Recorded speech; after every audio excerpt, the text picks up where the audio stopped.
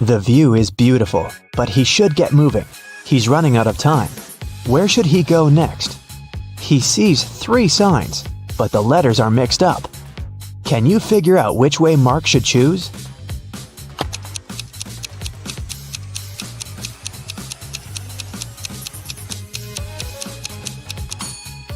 These signs are hints. If you put the letters on them in the correct order, the first sign will turn into right way, the second one into wrong way, and the last one will be wronger way, which is grammatically incorrect. Anyways, I guess Mark should opt for the left direction. Sometime later, Mark stumbles across a big old castle. He should enter it and see what's happening there. He comes up to the door, but it's locked. It requires a password. Here's a sequence of numbers. 4 more digits must be added to it. Can you guess which ones?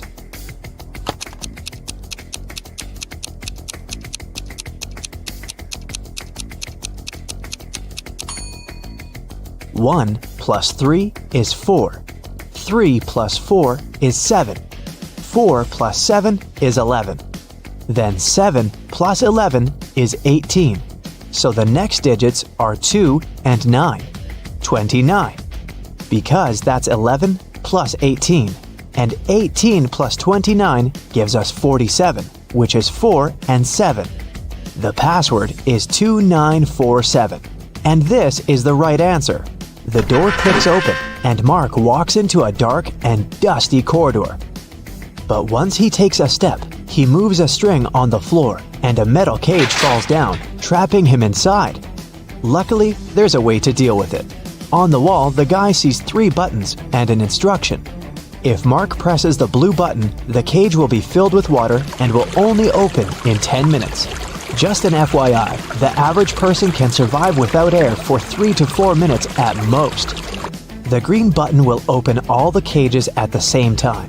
But look around, there's one more cage in the room, and inside that cage, a hungry wolf is pacing. The orange button will make the floor of the cage disappear, and Mark will fall into a hole filled with hungry alligators. What is the guy's best choice?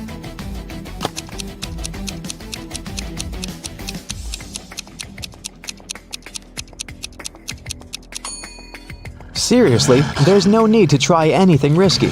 If Mark hits the blue button, the water will just go through the bars of the cage, and in 10 minutes, Mark will be free to go. Soon, the cage opens. Mark sees a long corridor with many turns. Mark's task is to figure out which turn is the one he needs. But it's not that hard. The guy is actually inside an art gallery with paintings on the wall. After every turn, he can see 2 pictures. Mark should just follow the original paintings. He will need your help to tell them apart. Okay, here's the first one. Which one is the original?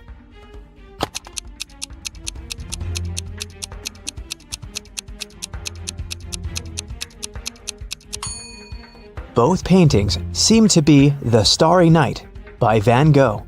But look, in one of these pictures, there's a couple of planes in the sky. Van Gogh definitely didn't paint that, so this one must be the replica. So Mark should better choose the other turn. Another turn, another choice. This time, it's Girl with a Pearl Earring by Johannes Vermeer. Which one is the original?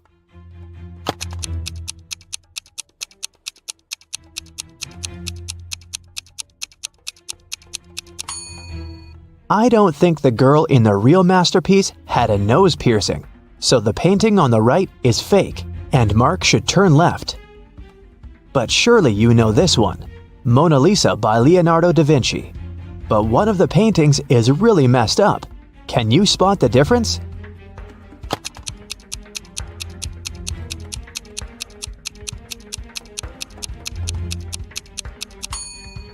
Look, in the right picture, you can see some cars on the road behind the woman's back. I think Mark should turn left. This is The Persistence of Memory by Salvador Dali. Which painting is a replica?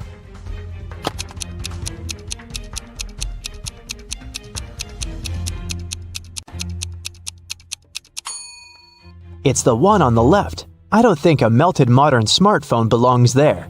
Turn right. And one more choice to make. It's American Gothic by Grant Wood. Look closely and help Mark choose.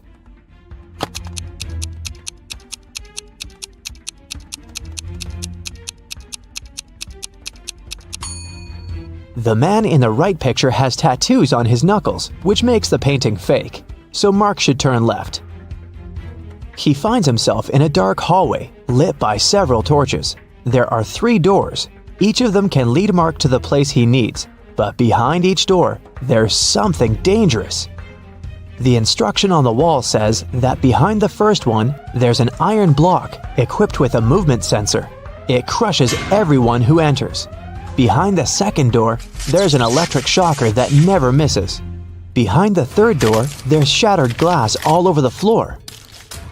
Which way should Mark choose?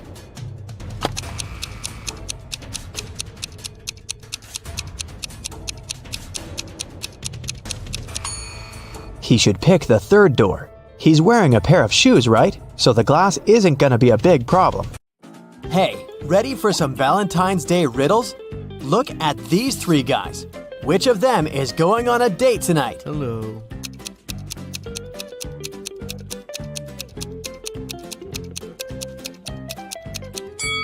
It must be this one. He has a little wrapped present, probably for his date. Aww. Now let's peek inside a restaurant. Which of the 3 girls is on a date?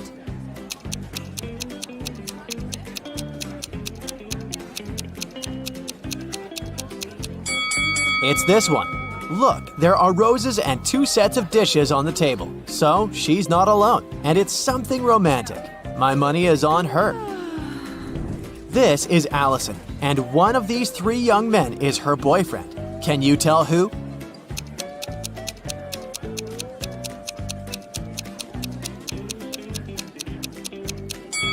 It's this one. Look, they have matching tattoos. Take a look at these 2 proposals. Which one of them is fake?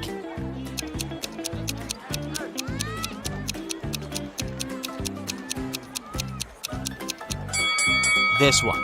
Look, the guy has a ring. He's clearly already married. It was Friday evening, and Mark was waiting for his girlfriend to get back from work.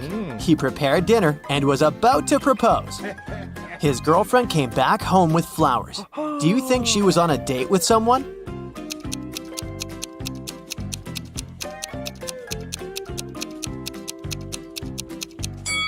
No, she wasn't. Look outside. The same flowers grow in their garden. She just picked some before entering the house. On Valentine's Day, Annika found a love note on her desk. Unfortunately, the note wasn't signed, but she had 3 suspects. So she asked each of them if they had written her a note. Dylan said, "I was busy finishing my math homework before class." Connor said, "I was hanging out with my buddies outside." And Luke said, "I was in the bathroom and I just returned."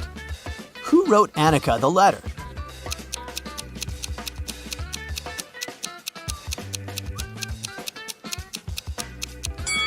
It was Luke. Look, his hands are covered in red ink. That's the color used in the letter. Also, if he had really been to the bathroom, his hands would be clean.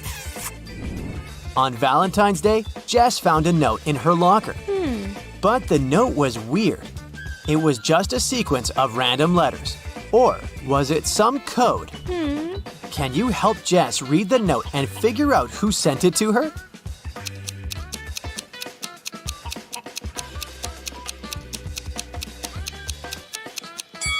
Of course it's a code. Look, there are 5 groups of letters with 5 letters in each group. Let's put them into a 5x5 table. And now, we need to read this vertically, column by column. Will you go out with me, Colton? So where's that Colton? Michelle was hosting a Valentine's Day party. She invited all her school friends, and everyone was allowed to bring a +1. Either their significant other or a single friend. In the middle of the party, she noticed that her cousin was in the garden talking to some girl, but it was dark and she couldn't tell which girl it was. She just saw that the girl had long hair. When her cousin returned, she knew immediately who he was interested in. Here are 3 girls with long hair. Who was outside with Michelle's cousin?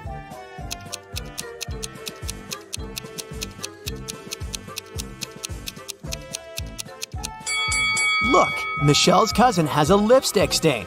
The girl must have left it, and this girl right here is wearing lipstick of the same shade. On a cold, rainy night, Damon was driving past a bus stop. There were 3 people there waiting for their bus. An elderly lady who looked sick, a doctor who had saved many lives, and Addison, a girl Damon had a crush on for years. Unfortunately, there was only room for 1 more person in his car. What should Damon do?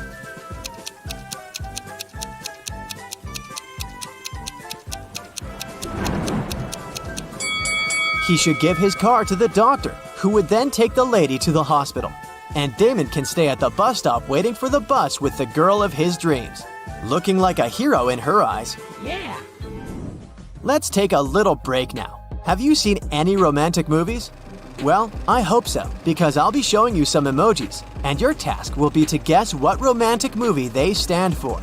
Okay, here's the first very easy one.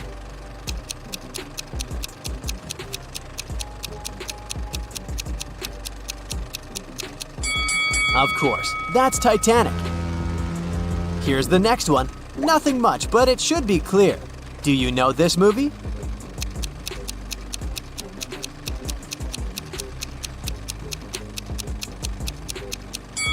It's The Notebook. What about this one? A relatively recent remake was a great success. Can you recognize it?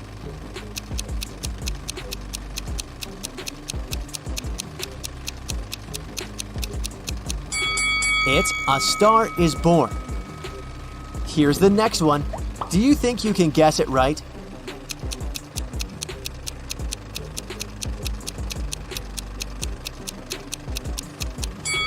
It's Before Sunrise. The next set of emojis illustrates another very well-known love story. Can you guess it right?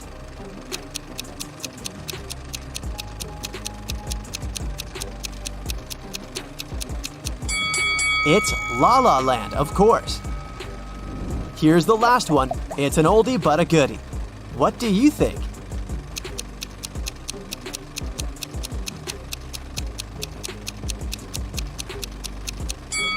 Everyone's favorite, The Eternal Sunshine of the Spotless Mind with Kate Winslet and Jim Carrey.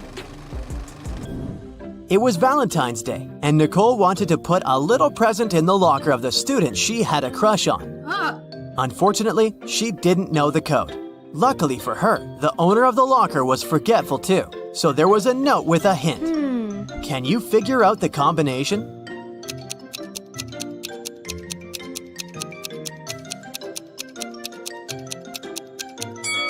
Each number is the number of lines in the respective letter. There is just 1 line in I, 4 lines in M, 3 in H, and 2 in T. So, following the same logic, there are 4 lines in E, 2 in L, 2 in V, and 3 in Z. So the combination is 4, 2, 2, 3. Okay, here's another code for you to crack. This time, you need to help Eric. He wants to get his wife a nice Valentine's Day gift, but he is absolutely clueless about what she wants. So, the plan is to break into her computer, check her shopping cart, and get something from there.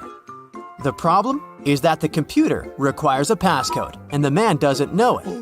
Luckily, there's a note on the desk, so he types in 6198. But the passcode is wrong. Can you figure out what the correct passcode is?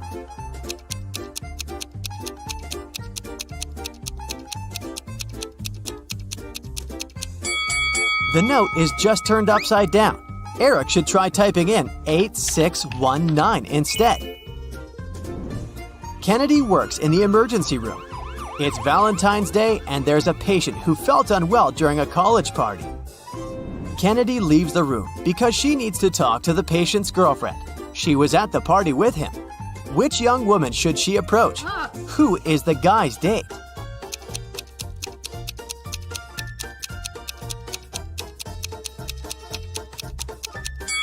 Keep Keep in mind that the couple was at a party, so they must be dressed nicely. The patient's date is most likely this woman in a pretty dress. Now, let's do some exercises to train your eyes. Here's a bunch of hearts. Can you find one broken heart?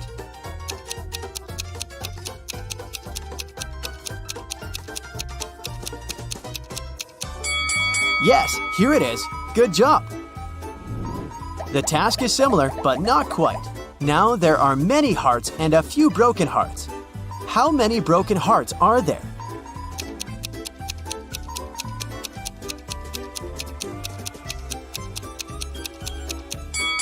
There are 5 broken hearts here. Have you found them all? Kelsey came to an antique store to get some presents for her boyfriend for Valentine's Day. She needed a baseball cap for him, an antique pocket watch, and a toy car from the 1920s. Can you help her find all these items for her boyfriend?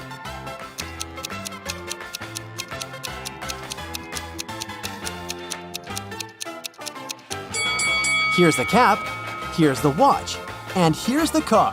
Have you spotted them all? Mark, the boyfriend, is getting presents for Kelsey in the same antique store. He needs to find a pretty cup, an antique mirror, and a beautiful photo album. He needs some help too, so keep your eyes wide open. Do you see all these items?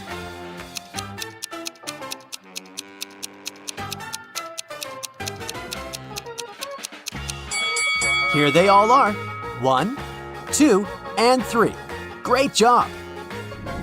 It's a Valentine's Day party, and Melody, the most popular girl in school, is hosting it. 4 best friends are standing together, and one of them is Melody's boyfriend. Oh, yeah. You ask them who the boyfriend is, and here's what they say. The first guy says, "The fourth one is the boyfriend." The second guy says, "It's me." The third one claims, "No, it's the first guy." And the fourth one says, "No, it's actually me." If only the boyfriend tells the truth and the other guys lie, who is Melody's boyfriend?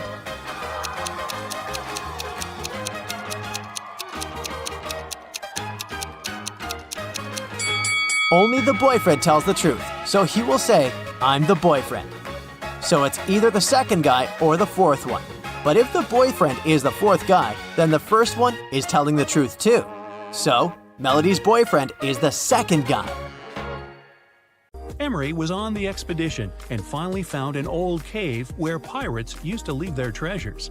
However, there are 4 chests, but only one had the gold. If Emery touches the wrong one, she'll get locked in the cave forever. The first chest said, "The treasure is in chest 2 or chest 4." The second one said, "It's in chest 1 or chest 3." The third chest says, "It's in here." The fourth one said, "It's not in here." However, only one of these statements was true. So which chest should Emery pick?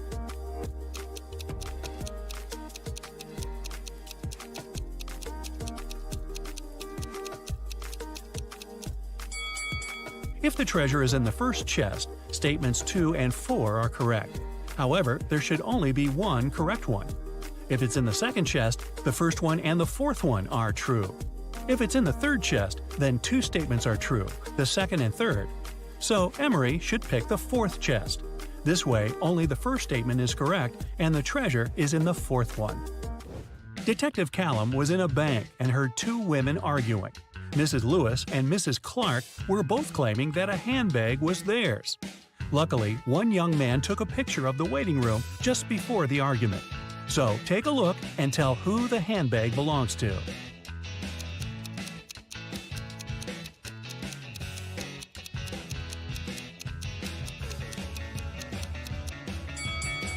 The handbag stands right between the women. However, Mrs. Lewis has a cast, and the bag stands next to her broken arm. If it was her handbag, she would put it on the other side of her, so the bag must belong to Mrs. Clark. Nick and Collins were traveling by train, and they were leaving at the same station. Collins stood up first and got his bag. But when Nick got his bag, he opened it and realized it wasn't his, so he accused Collins of trying to steal his bag. However, Collins says it was just an accident, because the bags looked exactly the same. Still, Nick didn't believe it was an accident. Take a look inside their bags and try to guess why. Colin's bag is only filled with a couple of plush toys, while Nick's bag had electronics and many books.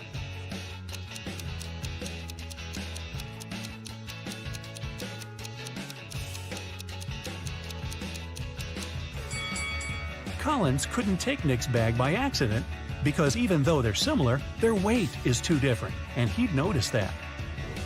In the morning, Mrs. Miller was wrapping Christmas presents for her family. She left to take a shower when she was done, but the gifts were gone when she returned. She went downstairs and asked her family who took the presents, but everyone denied taking them. Her husband said that he was watching TV the whole morning and didn't even get up. Her daughter, Amanda, said that she forgot about the laundry hanging outside last night, so she was out picking it up.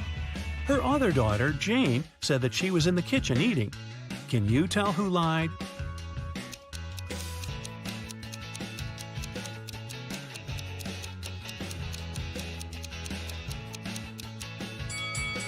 It was Amanda.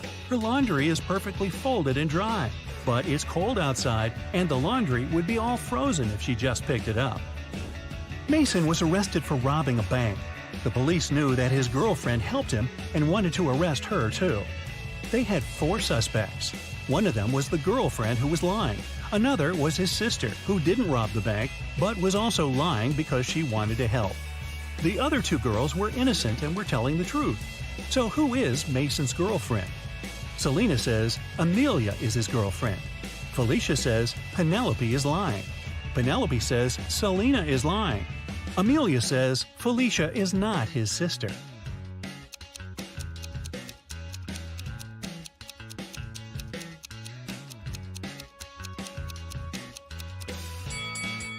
If Selena is telling the truth, Amelia is lying. Then Felicia is his sister who's lying. Therefore, Penelope is telling the truth. It contradicts that Selena is telling the truth. So, Selena is lying. Then, Penelope is telling the truth, and Felicia is lying.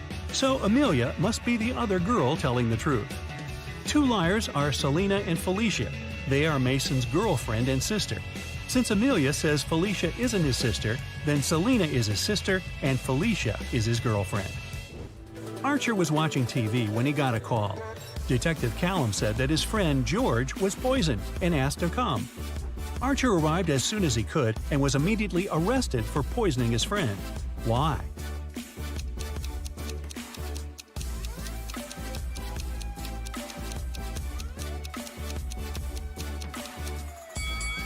The detective didn't say where exactly to come. Maybe coming to his friend's house could be logical, but they are in some park. How would Archer know where to come if he didn't know what happened? A postman called Detective Callum and said someone needed help and gave the address. The detective arrived and found Mr. Hanks tied to a chair. Mr. Hanks said that he had been sitting there for several hours. Someone broke into his house at night, tied him up, and stole all of his money. His wife was outside the city.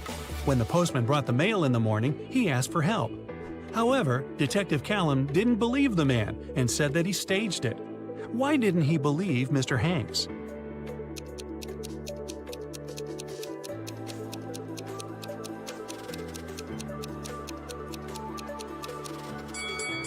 The letters the postman just brought don't lie on the floor by the door. Instead, they're on the shelf, where only someone who is inside the house could put it. If Mr. Hanks sat there tied up all night and was alone, it'd stay on the floor. Look at the picture. How many squares do you see? A. 10. B. 5. C. 3. D. 6.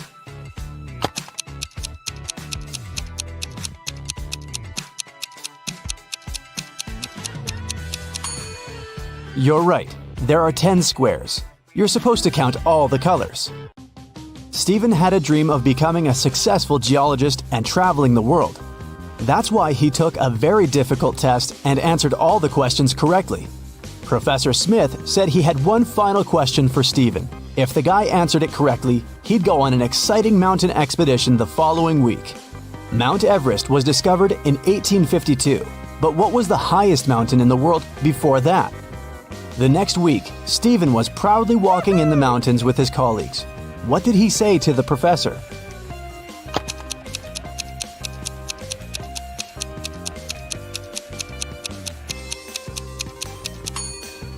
Steven said it was Mount Everest. It was still the highest mountain in the world, even though it hadn't been discovered yet.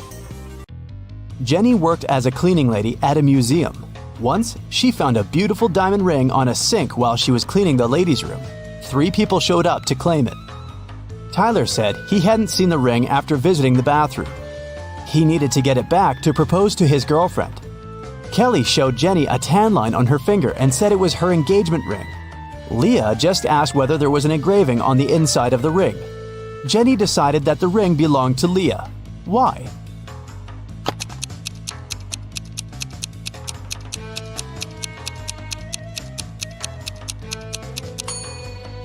Kelly's tan line was on the wrong finger. Tyler wouldn't have been allowed into the ladies' room, and Leah was the only one who knew the ring had an engraving. Susie entered an elevator and pressed the 7th floor where she lived. Suddenly, the elevator got stuck between floors. Susie got anxious and hit the emergency button. The operator said, "I'll restart the elevator, but first, you have to solve my riddle." "What can you hold without touching it?" he asked. 1 minute later, Susie was on her floor. What did she say to the operator?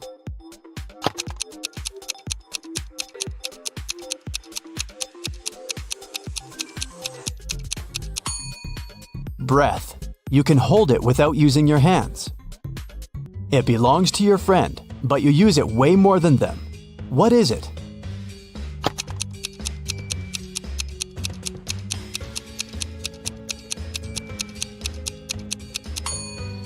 That's right, it's your friend's name. Alice was walking in a field and suddenly saw a white rabbit. She took a picture of the animal. Suddenly, the rabbit said, "Hey, I can show you where the treasures are hidden." Alice got very excited, but then her friend called her, and the rabbit ran away. When Alice returned to the field the next day, she saw 9 rabbits. They all kept silent. Can you help Alice find the right rabbit?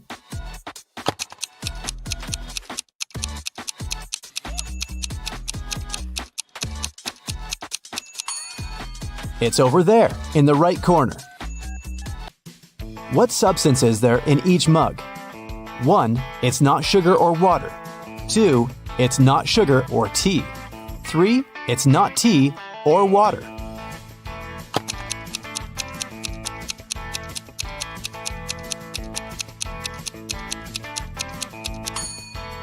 The first mug contains tea. The second mug contains water. And the third mug is full of sugar. Gemma overslept and arrived at her office an hour later than usual. She found a beautiful bouquet of roses on her table. Gemma got very excited when she saw a postcard tucked among the flowers. She reached for it and accidentally pricked her finger on a thorn. The card said the flowers were from a secret admirer. Gemma looked attentively at her 3 colleagues. Serge was on the phone. Will was printing out some documents. He winked at the girl, and Peter was making coffee. He offered Gemma to join him. At that moment, Gemma understood who had sent her the bouquet. How?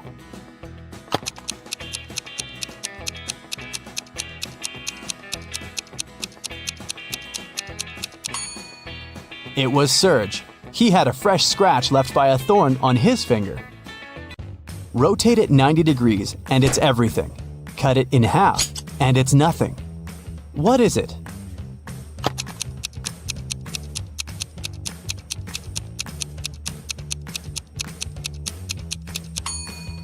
When you cut 8 in half, it turns into 2 zeros. If you place it on the side, 8 turns into the infinity symbol. The more it dries, the wetter it gets. What is it?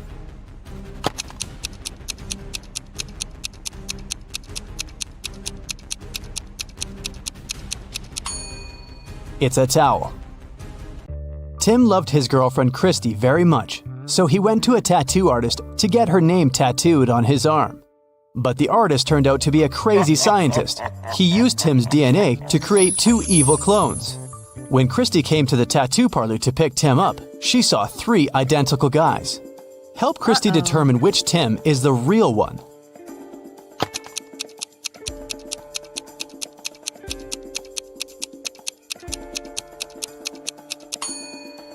The guy on the left is the real Tim. He's the only one who has a tattoo. The clones aren't supposed to have any. How many months of the year have 28 days?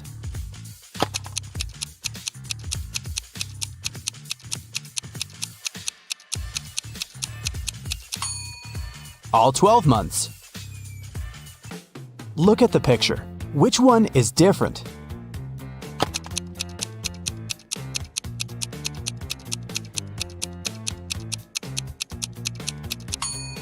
It's A. The color that should be at the top is at the bottom. Helen was a famous singer. When she was applying her makeup in the dressing room, her agent called her. He said that her song had become the main hit of the year. Helen told her assistant, Nick, "Hurry up, bring my best friend Lisa here. I want to celebrate." Nick came out of the dressing room and saw a crowd of fans in front of him. All of them wanted to get Helen's autograph. Nick asked, "Which one of you is Lisa?" Each girl claimed she was Lisa. Help Nick to identify the real Lisa.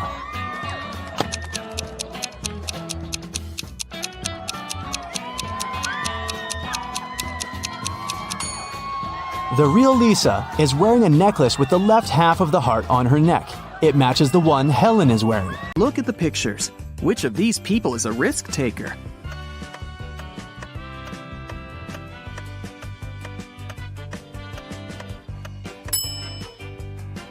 The girl is risking less. She's sitting on the second floor, and there's a pool below. The guy is risking more. The building he's sitting on is taller. You can see clouds and planes in the sky. What food can you never cheer up?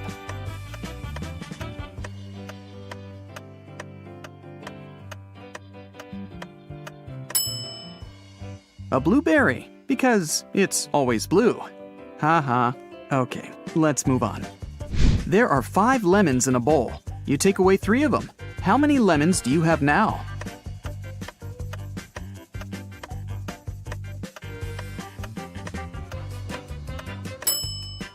Well, you have the 3 lemons you took. King Gerald has a very beautiful daughter named Teresa. 4 princes from different countries came to the kingdom, hoping to marry the girl.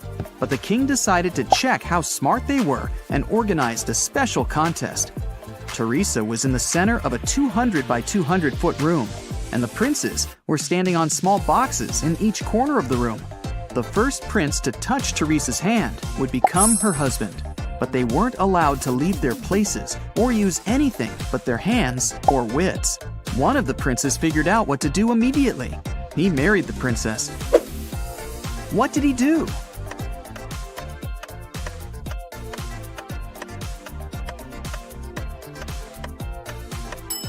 He just asked Teresa to come over and touched her hand.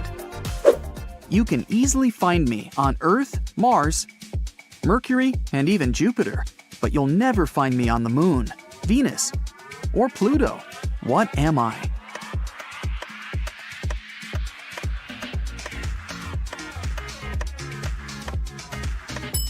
I'm the letter R.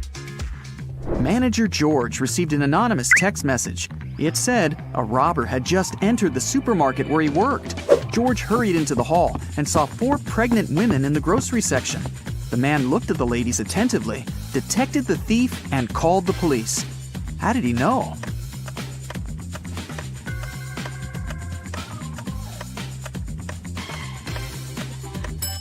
The woman on the right is the only one who doesn't have a shopping basket or cart. She's putting groceries inside her fake belly. Imagine that you're in a room with no windows and no doors. How can you get out?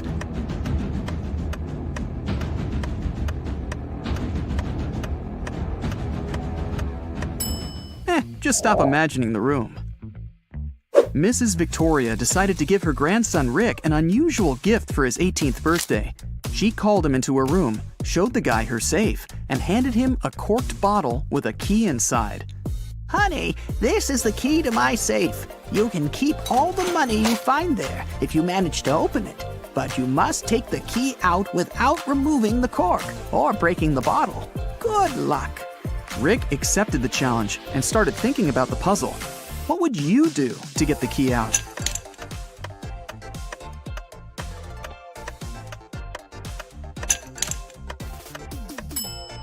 Push the cork into the bottle, and you'll easily get the key. Look at the picture. What's wrong here?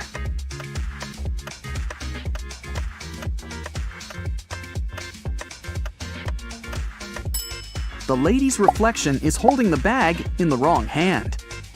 Amy had a crush on her neighbor. She went to the local witch, Sally, to ask for her help.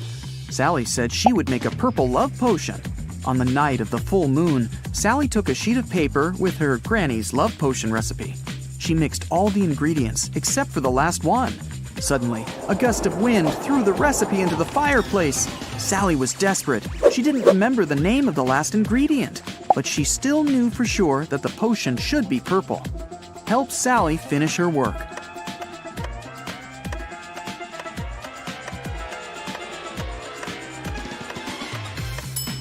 She should add the blue ingredient. When you mix blue and red, they make purple. Harry and 3 other video bloggers traveled to a creepy canyon. They wanted to make a video about this mysterious place. They had been filming all day long. In the evening, they gathered around the fire, but it started to rain and everyone went to sleep in their tents. In the morning, Harry woke up, left his tent, and headed to the big bag with food to grab something for breakfast. That's when he discovered that all the food was gone. Harry got angry. He woke everyone up and interrogated the members of his team. Fred said he'd been looking at the starry sky all night. Jane said she'd been trying to catch a Wi-Fi signal to have a video chat with her boyfriend. And Sam said he'd been sleeping. Who is lying?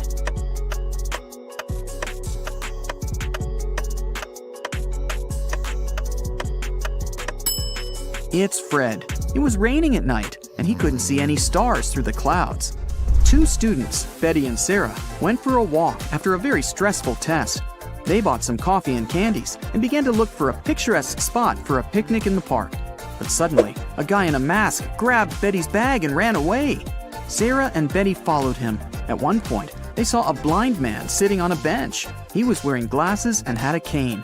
The girls asked him if he'd seen a person in a mask carrying a female bag, but the man said he couldn't have seen anyone because he was blind.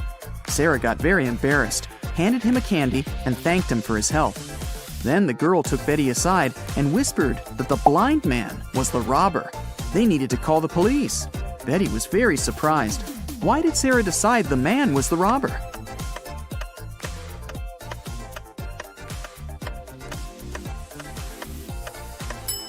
If the man was indeed blind, he wouldn't have seen the candy. Will's mother has 3 sons, Fred, Peter, and...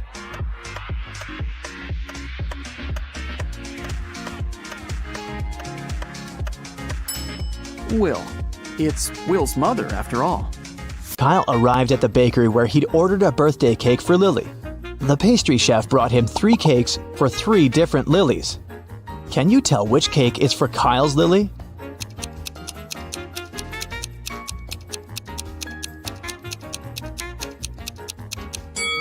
The third one.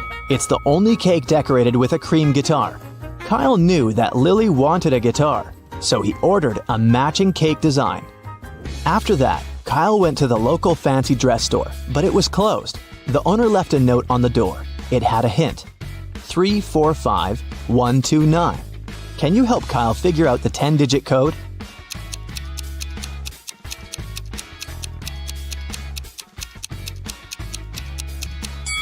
It's 444-111199. Kyle literally had to enter 3 4s, 5 1s, and 2 9s. When Kyle entered the store, he didn't see anyone, so he went to the storage room. The owner was lying on the floor unconscious. Kyle called the police right away. Several officers came and questioned the owner's assistant, Stacy. She said, "When I arrived at work, I felt that something was wrong. The door to the storage room was open. I entered and saw my boss unconscious on the floor, so I ran outside to get some help." The officers arrested Stacy right away. Why?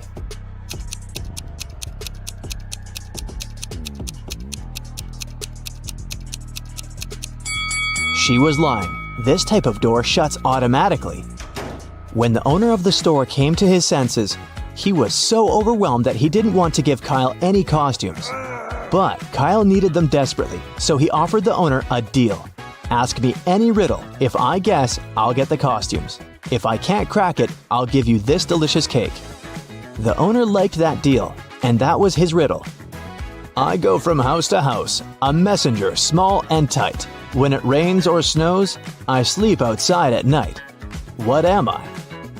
Can you help Kyle save the birthday party?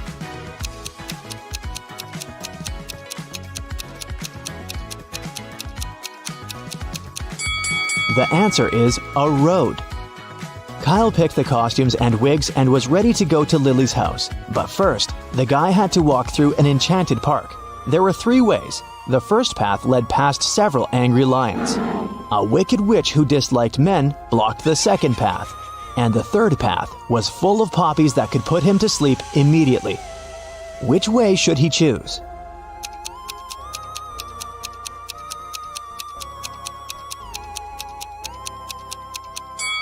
The second option is the safest. Kyle can put on one of the wigs and dress and pretend to be a woman to pass by the witch. Kyle and Lily's other friends came earlier to her house to decorate it and prepare the surprise party. Meanwhile, Lily was away having her nails done. Lily's mother told the guys that the girl had left a spare key to the house under the rug on the doorstep. But when the friends arrived, they didn't find any key. Can you figure out where the key is?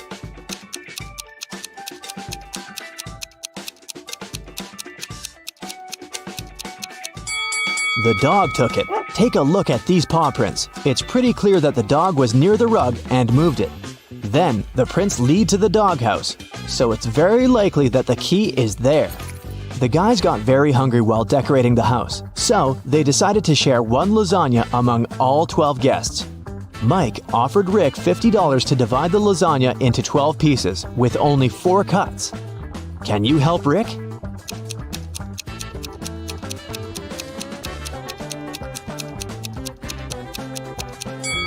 Since the lasagna is rectangular, the task is pretty simple. First, he needs to divide it into 3 identical pieces with 2 cuts. Then, make 1 perpendicular cut in the middle. So far, we've got 6 pieces and 1 final cut to make. Now he should make a horizontal cut exactly through the middle of the lasagna. And voila! There are 12 identical pieces that can be shared among 12 guests. Every guest wanted to be the one to bring Lily her cake with candles when she got home. Kyle offered such a deal. The one who's the first to guess my riddle will carry the cake. Everyone agreed. Here's the riddle. White, fat, and fluffy. May even look like a puppy. Seems heavy but is light. Floats about without a worry. But if it turns dark, you have to hurry. What is it? Jenny was the first to answer correctly, so she got the right to carry the birthday cake. What did she say?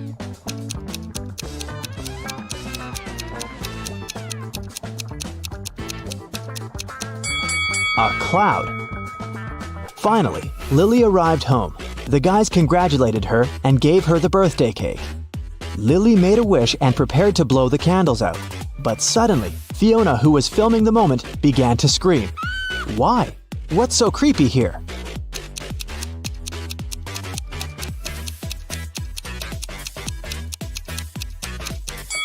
Take a look at the background. This face is very strange, isn't it? Luna here buys a plot of land with an unfinished house. The previous owner started construction 2 years ago, but he didn't finish it. Luna launches reconstruction, and soon she realizes that the house is haunted. Most ghosts are peaceful, but after a while, some mischievous ghost begins to ruin the house. Luna calls a famous Ghostbuster, Phil. He interviews all the ghosts. The handyman ghost says he's been here since the very beginning, because he fell during construction.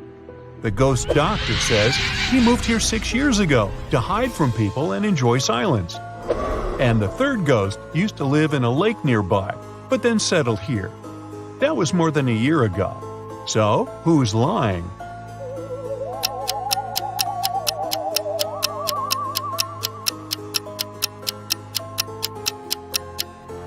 The doctor. He says he moved here 6 years ago. But the house itself was built only 2 years ago. Case solved. The local music school is haunted by the ghost of an opera diva. Phil arrives, explores the school, and questions 3 witnesses. The teacher heard the singing from the basement the other day.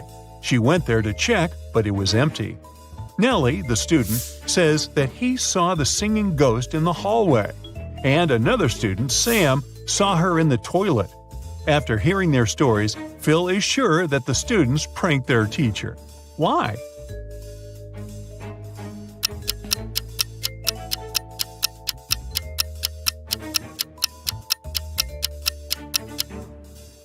Take a closer look at the basement. It's full of dusty stuff. But this smart speaker isn't dusty, which means it was brought here recently. Only students claim to have actually seen the diva ghost. Oh, busted! Phil gets out of the castle and receives a new call. People complain about a ghost on the local pier. Phil arrives at the haunted spot and sees these 3 ladies. Who's the ghost?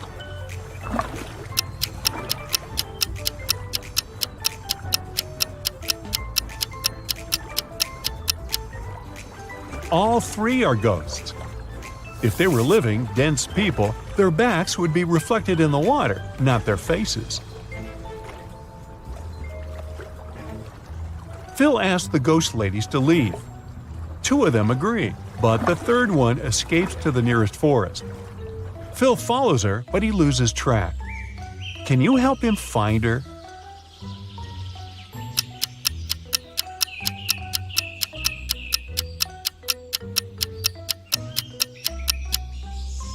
She's hiding in this puddle. Phil returns home and checks his email. He receives 2 job offers from 2 different ghostbusting agencies.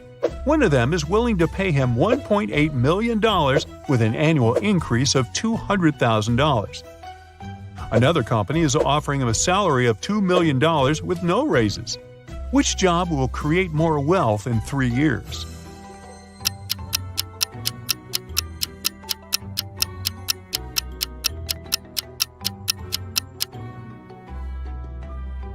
Alright, let's do the math. If Phil picks the first agency, his salary will grow to $2 million in the second year. And in the third year, it will be $2.2 million. So he would earn $6 million by the end of the third year. If he picks the second agency, the math is more simple. 3 times 20. And again, he would earn $6 million by the end of the third year. However, if Phil picks the first agency, he would earn much more in the fourth year. So the choice is pretty obvious. Phil takes the first job, but first he decides to have a brief vacation in a famous haunted hotel. Unfortunately, someone robs the hotel during his stay. The police officer arrives in the morning and interrogates 3 guests. Phil says, "Sir, there was a heavy snowfall yesterday, so I was in my room all day watching TV." Peter says, "I was feeling sick yesterday. I wasn't in my senses. How could I commit the robbery?" And Bella says, "I returned to the hotel about 10 minutes ago. I don't know anything about the robbery." The officer figures out who committed the robbery right away. What about you?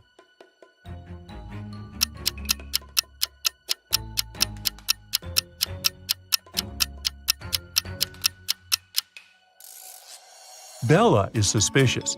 She says she returned 10 minutes ago. But there are no footprints outside the hotel except for the officer's footprints. The next morning, Phil wakes up in a haunted basement. He's starving. Suddenly, a creepy man enters and brings him 4 plates of food. He says that Phil can only choose one dish. What should he choose?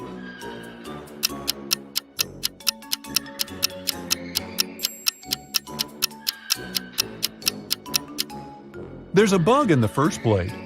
The second one has an unpleasant smell. And the fourth one has nothing edible left. So Phil should take the third plate. After a while, the local ghost offers Phil a deal. If he solves a riddle, the ghost will help him escape.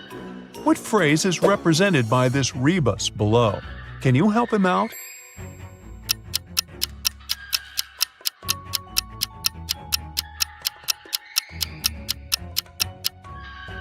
It means, I am surrounded by enemies. Phil keeps on chasing the ghost and falls into a pit. He ends up getting trapped in a cave. Phil comes across 3 doors. Behind the first door, there's a maze. He will be lost for the rest of his life trying to get through. There's a deep, narrow chasm behind the second door. If Phil steps in, he'll fall into it. There's a zombie behind the third door. He loves feasting on humans. What should Phil do to escape?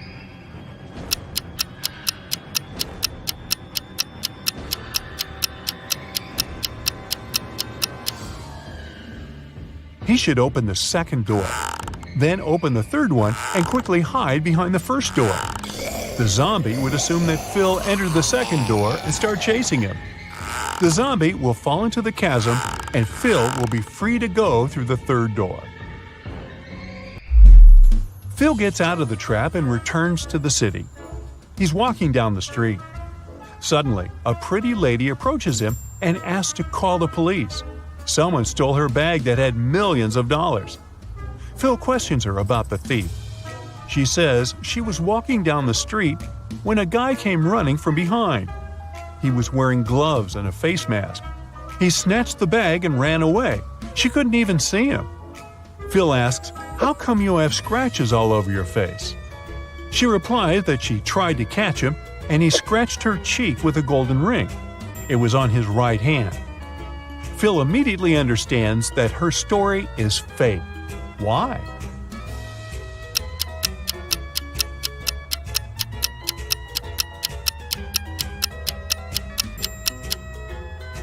The lady mentioned that the thief was wearing gloves, so he couldn't scratch her with a golden ring. Phil arrives at his new office. His colleagues give him a big welcome cake. He leaves it in the office fridge to drink tea together during lunch hours. He opens the fridge again and sees that someone bit his cake. Phil questions for suspects. Bella says she's been at a business meeting all morning. She hasn't even entered the kitchen today. Sam entered the kitchen only 2 times to use the coffee machine, but he didn't open the fridge.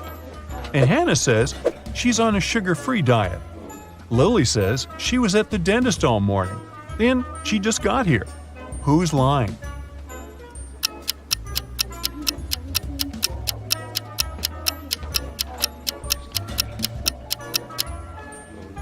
Sam.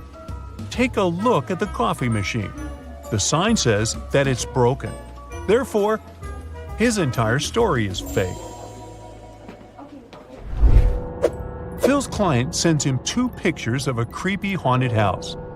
Can you spot 7 differences between them?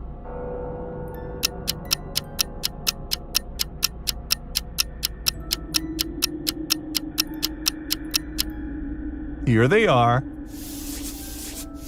Great job! The next day, Phil goes to check an abandoned castle. He gets trapped in a room with 3 doors through which he can escape, but each way hides some danger. There's a zombie behind the first door. Behind the second door, there's a hungry wolf, and a spooky ghost is waiting behind the third door. Which door should he choose?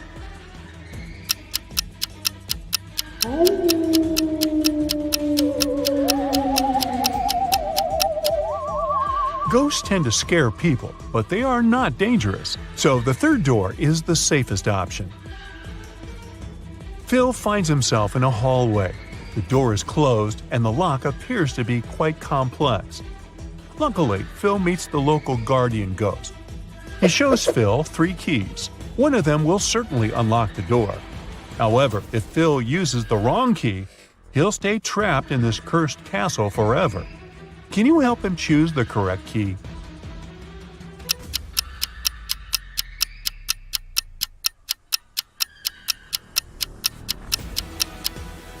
Only the second key fits perfectly.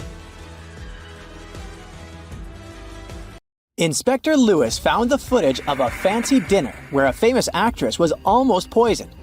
He analyzed the video and came to a quick conclusion of who was the culprit. Take a look at the image. Can you figure out who tried to poison the celebrity?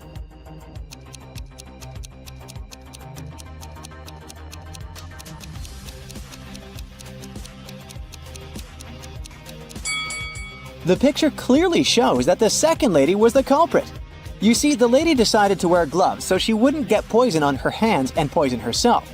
Besides, if you were to poison someone, you would have to make the food look presentable. And if you take a look at the first lady's soup, it looks pretty terrible. Alex needed to get across a park in the middle of the night. He walked fast, until out of nowhere a hooded man came up to him and knocked him out. The next day, Alex went to the closest police station to file a report. When he got there, the police were interrogating 3 suspects, Ben, Michael, and Bernie. The detective gave each of them a marker and asked them to write down their names. As soon as they finished, he arrested the right person. How did the officer know who to arrest?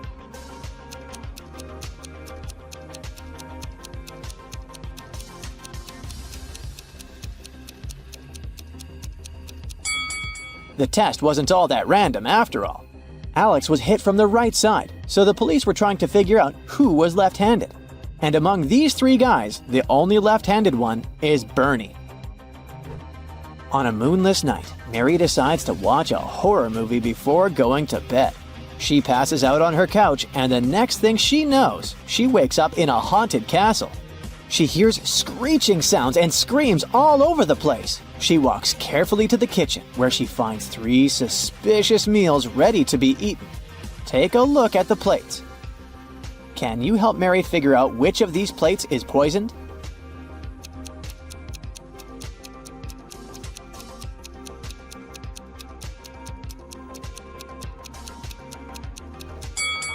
So, the French fries look relatively okay. The cake has a spider climbing on top of it. But hey, it's protein, right? But the meat, oh, the meat has a strange liquid coming out of it. That's the one that's probably poisoned. The airport police are having a lot of trouble these days. Many convicts escape prison and are trying to leave the country as fast as they can. Take a look at this image. You gotta figure out ASAP who the fugitive is.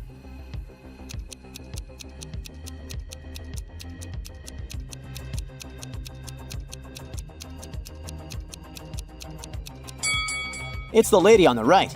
Although the woman in the wanted poster is blonde, she must have dyed her hair brown to try to get through security. But her lips and freckles are exactly the same as in the picture. Something weird happened to Johnny's wedding day.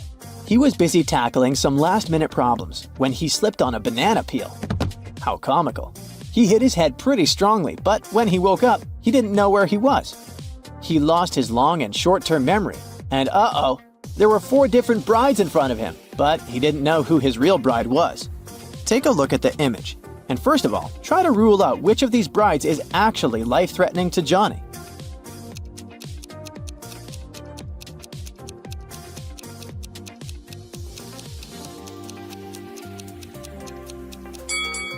Did you see the hidden poison jar on that bride? The bride on the left is probably pretty dangerous. He should rule her out first. Jane and Brendan really didn't like each other. They were sharing a flat because they were short on money. What Brendan didn't know is that Jane had some evil plans. She planned on poisoning one of his meals, since she was the one that always prepared the food. One day, she cooked the same piece of meat for both of them. She cut it in half, ate her share, and gave him the other part. After he ate it, he started to feel really bad and was taken to the hospital.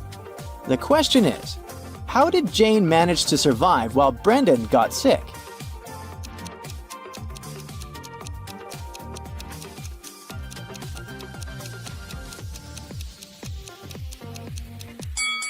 Jane put poison on one side of the knife, which was the piece she gave Brendan. Take a look at this image. Who do you think is being more careless here?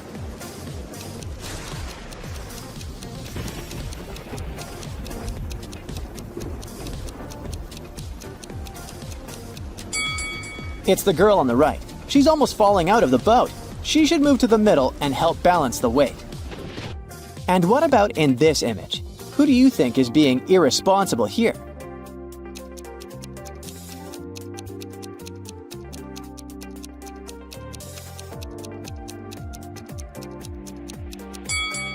Let's see. It's the person on the right. The snake is too close to her face. It could hurt her, while the crocodile is simply interested in the meal the man is feeding him. An old lady was shopping at the mall when she saw something strange. She looked at a woman all dressed in orange at the cashier and shouted that she was seeing a prisoner that must have just escaped from prison. The woman in orange felt really confused, called the police, and got the old lady kicked out of the mall. What exactly happened here?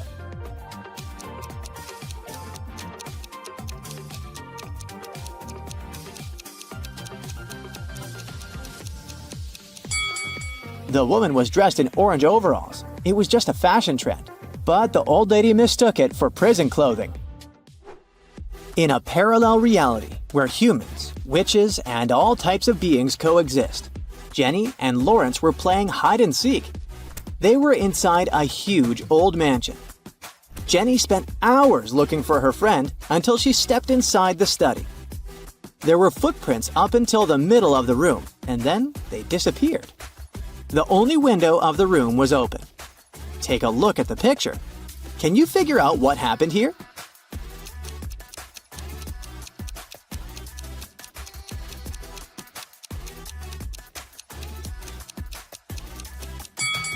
Lawrence was a shapeshifter. This explains why the footprints didn't reach the window. Plus, look at the bird food on the floor. He probably shapeshifted into a bird and escaped. Katie got lost in the desert. She walked for hours when suddenly she came across a huge oasis. But to reach the main waterfall where she could drink some water, she had to cross a bridge. There were 3 bridges leading to the same place. The first bridge was far from the ground, and its rope looked like it could rip at any second. The second bridge had some hungry-looking alligators crawling on it. The last bridge stood above a lake full of poisonous water plants. Which bridge should she choose?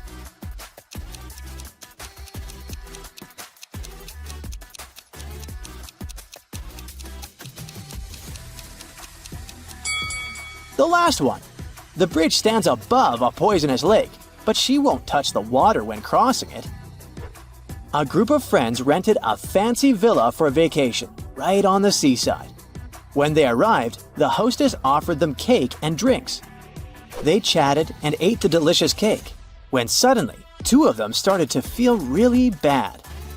They were immediately taken to the hospital, and the doctor said they found poison in their bodies. Take a look at the image. How did the other 2 friends survive after eating the cake?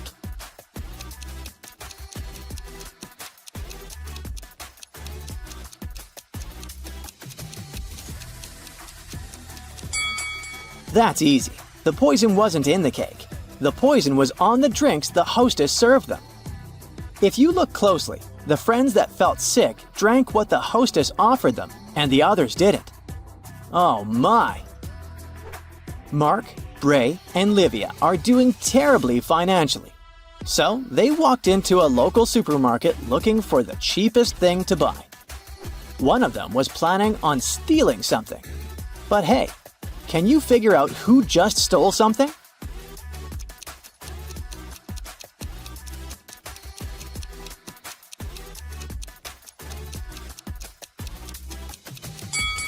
It was Livia, the little girl. She's hiding something in her shirt pocket. Can you see? They say seeing is believing, but is it really? Optical illusions have a mind-boggling way to trick our brains. They use a combination of color, light, or particular patterns that can make us see things that aren't there. Today, we're taking our brains for a test drive and seeing how these illusions work. Let's start easy. Behind all of these little black dots, there's an image. Are you part of the 1% of people that can see it? It's a minion. Congrats if you spotted that. Here's another one in this style. Can you see what's hidden here?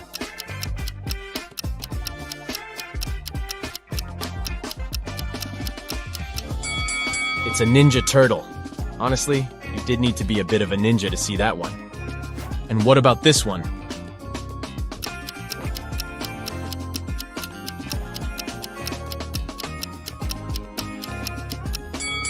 It's Homer Simpson.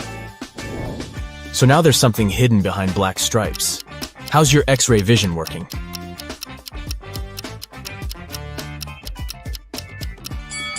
You got it if you said it's one of the dragons from How to Train Your Dragon. That's cute. We're moving on to phase 2, so this will get a little bit trickier, okay? Your task is to find the fourth object in each image. You have 7 seconds to spot all 4 items. 3, 2, 1, go!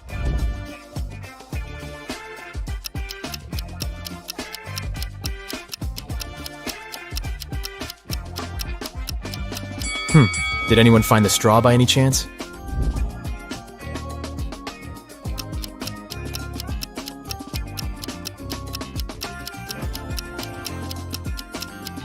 Anyways, could you spot the nail?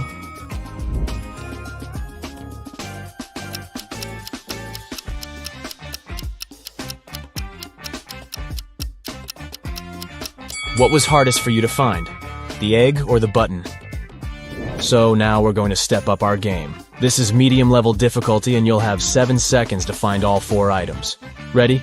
Go!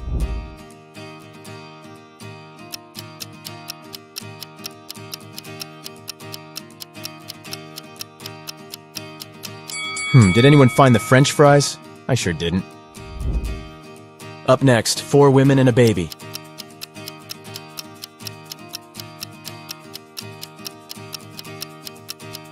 Yikes, this is hard. Could anyone spot the hair comb? Here's another one for you.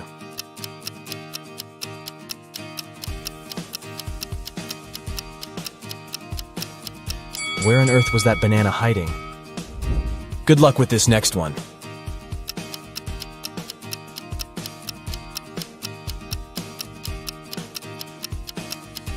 So the envelope is hiding behind the bathroom pipe. I love black and white.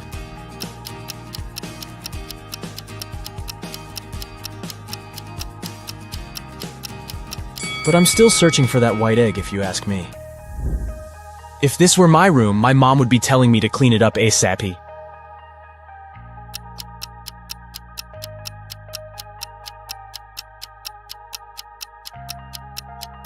It took me a while to find that little birdie, but the mission was successful. Good morning, y'all. Oh, bummer, I couldn't find the book, could you?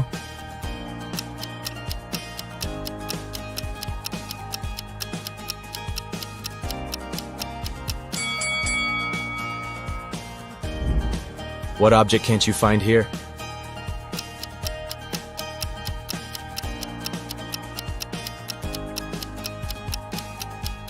I had trouble locating the brush. Too many details, too little time. I have to say, you do have a pretty good eye for detail, but we're changing the game now. You know what they say. You need to keep changing the stimulus to make your brain work better and better. So now, it's emoji time. You'll have 4 seconds in this round.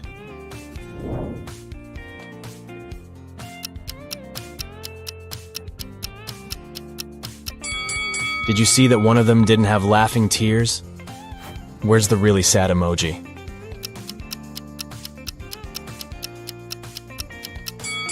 And here I was thinking that clowns were supposed to be happy. I guess we all have our bad days, huh? What about this one?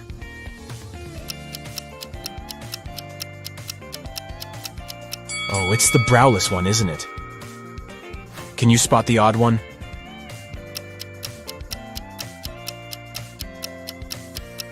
Oh, so it's a dairy-free burger.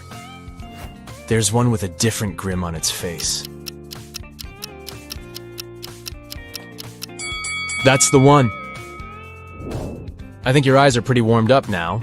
So we'll move on to some hard-level optical illusions, okay? This first one is called the impossible triangle. But wait, what makes it so impossible? You have 7 seconds to figure that out.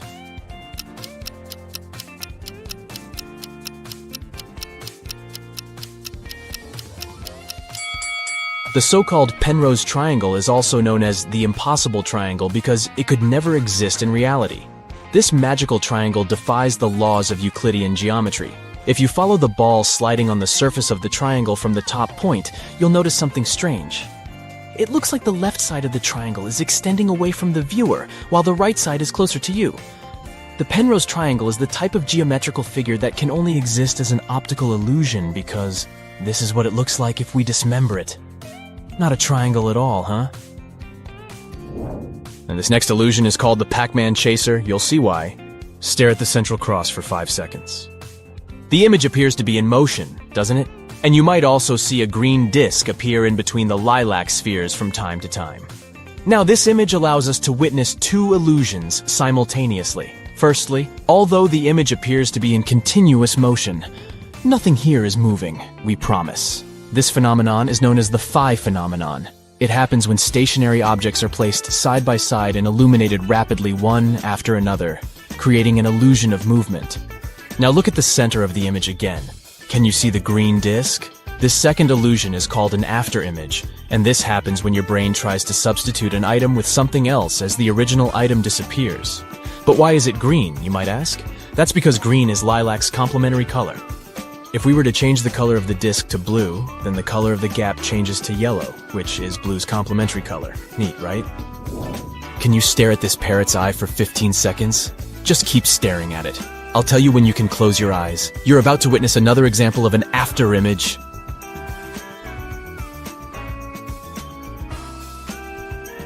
3, 2, 1, and close your eyes. Can you see a red parrot? Isn't it amazing that even though this parrot is black and white, you have the illusion of seeing the color red? Again, this is just your brain trying to guess the color of something. Don't these snakes move beautifully? Except that, they're actually stationary. This classic optical illusion is caused by repeating asymmetrical patterns together with specific color schemes. The illusion mixes lighter colors like yellow and white with darker shades of blue and black. This combination makes your retina send signals to your brain, claiming that these circles are moving. If you want to debunk this illusion and see things as they really are, you need to stare straight at one part of the image. This way, you'll see that the rotation will slowly come to a stop. Take a look at this image. It looks like the square in the middle is breathing, right? Like it's growing in size and then shrinking? What if I told you that it's just rotating, but not changing its size? Here's what's happening. This illusion is called motion binding. It happens when our brain tries to predict the movement of one of the elements in the image. Crazy stuff! This one's another example of a motion binding illusion. These 4 bars seem to be moving in parallel with each other, right? Wrong! They are all part of the same moving square. Here's what's happening behind the scenes. Our brain just gets confused. How many bars can you count here? This illusion has left the internet baffled. People have counted as many as 11 bars, but most people count between 8 and 7 bars. According to the creator of this image, there are only 6 complete bars. Try counting from top to bottom, and you'll notice that the upper bars are real. But by the time you get to the 6th bar, things start to get blurry and confusing. That's because the last 2 bars are incomplete. So when you try making them out, they appear to multiply and only leave you more confused. If you trace your pointer down the 7th and 8th bars, you'll be able to see that they are incomplete. They were only put there to confuse you. Can you tell if the dark blue lines are parallel to each other or inclined? They sure look crooked, but in reality they are not. This classic optical illusion was first described over 100 years ago, but it wasn't until the 1970s that it got its current name, the cafe wall illusion. A guy named Steve Simpson noticed a similar effect on the wall of a cafe in Bristol, and here we are. Now let's see how this works. First, let's blur the image a little bit. Oh, a little bit more. There you go. This way you'll be able to see that the dark blue lines are parallel to each other. If you look closely, the little black and white bricks at the intersection of wide lines are what makes this illusion possible.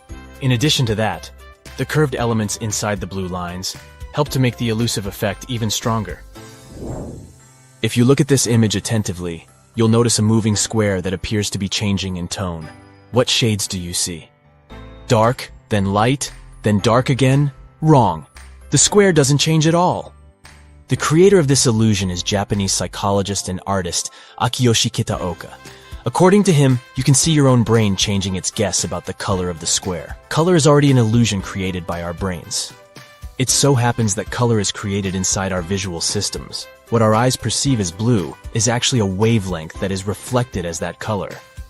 Moving on, take a look at this staircase. It looks pretty simple, right? Well, now let's flip the image upside down. It still looks like a staircase, but instead of going from right to left, it looks like it's going from left to right. But don't blink. If you blink, the illusion will disappear, and you will be left with the original image.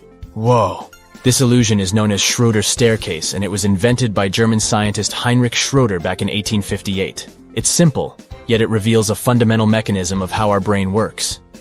If we dismember the staircase, you'll notice that the image is flat. What our brain perceives as a 3D image is just a combination of shadow and light. This means that the 3D itself is already an optical illusion. This happens because our brain captures images and tries to fit them into what it already knows. So it sees a shadow in a 2D image and understands depth.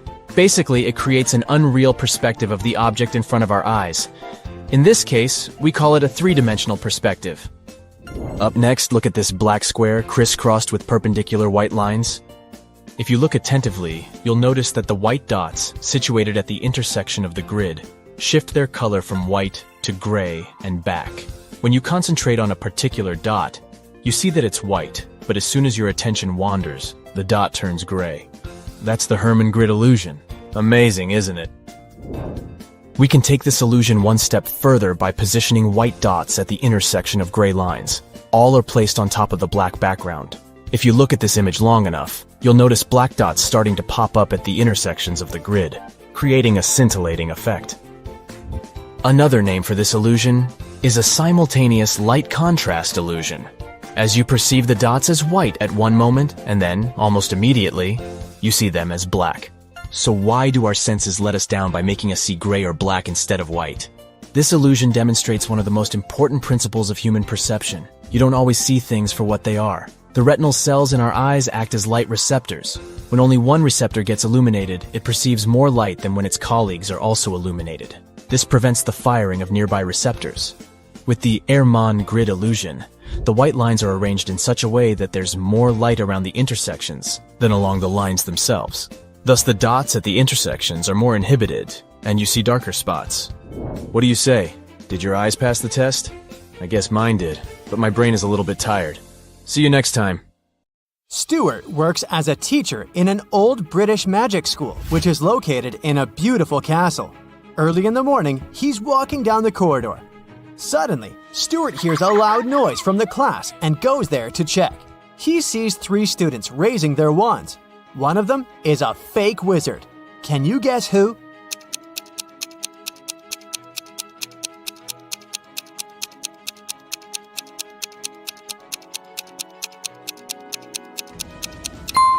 This guy. He has an ordinary twig instead of a magic wand. Stuart settles down the quarrel and goes to the dining hall. He chooses one of these 4 breakfast sets. But Stuart doesn't eat any meat or fish. Also, he's allergic to all the purple fruits and berries. Can you help him choose the safest option?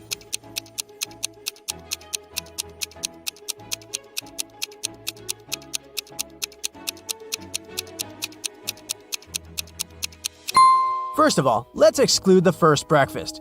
This cotton cheese bagel looks good, but it contains salmon. The second set has toast with blueberry jam, which may cause an allergic reaction. As for the fourth option, fried bacon is hiding under this cute waffle.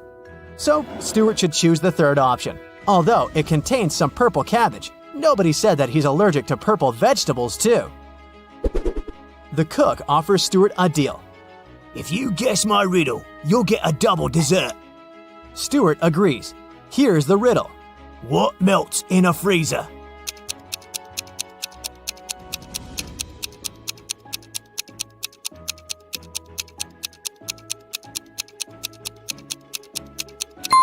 The frost when the freezer is switched off. After breakfast, Stuart goes to the school greenhouse to say hi to Miss Palmer. She looks very confused. In the morning, 3 evil wizards opened a magical portal and snuck into the greenhouse. They took the shape of my plants, and now I don't know where they are. Can you help Stuart find them?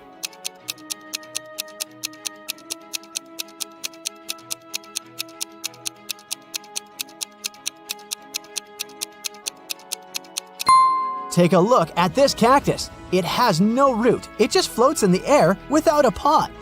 All the lilies have 6 petals, but this one only has 5. And this pumpkin has a watermelon pattern and color. Therefore, these 3 odd plants should be the wizards. Stuart walks down the Great Hall. Suddenly, an owl lands on his head and ruins his hairstyling. Stuart gets furious and asks 3 students standing nearby, "Whose owl is this? Can you spot the owner of this bird?"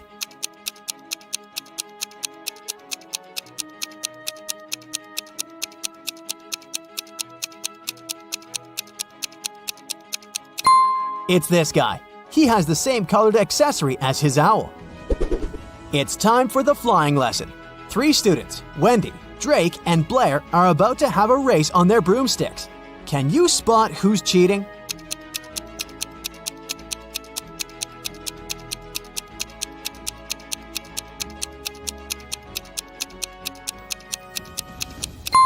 Blair is casting a spell on her broomstick to make it go faster. Blair gets disqualified. Meanwhile, Drake and Wendy and Rob get ready to start the race. Can you guess who's gonna win?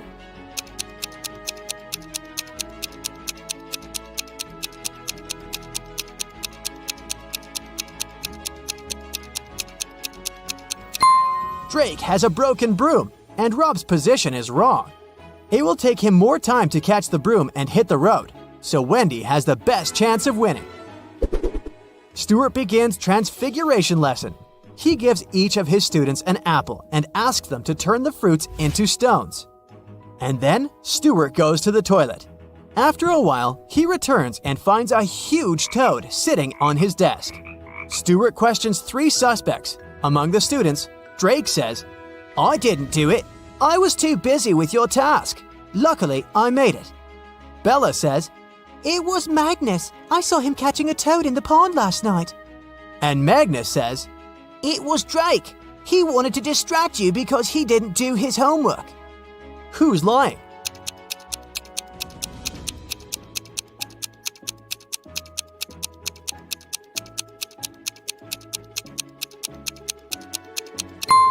Drake. Take a look at his desk. There's an apple in front of him, but he said that he succeeded in turning it into a stone. Stuart is riding a broom in the garden during his lunch break. Suddenly, someone throws a purple paint tube on his head. Stuart loses balance and falls. He finds 3 suspects and interrogates them. Billy says, "I was just sitting under this ancient oak and doing my homework." Bella says, "I was painting Billy's portrait. At some point, I noticed that my purple paint was missing. We both were here all the time." and Lily says, "I was just flying on my broom. I didn't even see any paint, sir." who pranked Stuart?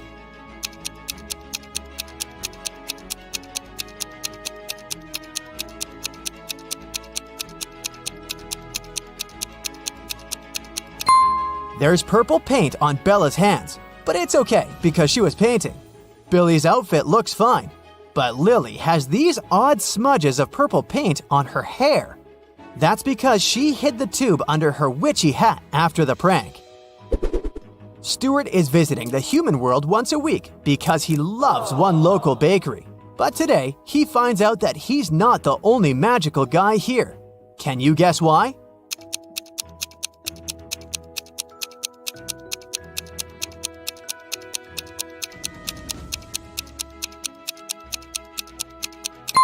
Take a look at this pretty lady. She looks young, but her reflection in the mirror shows she's an old witchy lady. Every winter, a fancy ball takes place at the magic school. Several students perform a traditional dance as part of the opening ceremony. Suddenly, one of the dancers, Lily, loses her balance and falls in front of everyone. Stuart decides to investigate this case and finds out that someone had spilled olive oil on the dance floor on purpose. He interrogates 3 suspects. Harry says, "Sir, I didn't do it. Lily is my girlfriend. Why would I prank her so meanly?" Richard says, "Lily totally deserved that. She refused to go to the ball with me. I don't know who did it, but I'm grateful to this person." And Bella says, "Before the performance, I was taking selfies with my boyfriend. Look at the pictures, if you don't believe me." Now Stuart knows exactly who's guilty. What about you?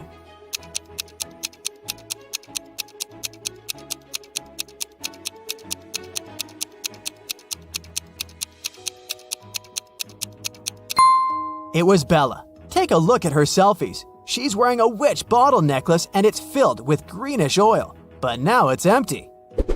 The magic school hired a photographer to take fancy pictures at the ball. This photo was taken at midnight, and this one half an hour later. Can you guess what happened here?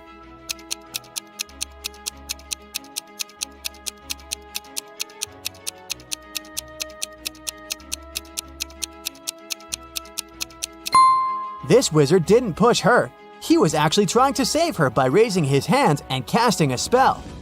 And he succeeded, as we can see from the second picture. The winter ball is over. Stuart throws an after party for teachers at his apartment. Everything goes well, but the next day, Stuart finds out that someone had stolen the rarest and most expensive spell book from his secret library. Stuart has never told anyone about this room, but the lock isn't broken, which means that the thief knew a special spell to open the door. Only 4 guests possess this level of magic: Ambrose, Morgana, Rosamond, and Richard.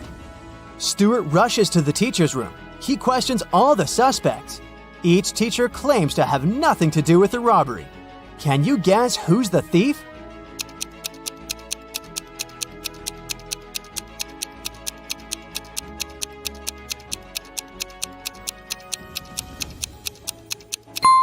Ambrose. His coat is missing 1 gold button because he dropped it at the crime scene. Meanwhile, Ambrose looks through the spellbook and finds a potion recipe that allows teleporting anywhere. But unfortunately, the last 3 ingredients are encoded. Here's a hint to crack the first one. It's a flower that can be found between the nose and the chin. Any idea what it might be?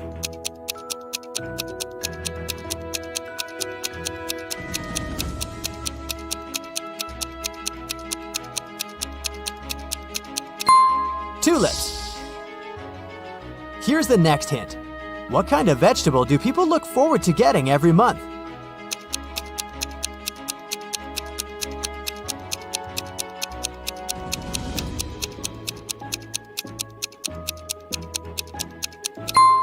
Celery.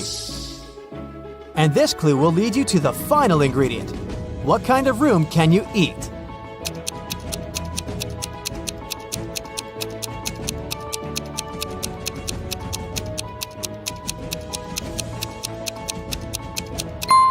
Mushroom.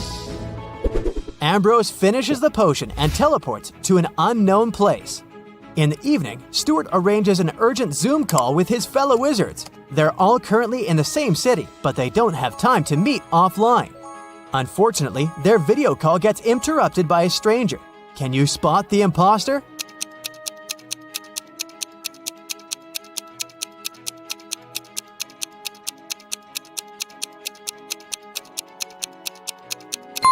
All the wizards live in the same city, which means they're in the same time zone. The call takes place in the evening. It should be dark outside, but this guy is in the middle of a sunny day. Therefore, he's the imposter. Stuart goes to the magic market to buy special ingredients for a potion that will help him find the stolen book. 1 violet costs 10 bronze coins, and the price for 1 lily is 15 coins. Can you calculate the price of this 1 starflower?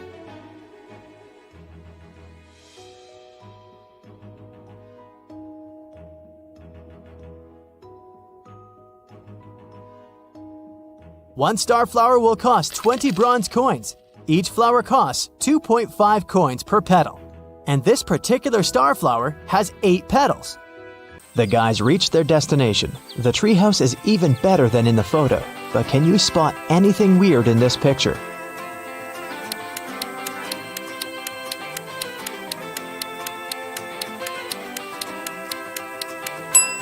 This raccoon is wearing sunglasses.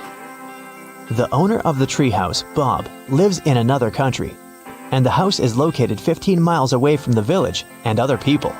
That's why Bob installed a special digital clock on the door. When Henry booked the property, Bob gave him a 6-digit password. But unfortunately, Henry had lost it. Here's a hint. M80. Can you help the guy crack the code?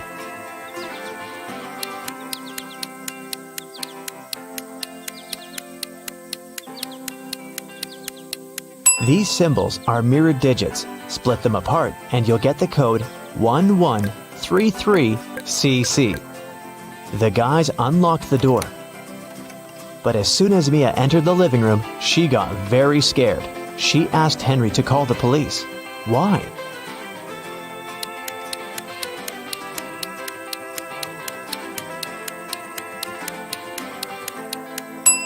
The treehouse is in the middle of nowhere. Who lit the candles and the fire? The house was locked. Henry checked all the rooms, but found no clues. What about you? Any ideas who that could be?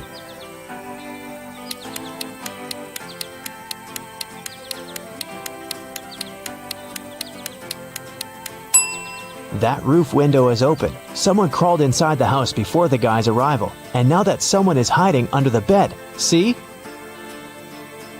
The guys called the police. Officers promised to arrive within an hour. Mia decided to take a shower. When she returned to the living room, she realized that Henry had disappeared. Mia searched the garden, then checked all the rooms in the house, and returned to the garden again. But she failed to find any clues. Can you help her?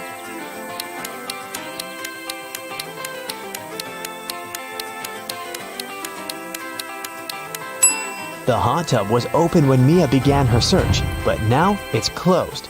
Pretty suspicious. Mia was walking through the garden. Suddenly, a man in a mask popped out of nowhere and pushed her. Mia stepped on a trap and fell into a deep well. She yelled, "Please help me out!" No one answered, but Mia's phone pinged. The masked man offered her to play a game. Otherwise, she'd have to stay in the well forever. Here's the first riddle. I come in many different colors, and I get bigger when I'm full. I will float away if you don't tie me down, and I will make a loud sound if I break. What am I? Mia nailed it immediately. What about you?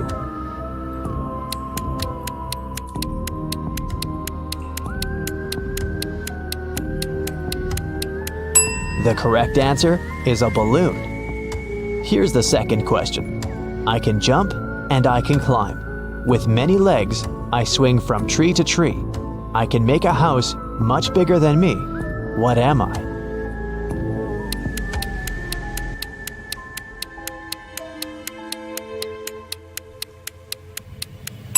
Have you guessed? It's a spider. And the final question. I come out at night without being called. I'm lost in the day without being stolen. What am I? Can you help Mia?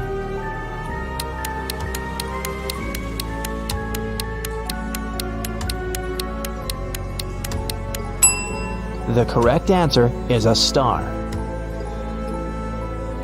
A hatch opened at the bottom of the well. Mia went through it and got into a creepy basement. There, she found 3 ways to freedom, but every door hid some danger. A fire-breathing dragon was sleeping behind the first door. The corridor behind the second door was filled with high-voltage wires. And a vampire was waiting behind the third door. Suddenly, a message appeared on the screen of the girl's phone. Hurry up! Soon the walls will close in and smash you. Which way should Mia choose?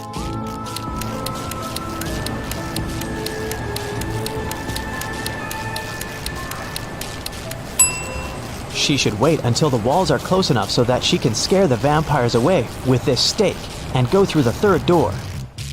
When the police arrived at the treehouse, they found Mia and Henry at the porch. Henry had just woken up. The robbers had put sleeping pills in his coffee. The officers searched the area and found some clues. They concluded that the criminals were planning to leave the country by train. Unfortunately, no one knew what they looked like or how big the group was, so they stopped 4 suspicious people at the railway station and examined their baggage. Can you figure out who's innocent?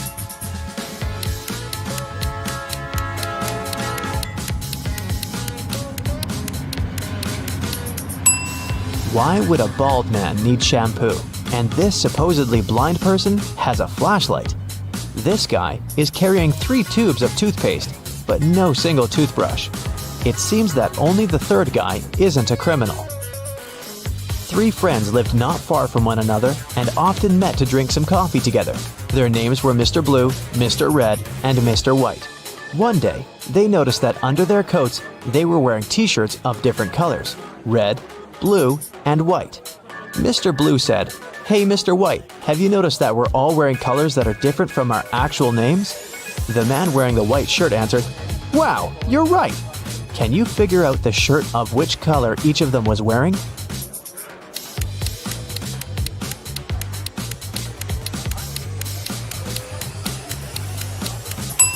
Mr. Blue can only be wearing white or red, but we've already learned that someone else is wearing the white shirt. That means that Mr. Blue can only be wearing the red shirt, and Mr. White can only be wearing a blue or red shirt. And the red shirt is already taken, so Mr. White is wearing the blue shirt. Then Mr. Red is wearing the white shirt. Detective Smith was called to investigate a burglary at the city's museum. A priceless diamond disappeared and the thief left no trace behind. After analyzing the museum's security cameras, Detective Smith gathered 3 suspects: the security guard, the museum's curator, and a visitor. The security guard said he only left his post during lunchtime, and he could swear that the diamond still wasn't missing at that time. The museum curator spent the day guiding a tour of the museum for a foreign group. They came to see the diamond at the beginning of the tour, and it was still shining bright in its place. The visitors said he only popped in for a quick visit and didn't even pass through the Metzi aisle where the diamond was kept. After these 3 interviews, Detective Smith found the thief. Can you tell who it was?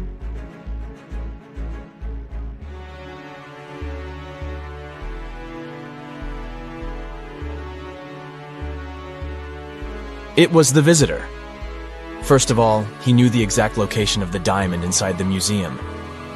Plus, take a look at that string he is fiddling with in his left hand.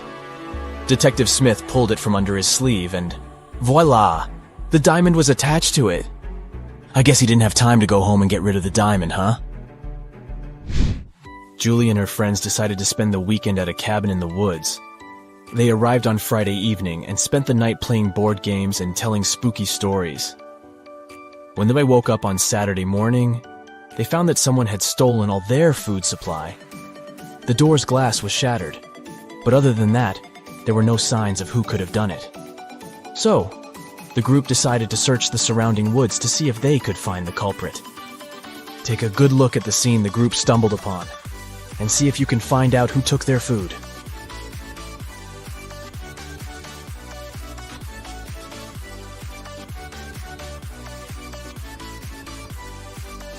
What's that at the upper left corner? Those look like bare footprints, huh? And not just one, but rather an entire family of bears. Oh, and they even left an Oreo wrapper on the ground as evidence. Yep, these grizzlies were the culprits for sure. On a snowy winter afternoon, Dr. Brown was resting in front of the fireplace. Suddenly, somebody threw a snowball at his window. The hit was so strong that the glass shattered. Dr. Brown stood up just in time to see 3 neighborhood boys running away. They were brothers with the names John Smith, Mark Smith, and Dave Smith.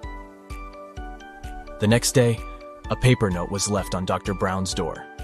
There it was written, "Smith, he threw the snowball." Dr. Brown immediately knew which brother had done it. Can you figure it out too?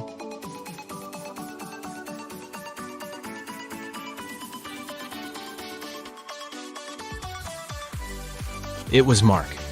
You see, the note said, "Question Mark Smith. He threw the snowball."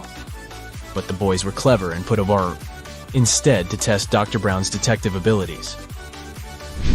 A man carrying 2 bags of sand crosses Genovia's border every day on a bicycle. Every time, customs officers stop and search him to see if he's trying to smuggle anything illegal. But the officers can't find any proof that the man is a smuggler. The man laughs and crosses the border successfully, smuggling an item per trip. Can you figure out what he's smuggling?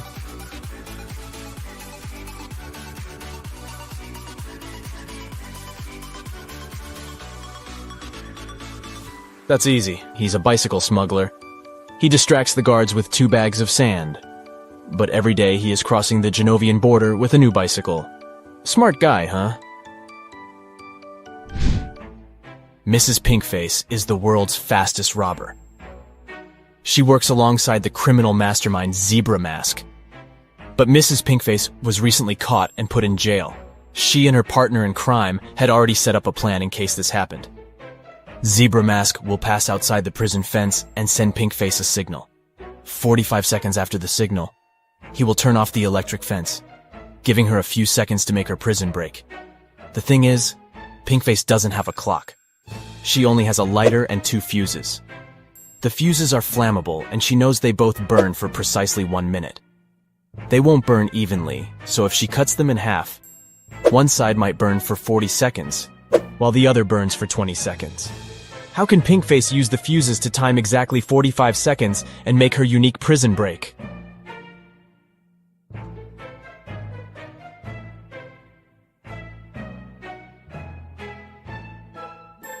Here's the key insight. If Pinkface lights the same fuse on both ends simultaneously, it will burn out in precisely 30 seconds. To time the last 15 seconds, she will have to light the second fuse. She can light both ends of the first fuse at the same time to time 30 seconds and light the end of the second fuse. When the first fuse burns out, she'll know 30 seconds of the second fuse is also burnt. So, by lighting the other end of the second fuse, she'll be able to time 45 seconds and make her jailbreak. You just came back from a long holiday trip. You bought a new suitcase to store all the new things you got. But when arriving home, you forgot the code to open it. Luckily, you left yourself a note on your cell phone to help you decipher the code of the lock. 682. 1 digit is right and in its place. 614. 1 digit is right but in the wrong place. 206. 2 digits are right but both are in the wrong place. 768. All digits are wrong. 380. 1 digit is right but in the wrong place. What's the 3-digit code?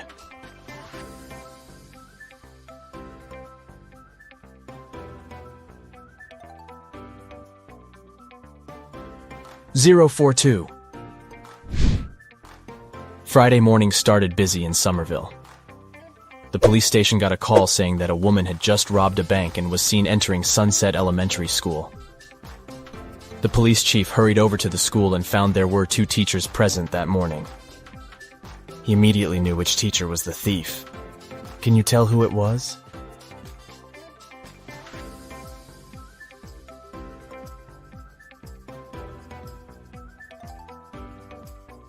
Take a look at the second teacher's long-sleeve shirt. It has a little bit of cash peeking out of it. She's most certainly the thief. The Apex 18 space station called NASA's headquarters to report a crime. On a recent mission, astronauts recovered a valuable piece of evidence that could prove there was life on Mars. Andy, the mission chief, said he put the piece of rock inside a safe located in the storage room. The next morning, he went to the storage room to put on his astronaut suit and noticed that the safe was open. And oh no, the rock was missing. NASA conducted an online investigation to find out who the thief was. Paula said she wasn't feeling well the day before, so she spent the day in her room. James said he spent the previous day fixing a broken solar panel outside the spaceship and didn't see anything. Rebecca spent the previous 24 hours talking to NASA's Space Center to resolve a problem. Can you tell who is lying?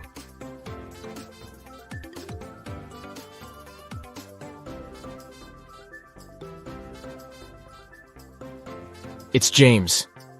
If he went outside to check on solar panels, he first needed to go into the storage room to put on his spacesuit. Plus, there's a rock-shaped item in his left pocket. He must be the culprit. Tuesday morning, Amy got a call from her boss, Tom. He was in distress because a very important document had disappeared from his office. It had been on the desk the evening before, but nowhere to be found in the morning. Amy immediately went there to question the employees. She soon gathered 3 suspects. Elijah said he had spent the previous evening at the movies. Mason had taken his girlfriend to dinner, and Evelyn had visited an art gallery.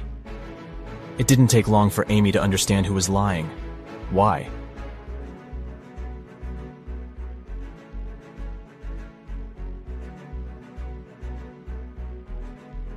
It was Elijah. Take a close look at his ticket. The date is for Sunday and not the night before. This means he's probably the one lying. Peter was lost in the woods when he encountered an evil magician The magician cast a spell on him that transported Peter to an empty room inside a huge tower. To make things worse, the evil sorcerer put the tower on fire. The room Peter was in had no doors and only a small window. Thankfully, he found 3 magic potions that could maybe help him escape. If he drank the first potion, he would get incredible physical strength. If he chose the second potion, he could summon any animal he wanted to help him. And if he drank the last potion, he would turn into a vampire. Which potion should Peter choose?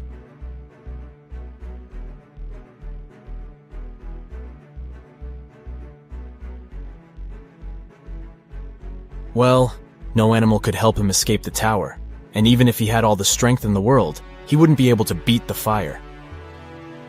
But if he turned into a vampire, then he could transform into a bat and fly away through the little window. So the third bottle it is. Katie got lost in the desert. She walked for hours when suddenly she came across a huge oasis.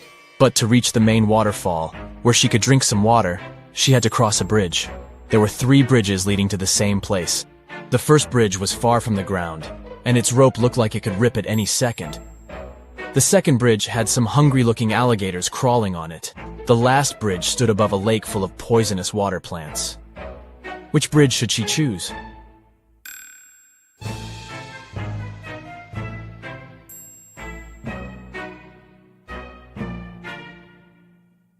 The last one. The bridge stands above a poisonous lake, but she won't touch the water when crossing it. Rupert was working in his office when a huge power shortage turned off all the lights in the building. He heard footsteps approaching behind him, and the next thing he knew, he was feeling dizzy. Rupert passed out and woke up in a tiny room that had nothing other than a metallic door. He tried to open the door, but it was locked. He noticed that beside the door, there was a little device where a red sign appeared, asking for a password. Below the device, there was a piece of paper with the following hint: 1, 2, 3, 4, 5, 6, 7, 8. Rupert read the note aloud several times before he finally figured out what the password was. Can you guess what password he typed into the device?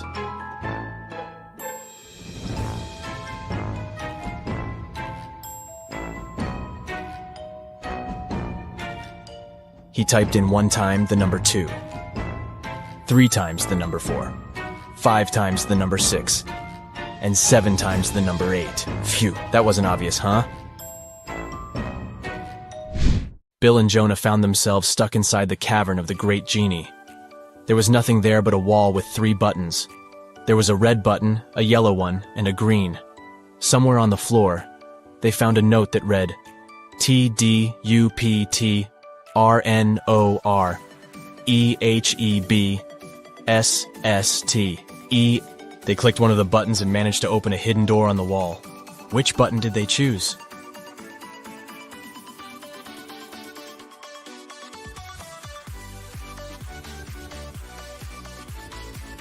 The red button. They unscrambled the words on the note and discovered it read, "Press the red button." Miss Taylor is the owner of a boutique that produces and sells expensive ceramics. On a Friday, when the working week was almost finished, she went to deposit the day's money inside the safe and was shocked to find out it was all gone. Someone had stolen it. Miss Taylor suspected it should have been one of her workers. She asked each one of them what they had been doing that day. Sloan, a sales manager, said she had been prospecting for new clients.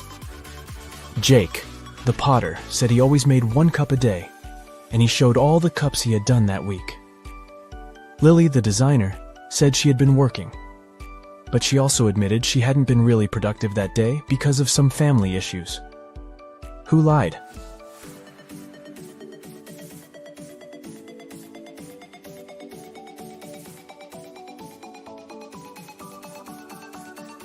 Jake.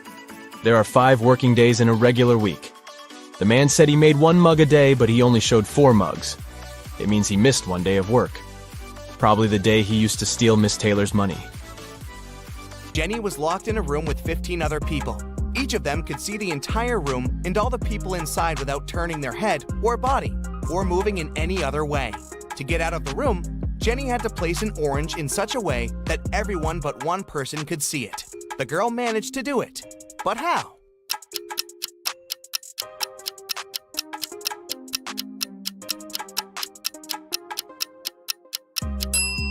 She put the orange on one person's head.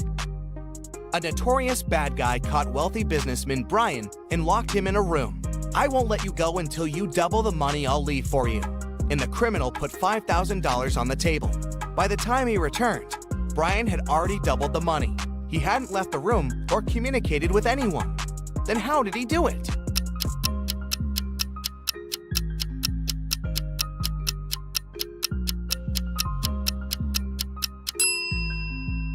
He put the money in front of the mirror.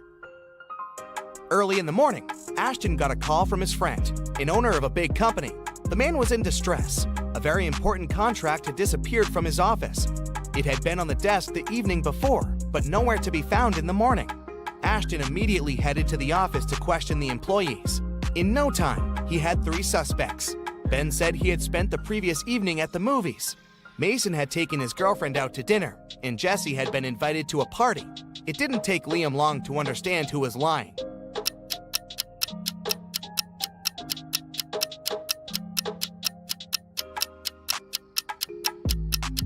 It was Ben. His ticket wasn't torn, so he didn't actually go to the movies. Right before a restaurant was about to open, someone stole all the money from the office. A detective arrived for interrogation. A cook said that he was working hard and didn't have time to walk or gaze around, so he didn't see anything. The security guy said that he was in the bathroom and didn't steal anything. The waiter said he remembered seeing one visitor heading to the office. Somehow he ignored it and didn't stop them. The waiter got arrested for stealing the money. Why?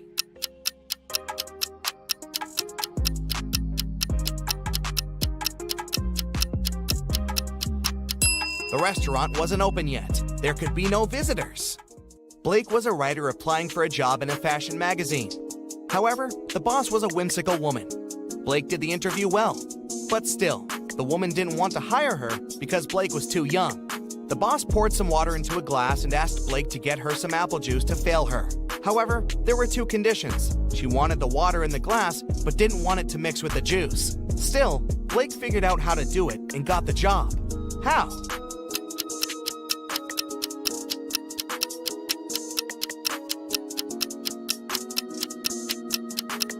She just put the glass in the freezer and waited till the water got frozen, then she poured the juice on top of it. Della was having a birthday party. She invited 3 people over and got 3 presents: a pair of heels, a bag of makeup, and golden earrings. However, Eloise didn't like one of the presents. Can you guess which one and why?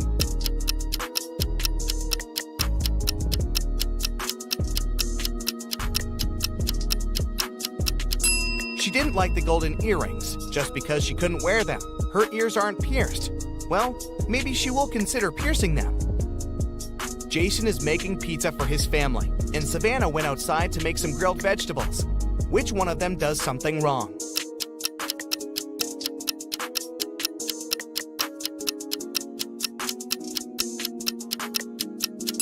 Jason. He forgot to turn on the oven. James was a famous detective who could crack even the hardest cases. Once, he was investigating a case and found some crucial evidence. The next morning, he woke up in a well. It was old, deep, but luckily not filled with water, but quite dusty. On the flip side, there was no way he could get out to the surface. Suddenly, James saw his main suspect's face at the top of the well. "You won't live long enough to rat me out," the man shouted. And then, the detective felt soil falling on his head. The bad guy was going to bury him alive. But in an hour, James was already out of the well and running away. How did he manage to get out?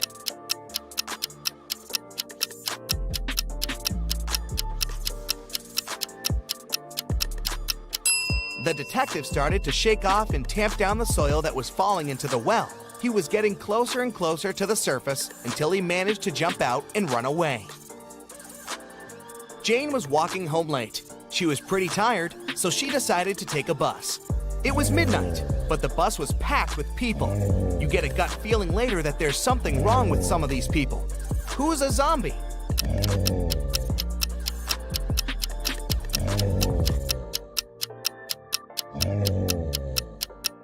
There are 20 people on the bus.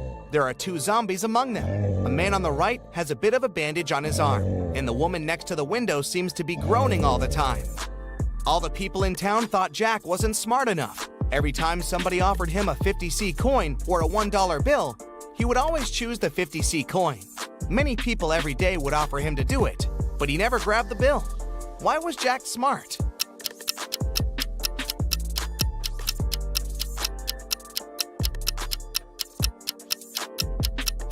Jack was actually pretty smart because he would get money without doing anything. As long as he agreed to get less money for no reason, people would come and try his trick again and again. See that car? Jack's been refusing $1 bills for over 10 years now, so he saved up enough money to get a car. Hey Sherlocks, I really need your help here. So, take out your magnifying glasses and join me on this detective chase. Yeah. Look at this image. What's wrong here?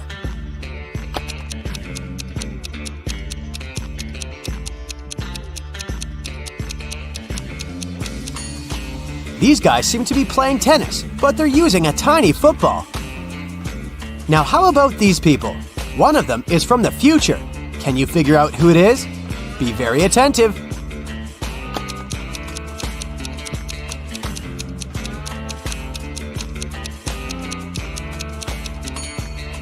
Right, it's this guy. He's got a smartphone in his pocket.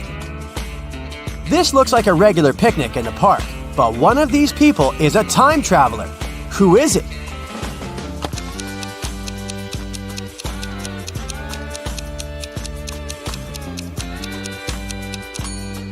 It's the guy with a USB port in his arm.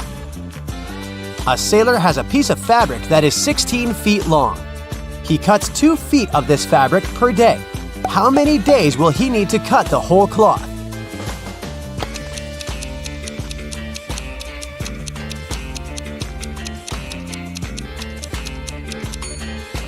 Your first answer might have been 8 days, but in fact, the sailor will only need 7 days. The last remaining piece of fabric will be 2 feet long, and the sailor won't need to cut it. Adam's car has broken down right in the middle of a deserted forest road.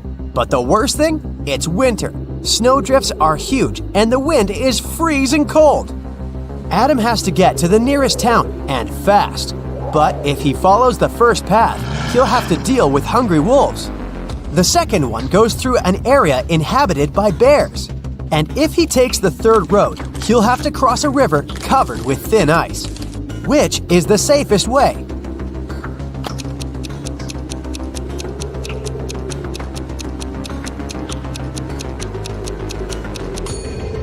Adam should sneak through the bear's territory. These animals sleep in winter.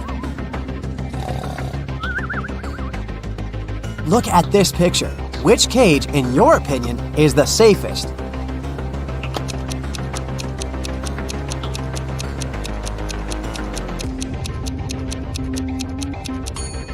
It's the last one. Even though a scorpion sting is painful, it's rarely life-threatening. The next tricky brain teaser for you. Can you figure out who has stolen her computer?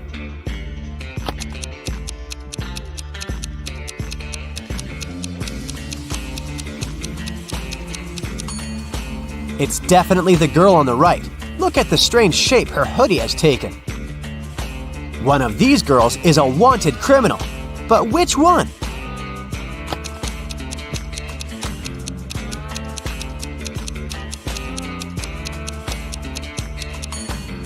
It's the one with dark hair. She has the same mole as the girl in the photo.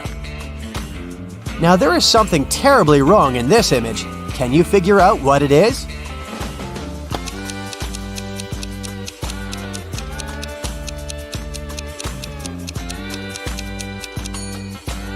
Look at that snowdrift near the cactus on the right. It's a desert. What is a snowdrift doing there? Look at these people and try to figure out who will divorce soon.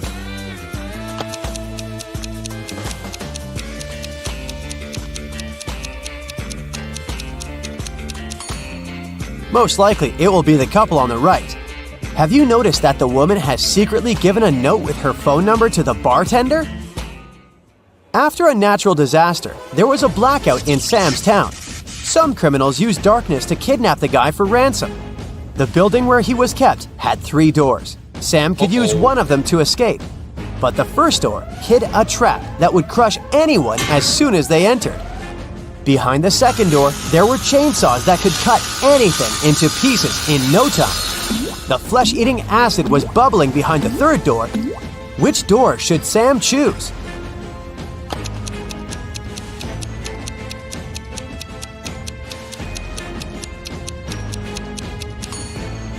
Chainsaws can't harm the guy because there's no electricity in the town, remember? Liza was a millionaire's daughter. She was fed up with her father trying to control her life, so she decided to run away from home. She took some money and the most discreet car she could find in the garage and left. The girl knew her father would send his people to bring her back. That's why she never stayed in one hotel for more than one night. One day, she found herself in a small town. It was getting dark, and she had no choice but to stop at the first hotel she saw. The receptionist said her room number was 710 and offered to show her where it was. Liza immediately grabbed her bag, ran out of the hotel, jumped in the car, and sped away. Why?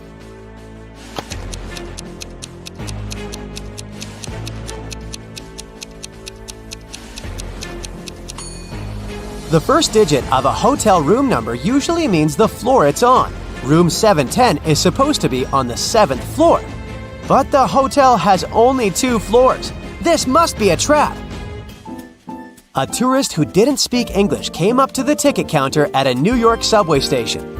One ticket cost 50 cents, and the man handed the ticketing clerk $1. The woman gave the tourist 2 tickets without even asking how many he needed. How did she know?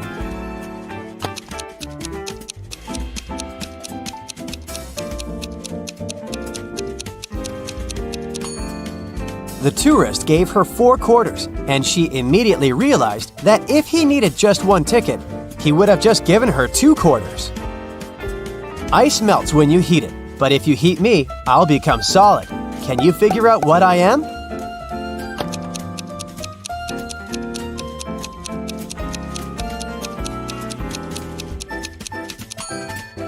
I'm an egg. I'm weightless, but you can see me. And if you put me in a water bottle, it will become much lighter. What am I?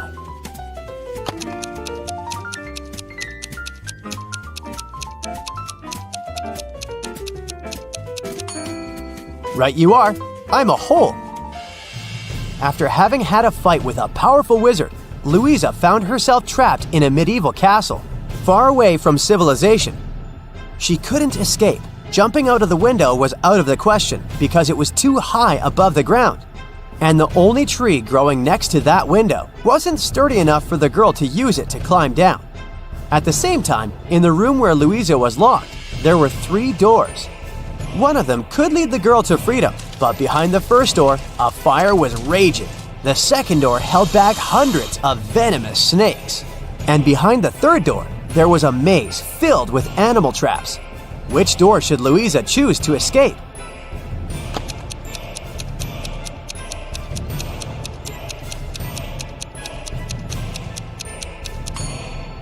Louisa should break off a tree branch, turn it into a torch by lighting it in the first room, and then going through the maze. It won't be dark anymore, and the girl will easily avoid the traps. Now, your task is to crack a few rebus puzzles. Be very attentive and try to think outside the box. What does this mean?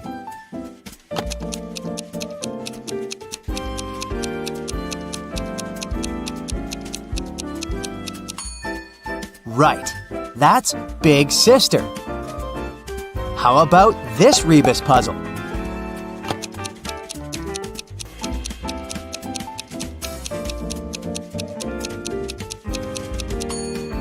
The correct answer is right between the eyes.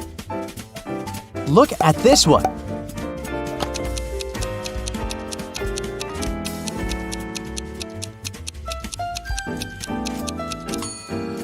That's good afternoon.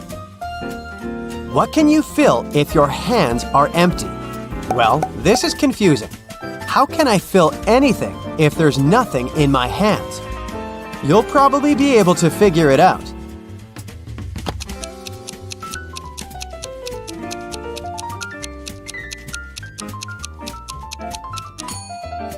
And the correct answer is gloves, or mittens if that's what you prefer.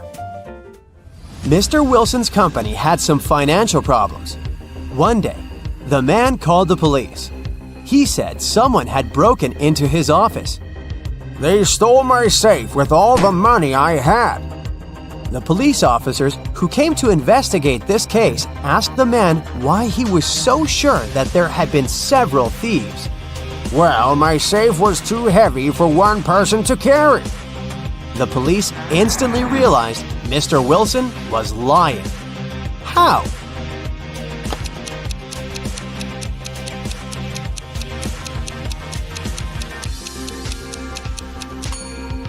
If the safe had been indeed so heavy, it would have left some dents on the carpet, but the floor covering is perfectly smooth. Detective Martin was choosing a diamond ring for his fiancée when a man in a black mask ran into the jewelry store. He made all the visitors lie on the floor and took the most expensive jewelry and money. After that, Detective Martin saw the man get on a red motorbike and speed away. The detective jumped into his car and set off on a chase. Soon, he came to a crossroads. Where should he go now? Suddenly, Martin saw a car coming from the opposite direction. He asked the driver if he'd seen the red bike. No, I've only seen a silver convertible. Then, the detective saw a gray car approach from the left. The woman inside said she hadn't seen the red bike, but she had seen a yellow bike and a group of cyclists. And the man who appeared from the right told Detective Martin he'd only noticed a large blue truck. Where is the robber?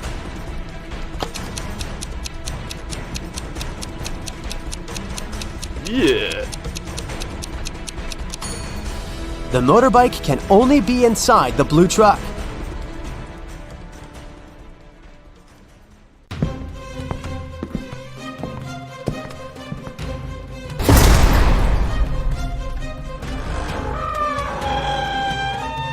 Hey there, kiddo. Time to shake the rust off your magnifying glass and put on your detective hat. Yeah, you look good in it, trust me. Ready? Let's go. Luke took part in a scientific experiment, but something went wrong. He ended up in a place where there was nothing but 3 portals. One of them led to a polar desert in Antarctica. The second one opened into a volcanic crater filled with molten lava. And behind the third portal, there was the dinosaur age, with huge diplodocuses roaming around. Which portal should the man choose?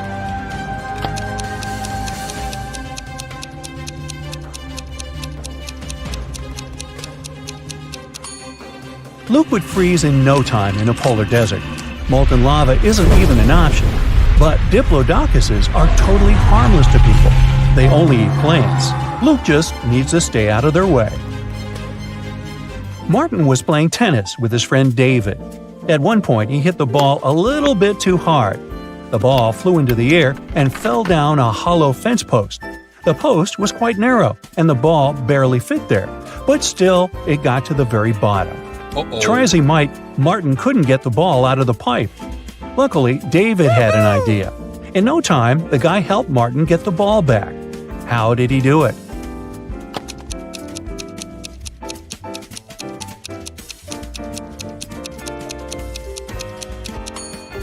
David used a water hose lying nearby. He filled the pipe with water and the ball floated up. Once, a prison guard accidentally overheard very disturbing rumors. Someone was planning a prison break. The guard watched all the footage from the surveillance cameras and discovered that 2 women had been behaving suspiciously. One of them was a former bodybuilder, muscular with short hair and covered in tattoos. The other was quiet and reserved. She preferred to spend time on her own. After watching the video several times, the guard managed to figure out which woman was planning to escape. Can you do the same?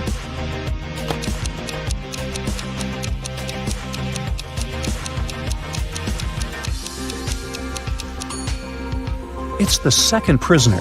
If you look attentively, you'll notice a file in her bun. She can use it to cut through the metal bars. Rachel called the police early in the morning. When they arrived, she told the officers her story. "I work in a museum. Yesterday, I took home several ancient books. I wanted to do some research, but then a blackout happened. I lit a couple of candles and continued my work. Suddenly, I heard the doorbell ring. When I opened the door, someone in a black mask hit me on the head. When I recovered, the books were gone." Detective Anderson arrested the woman for misreporting.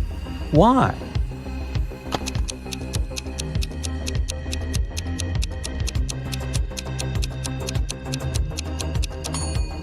If there had been a blackout, the doorbell wouldn't have been working. Look at these photos. One of them is photoshopped. Can you figure out which one?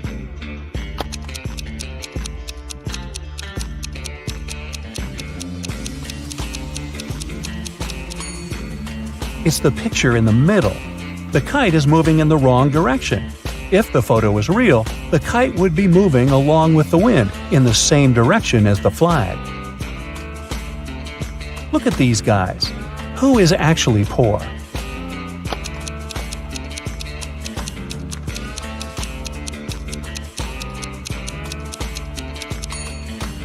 The guy in the blue shirt. Both men are looking into the mirror. But even though in the mirror the guy on the left is a seemingly successful businessman, in reality he's poor. A police officer was patrolling the streets on a winter evening. Suddenly, she saw a person in a black mask sneaking out of a house through the window, who was carrying 2 large bags. The officer realized it was a burglar. She ran after the criminal, but they turned the corner and disappeared. The officer understood the criminal had hidden in one of these houses. But which one?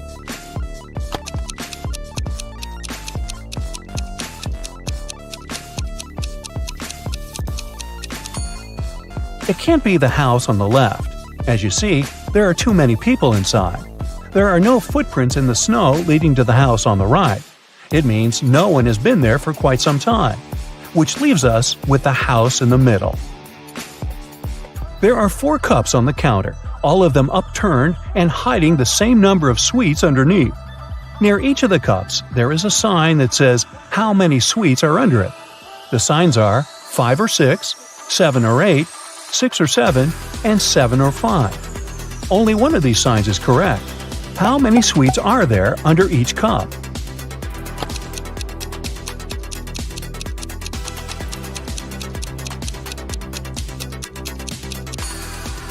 Since only one sign is correct, the right number can't appear twice. Otherwise, more than one sign would be correct.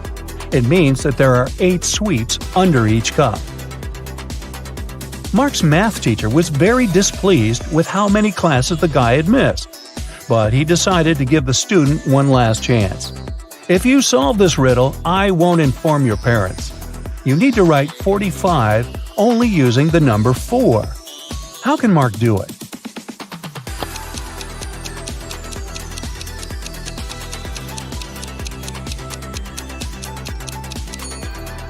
Like this. 44 divided by 44 plus 44. During which month do people sleep the least?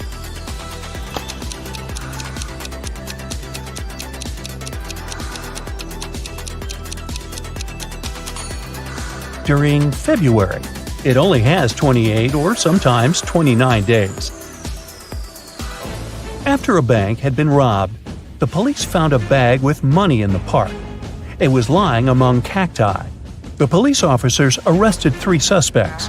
It didn't take long to figure out who the bank robber was. Do you know who it is?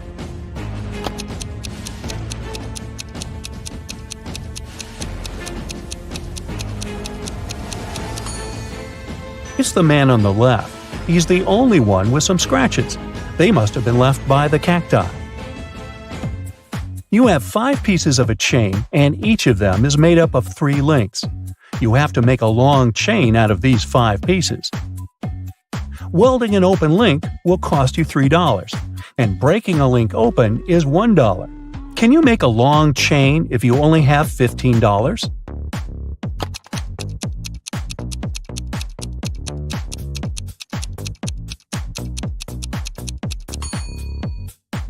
First, take one piece of chain and break all of its 3 links open. That'll cost you $3. Then, link the remaining 4 pieces of the chain with these open links. Welding these links will cost you another $9. In total, you'll only pay $12. Thomas was a traveler who needed to get to Town X. Sometime into his journey, he reached a fork in the road. He didn't know which road to pick. Only one way led to the town. Luckily, he saw 2 men standing by. The problem was that one of them always lied, and the other one always told the truth. But Thomas didn't know who was who. Even worse, the men were quite unfriendly and agreed to answer only one question.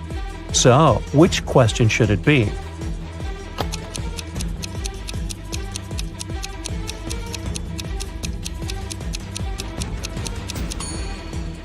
The only way to find out the right road is to ask the men, if I asked the person standing next to you which road led to Town X, what would his answer be? The liar will point in the wrong direction. The man who always tells the truth will also point in the same wrong direction. This way, Thomas will just need to choose the other road. You're going home in the evening. At one point, you turn the corner and everything goes black. When you come to your senses, you find yourself in a locked room. Next to the door, there's a computer with a keyboard. On the screen, there's a riddle. You have to type the correct answer, and the door will open. The riddle sounds like this. It makes 2 people out of 1. What is it? Can you figure out the answer?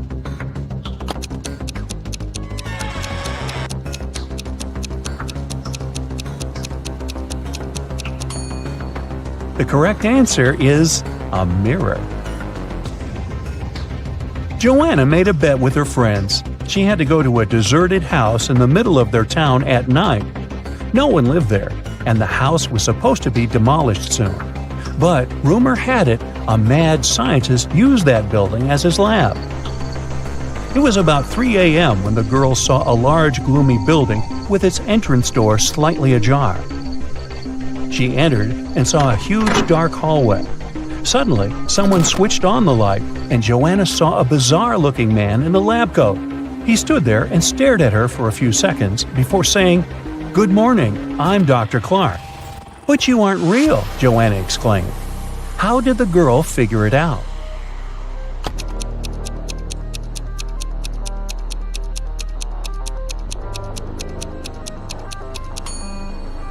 Even though the scientist had a reflection in the mirror, he didn't cast a shadow. It was a hologram. Mr. Carter, a rich man who collected antiques, asked Detective Morris to visit him. When the detective arrived, the collector said, "I've just got a precious statuette, but I need to go away on business for a week, and I'm afraid someone will break into my house. My neighbors are so suspicious." Of course, the statuette is insured, but still. Detective Morris had some other urgent things to do. He promised to come back in the evening to figure out how to deal with the situation. But when he arrived several hours later, Mr. Carter rushed to him. "I was away for an hour, no more. I drove my sister to the doctor, but when I came back, the statuette was gone."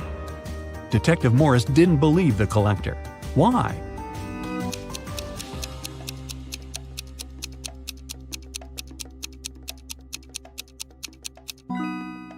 When he left the house in the afternoon, he noticed an apple lying in front of the left part of the gate. It's still there. But for a car to drive through, both parts of the gate have to be open. This means that Mr. Carter lied about leaving his home by car. A man with a bandage around his head came to a police station. "I was hitchhiking when the car stopped. The driver asked me to check if one of the tires was flat. I bent over to look, and he hit me on the head. When I came to my senses, I found out he had taken all my money and cell phone. I remember he had a big car, large eyebrows, and a mustache." The police had a suspect. They found him in a cafe. But the man said it couldn't be him. He changed the tires on his car 2 weeks ago, and since then, the car had been parked near the cafe. The detective realized the man was lying right away. How?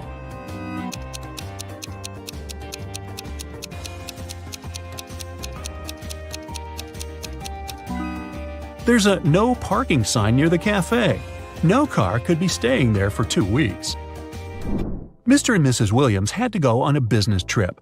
It was a sudden and urgent matter. They didn't have time to take the money they had to the bank. That's why they decided to hide it under the doormat. When they returned, the money was gone. 3 people visited the apartment while the owners were away. The Williams' neighbor, he helped them fix the TV. A housekeeper came to clean the apartment, and an electrician visited to deal with some lighting problems. Who took the money?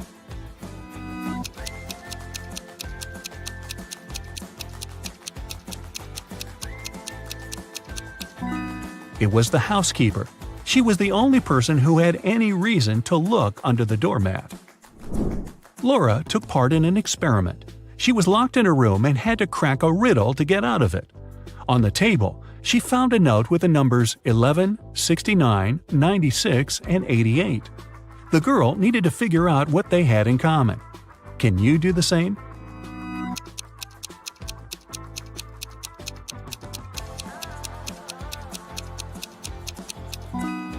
All these numbers can be read in the same way if you position them upside down. A man on a motorbike crashed Mr. Ruby's store window, grabbed a dozen expensive watches, and drove away. When the police arrived, Mr. Ruby told them he was almost sure it had been his nephew, Patrick. The officers went to visit the guy. Because of a heavy downpour, they got there in only an hour. Patrick was at home, together with his friend. "Look at the weather! I haven't been outside since yesterday." Patrick's friend confirmed his words. But the police didn't believe this story and arrested Patrick. Why?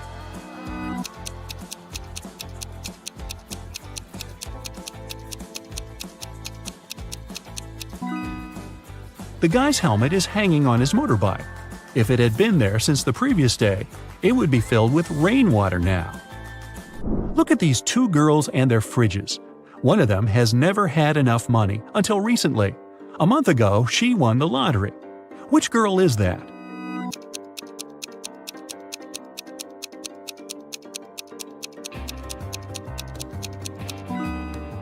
It's the girl on the left. High heels, a flashy dress, and a fridge filled to the brim. She looks like a person who has finally managed to get their hands on big money. Look at these people lounging near a swimming pool. They all seem to be wealthy, but in fact only one of them is a millionaire.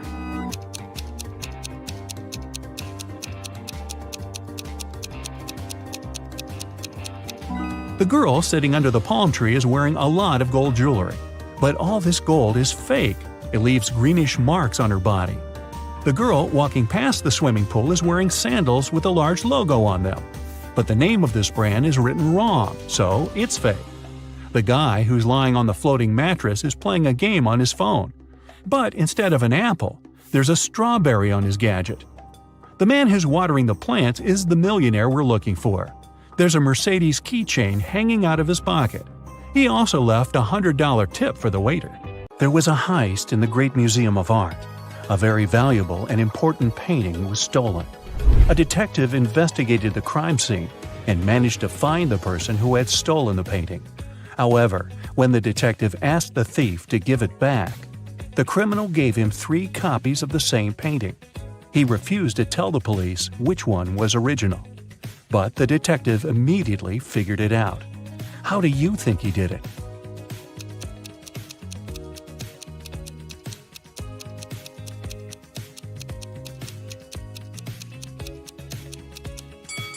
Do you see that each painting has a different frame?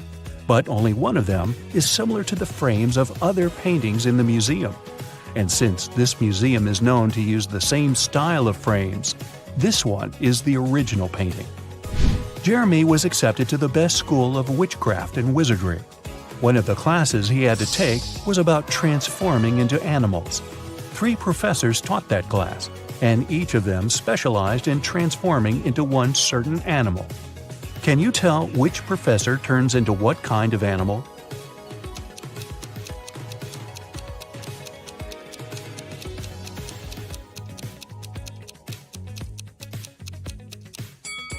Do you see that the first professor has a forked tongue? She must transform into a snake. Have you noticed that the second professor has a lion's tail? Her animal must be a lion.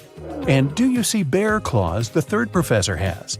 Then he must turn into a grizzly bear. Tony was going to study abroad for one semester.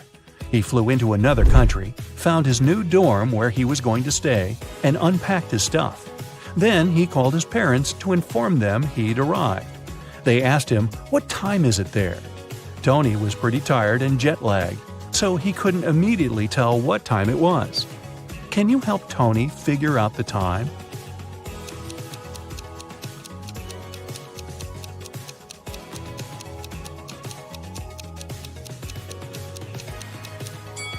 Look, the Eiffel Tower and Sydney Opera House views are just posters, but you can actually see Mount Fuji through the window. So, Tony is in Tokyo, and it's 8:45 there. Carly, Zoe woke up one day and found themselves in a weird place that looked like a jail. Which of them will be able to escape?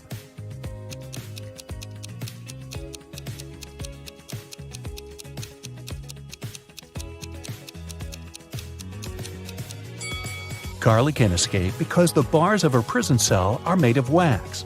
She'll be able to use the candle on the floor behind her back to melt them. Zoe can also escape. Do you see several rats in the corner that are munching on the bars? It's because the bars of the girl's cell are made of salted breadsticks, and she can eat them and escape. Isabella was a princess and the heir to the throne. One day, an evil witch lured her into an enchanted forest so that she could take over the kingdom. Isabella got lost, but fortunately, she had a magic pendant. The king's magician gave it to her some time ago, claiming it would help her find her way back if she ever got lost. She used the pendant, and 3 spirit animals appeared. The first spirit animal was an owl, the second one was a butterfly, and the third spirit animal was a hawk. Only one of them knew the way back to the castle. But if Isabella chose to follow the wrong animal, she would find herself even further away from her kingdom. Which spirit animal should she follow?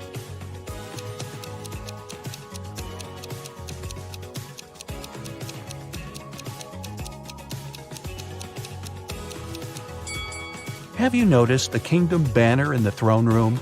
It has a butterfly on it, so it's the official symbol of this kingdom. Isabella should follow the butterfly. Toby was a rich businessman.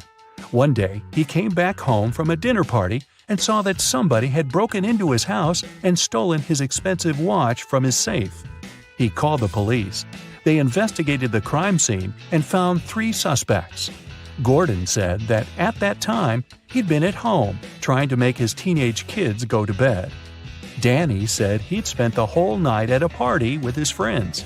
And Matt claimed that he'd been at a movie theater watching a new superhero movie between 12 and 2 a.m.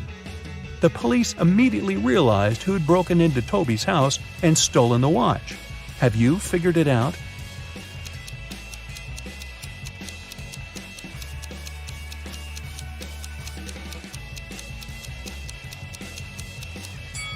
It was Matt.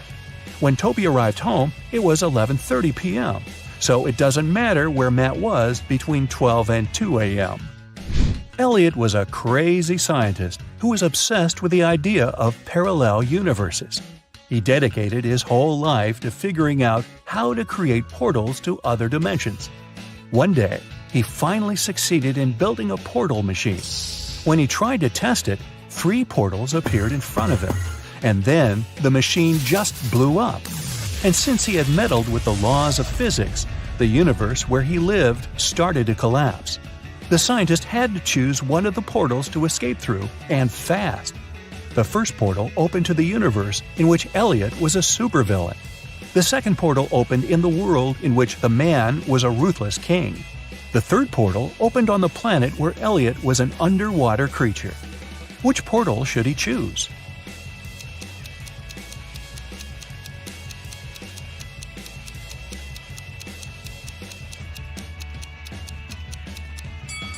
Do you see the portal machine the supervillain Elliot is holding?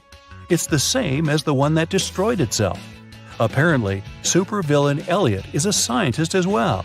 He might be able to help the real Elliot to bring his original universe back by making a better portal machine. Sally was at a crowded concert. Suddenly, she felt somebody reaching into her bag and pulling out her wallet that only had her credit cards inside. She couldn't see who the person was, but after checking the footage from the surveillance cameras, security guards were able to narrow it down to 3 suspects. Joshua said he had been sharing concert videos on his social media and didn't have anything to do with the theft.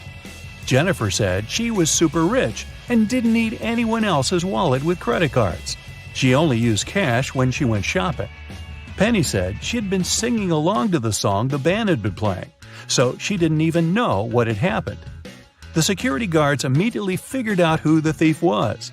Who stole Sally's wallet?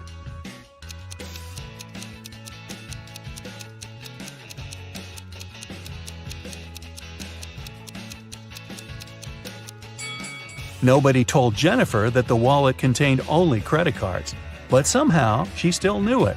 She must have stolen it. Mary found a new job in another city, so she had to move. The realtor found 3 options for Mary to choose from and took her to see each of them. First, she brought Mary to apartment number 1, which was located downtown. Second, she took the woman to apartment number 2, which was within walking distance of a subway station. After that, she took Mary to apartment number 3, which was next to a grocery store. Which apartment should Mary choose?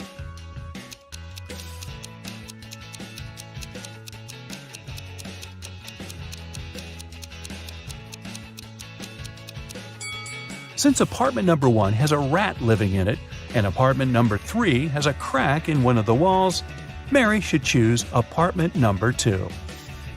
Miss Sanders took her students camping at the weekend. She wanted to tell them about forest plants. During the trip, one of the students wandered off and got lost in the forest. Hours passed, but he couldn't find his way back.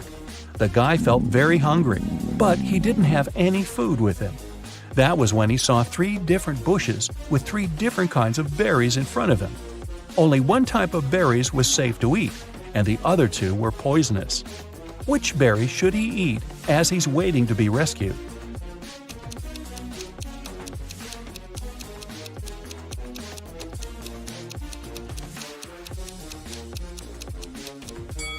Remember the poster that was in the classroom? It stated that these 2 kinds of berries were poisonous, so only these ones are safe to eat. Sandy was driving across the country to visit her family. She was tired of being on the road and wanted to take a break. She saw a diner and stopped there to have something to eat and rest. The diner looked empty, old, and dirty. The waitress told her there were only 3 meal options to choose from and asked her which one she wanted to eat. So, which one looks safe to eat?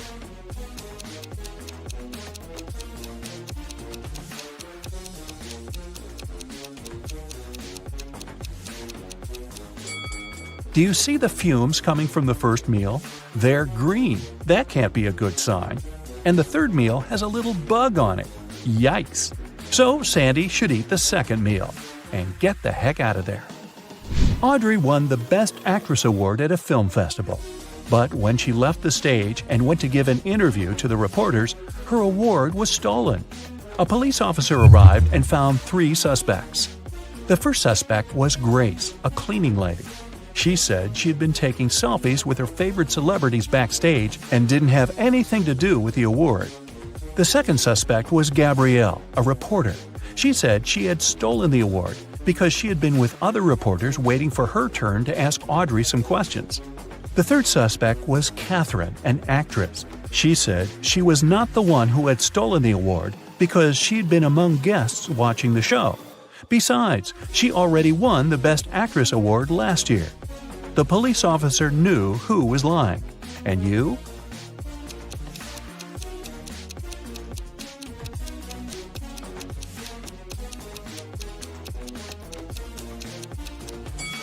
Take a closer look at the selfie Grace took.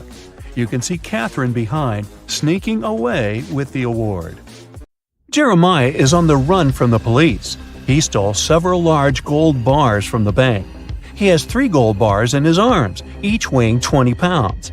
In fact, there's a way for him to get away with that. All he needs to do is to cross a bridge, But here's the kicker. The bridge can only support 200 pounds. The 3 bars of gold weigh 60 pounds, and Jeremiah weighs 160 pounds. How can he cross the bridge without getting rid of any of the bars?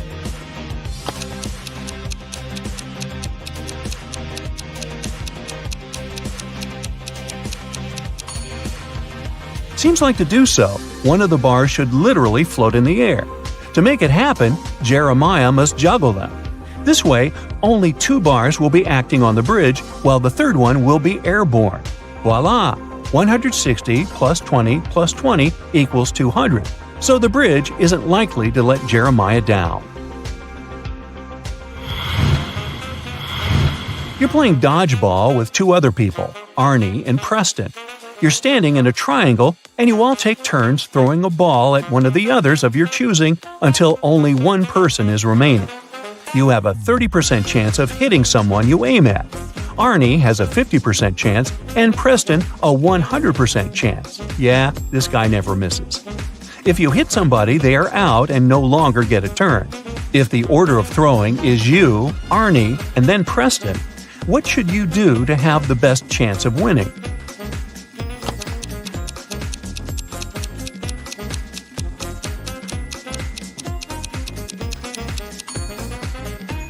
First, you gotta miss the first time on purpose.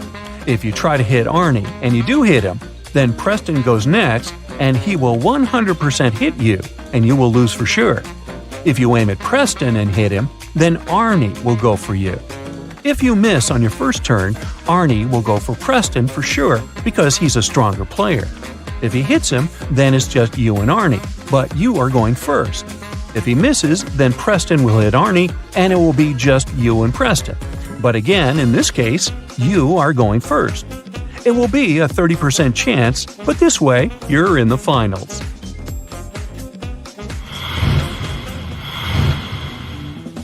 A man wants to enter an exclusive club, but he doesn't know the password. Another man walks to the door, and the doorman says 12. The man says 6, and is let in. Another man walks up, and the doorman says 6. The man says 3 and is let in. Thinking he has heard enough, he walks up to the door and the doorman says 10, he says 5, and he isn't let in. What should he have said?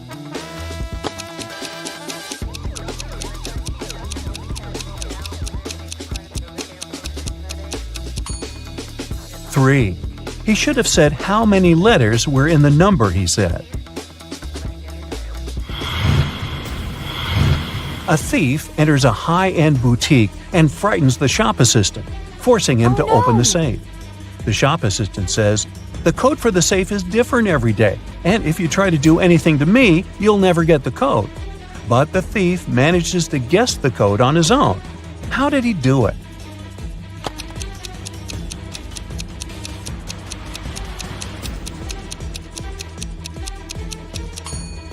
That thief was smart. The code is different. The shop assistant told him this. A woman is found alone in the middle of the desert.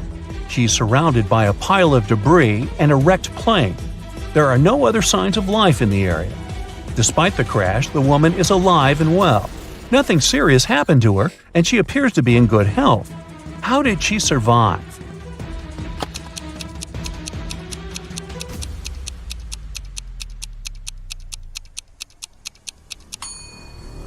Look closer. The woman wasn't on the plane when it crashed. She survived by jumping out of the airplane with a parachute before it crashed. Two fathers and their 2 sons go fishing together. They each catch 1 fish to take home with them. They do not lose any fish, and yet when they get home, they only have 3 fish. How can this happen?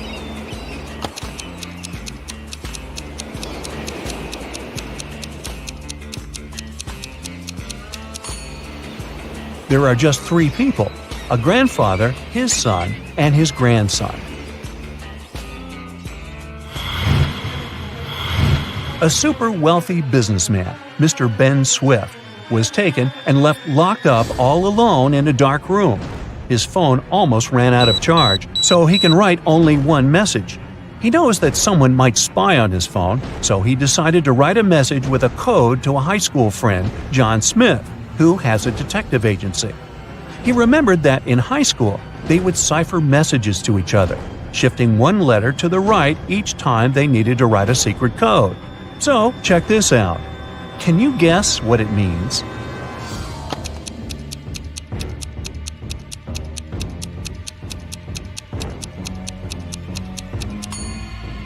It's not gibberish. The message is, "It was my accountant."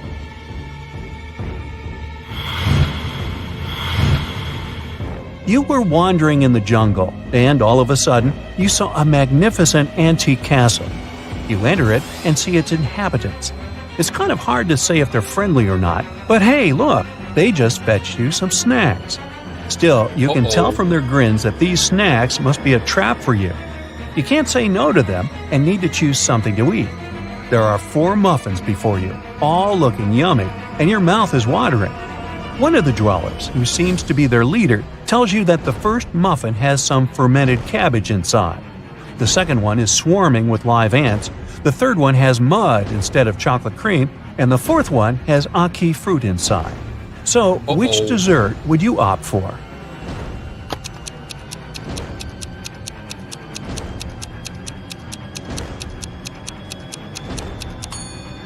A muffin with fermented cabbage may sound weird and not dessert-like, but it's safe. You've tried fermented cabbage, also known as kimchi, before, and you loved it. For those who love to risk, the fourth one could be good to go too. Ackee fruit is delicious when cooked properly, but you weren't sure if the dwellers took care of cooking it well.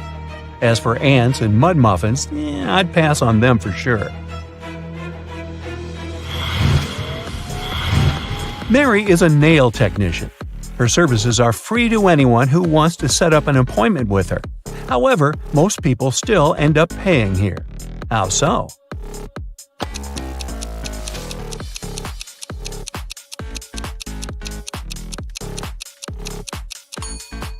Mary only does one hand for free, so most people who come to get her services end up paying the full price. They don't really want to look bizarre with the nails done only on one hand. Jocelyn went grocery shopping and bought a lot of milk, yogurts, meat, and cheese. When she came back home, she realized she had nowhere to store all these products, as her fridge was already full. How can she save all the food that she bought?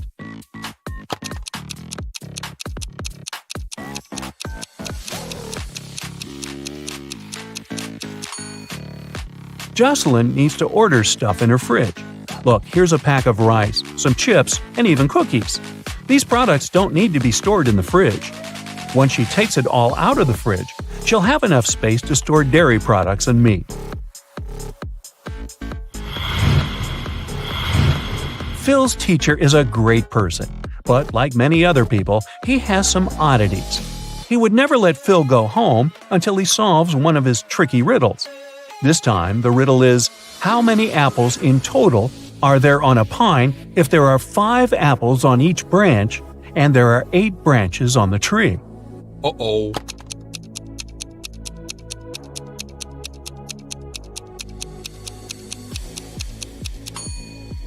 Okay, this one was easy. There are no apples on a pine.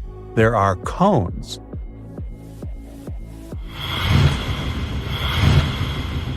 Poor Kathy lived with a stepmother and 3 wicked stepsisters. Sounds familiar. Her dream was to go to a lit party she's been waiting for all year long. Her stepmother, Evelyn, never let Kathy go anywhere. This time, Evelyn decided to let Kathy go when she has finished all the tasks given by Evelyn. The stepmother asked Kathy to bring her some water, but she gave her a colander to carry water in. How can Kathy bring the water if she has nothing but a colander?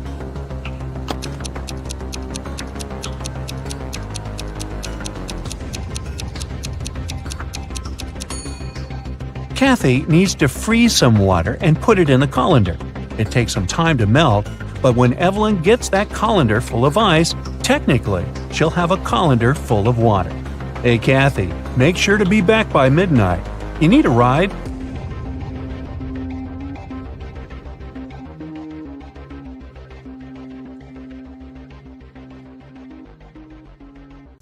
Harry uploads a dating app, hoping to find a girlfriend.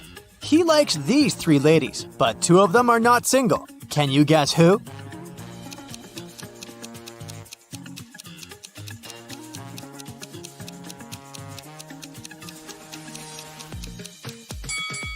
The second lady has 2 shampoos on a bathroom shelf, one for her curly hair and one shampoo for male hair and beards. So she's probably living with her husband, and the third lady is wearing a necklace in the shape of half a heart. The second half probably belongs to her boyfriend. So only the first lady is single. Early in the morning, Harry goes to the local park for a workout. He sees these 3 runners on the way. Can you decide who's faster?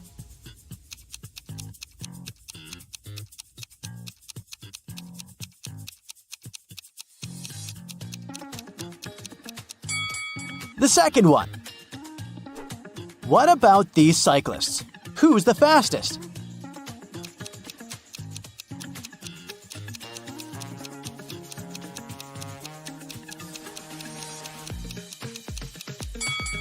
The third one. After the workout, Harry enters his favorite cafe and sees a lot of people. All the tables are occupied, but one person already finished eating. Can you guess who?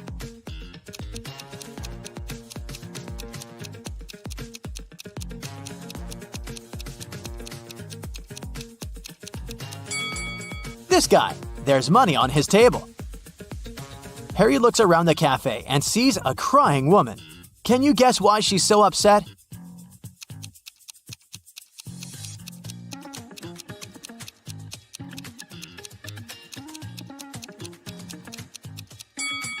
She's crying because her friend is pulling her hair. Harry is flying business class to another city. There are 4 women in the cabin. One of them is smuggling gold. Can you guess who?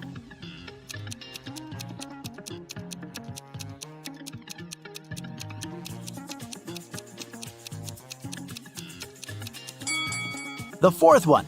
Her belly is unnaturally square. So he goes to the park and gets attacked by a crowd of zombies. Harry is terrified. He begins to run away. There are 3 possible routes in front of him, but only one of these routes will actually take him to a shelter. Can you help Harry find the correct way?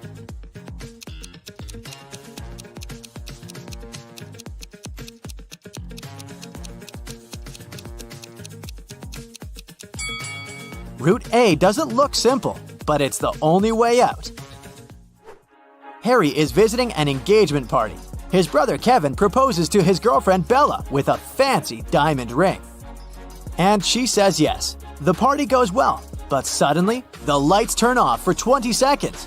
When the power is back again, Bella sees that someone has sneaked an engagement ring from her finger. Harry questions 3 suspects. Peter says, I was cutting a cake in the kitchen when the lights turned off. Allie says, I was playing the piano in the living room when suddenly it became super dark. But I'm a pro, so I continued to play blindly. And Kitty says, Sorry, I've been arguing on the phone with my ex-boyfriend, so I didn't look around. who's lying?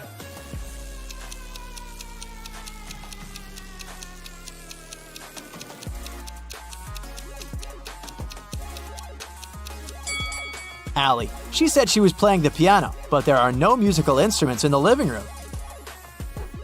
At the party, Harry meets a pretty lady named Monica. He falls in love with her at first sight, but unfortunately, she's already married. Can you guess which one of these guys is her spouse?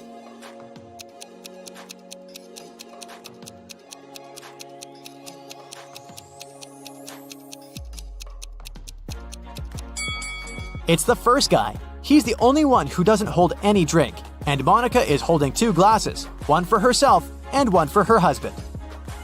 The party goes on, and Harry meets Vlad. He's a real vampire. One of these ladies is his wife. Can you guess who?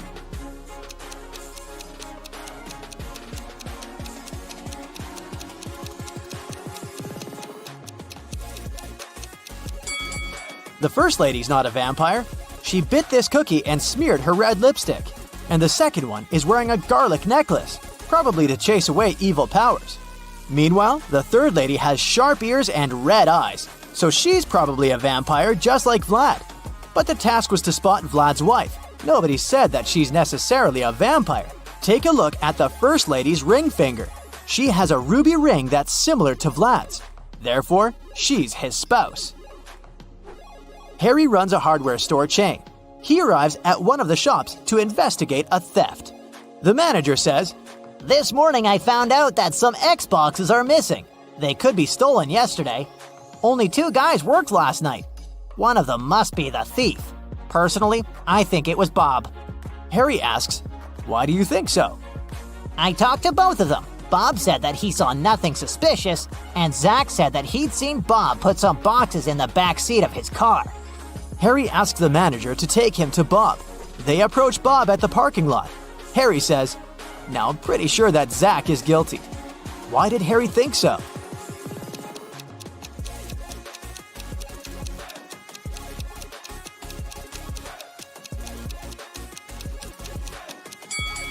Zach said Bob put some boxes in the back seat of his car. However, Bob has a 2-seat car. Harry calls the police and they arrest Zach.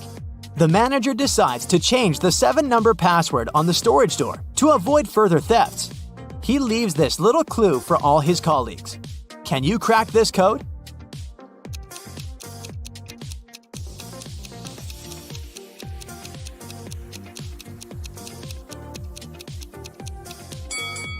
The number of fingers implies 5.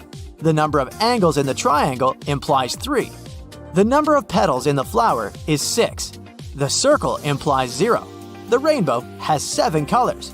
It symbolizes the number 7. And finally, the square has 4 angles, so the passcode is 536074. Harry figures out the code and changes it again to test Bob's intelligence. Harry gives him the following clue. It's a 7-digit code. The first digit is the number of zeros in the code. The second digit is the number of ones in it. The third digit is the number of 2s. The fourth digit is the number of 3s. The fifth digit is the number of 4s. The sixth digit reveals the number of 5s. And finally, the 7th digit shows the number of 6s. Can you figure out the code?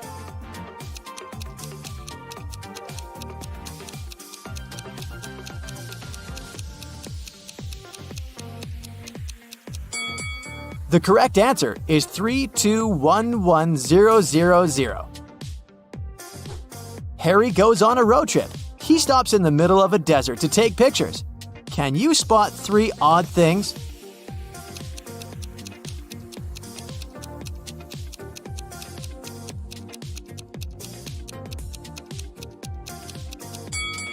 Harry's shadow falls to the right, and the shadows from the cacti fall to the left. He's in the desert, but this cactus is growing in a pot, and this lizard is wearing tiny shoes. Harry rents a room in a motel for a couple of days. Unfortunately, he has a very annoying neighbor, Karen. They're arguing all the time. One day, Karen calls the local security and accuses Harry of stealing her towel. "It's been raining all day long, so I didn't go to the beach and stayed in my room. Harry grabbed my beach towel from this rope. I could see from my window. He folded it and put it into his backpack." The guard immediately realizes that Karen is lying. How?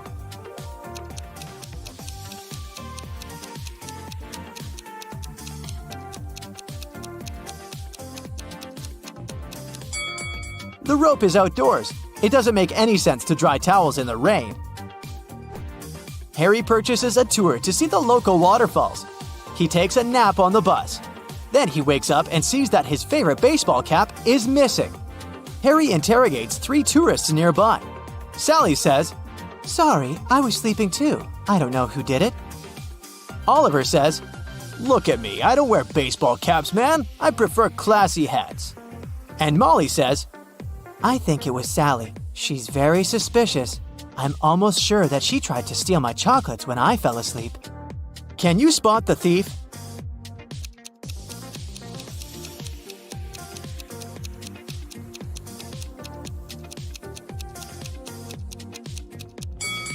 It was Oliver. He hid Harry's cap under his classy hat. Harry enters the local bakery. Rosie, the barista, is very upset. I have so many coffee orders, but someone stole all the beans from the storage room. Harry interrogates 3 suspects.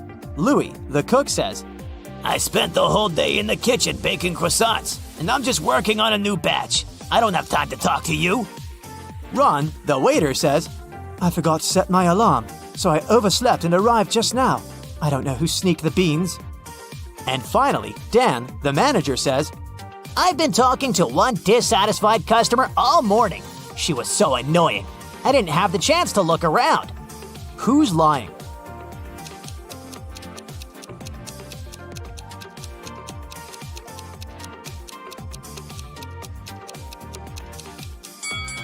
The cook.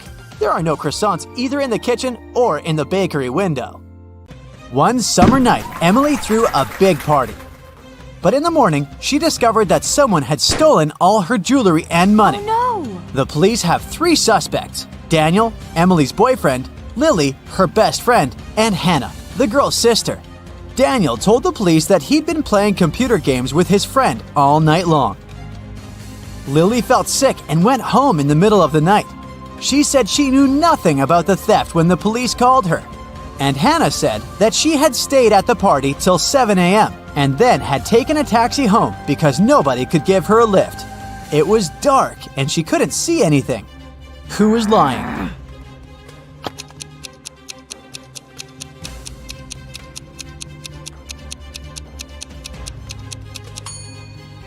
Hannah. At 7 a.m. in the summer, it's already light outside. One day, a famous soccer coach went missing right from the changing rooms. The police had 3 suspects, and all of them were from his team.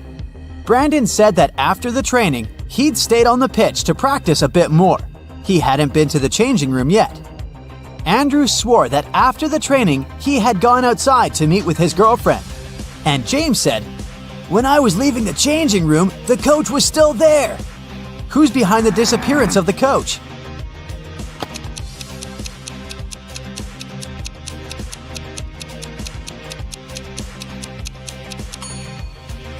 It's Brandon.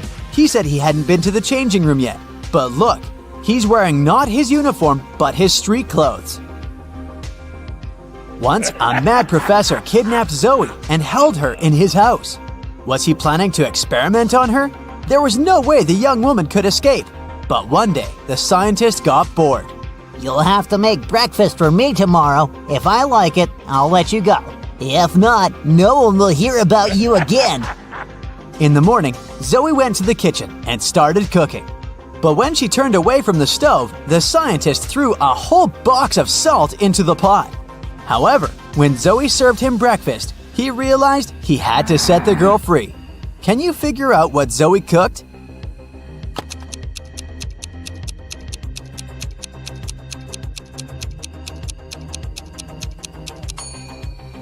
The girl boiled eggs. A man on a motorbike crashed into the window of Mr. Ruby's store, grabbed several expensive watches, and drove away. When the police arrived, Mr. Ruby told them that he was almost sure it had been his nephew, Patrick. The officers went to visit the guy. Because of a heavy downpour, it took them 1 hour to get there. Patrick was at home, together with his friend. "Look at the weather. I haven't been outside since yesterday." Patrick's friend confirmed his words, but the police didn't believe their story and arrested Patrick. Why?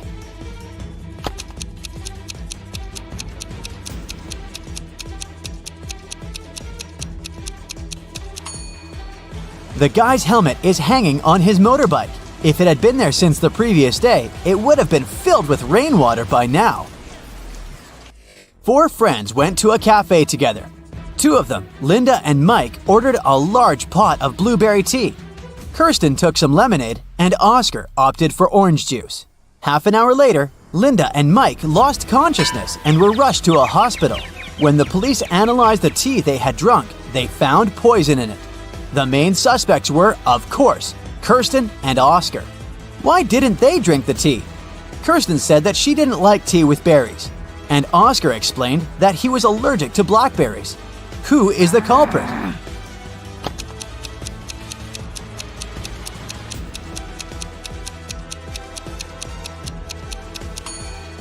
It's Oscar. He said he was allergic to blackberries, but the tea his friends drank was with blueberries. David worked at a construction site. Once, someone attacked him, and the unconscious man was taken to a hospital. Police officers who arrived to investigate the case had 3 suspects who also worked at the construction site: Alex, Ryan, and John. Alex said, "I was putting all towels on the roof when the accident happened."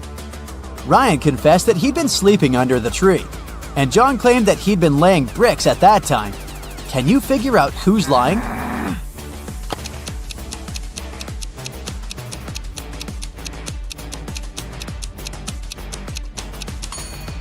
Alex was the one to hurt David. The building has no roof yet, so he couldn't be putting tiles up there. You've bought a cute little rabbit at a pet store. The animal can breed every 2 months, and every time it will deliver 5 babies. How many rabbits will you have in a year?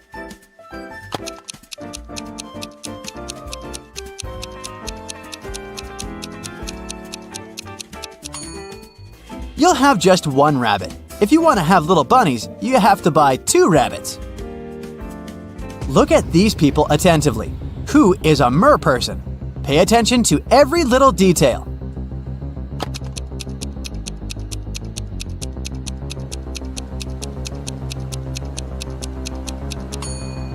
It's the guy on the right. Look, his hands are webbed. Allison won the main prize of $1 million on a game show. But when the shooting was over, it turned out that the host of the show had disappeared, together with the prize. The police managed to log into the computer in his office. They saw that the host had sent this message to his girlfriend. It looked like the host had told his girlfriend where he was going. The police went to the airport, but which flight was the host going to catch? Can you figure it out?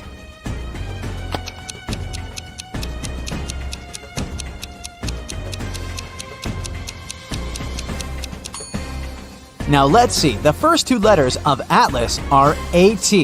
If we take 3 letters from the word land, it'll leave us with LAN. And the 2 first letters of tattoo are TA. Together, these letters make up the word Atlanta. Hurry to the gate, officers! Jack got lost in the woods. Suddenly, he saw a castle. The man rushed there and was greeted by the owner of the castle. You have to answer just 1 question. If you win, I'll show you the way out of the forest. But if you lose, you'll never leave my castle. Jack agreed. The owner asked, There are 4 mirrors on the wall. One of them reflects fire-spitting dragon Niren. The second, beautiful mermaid Laura. In the 3rd mirror, you can see a terrifying vampire Sam. And in the 4th, unicorn David. You have to figure out which reflection isn't real, and fast.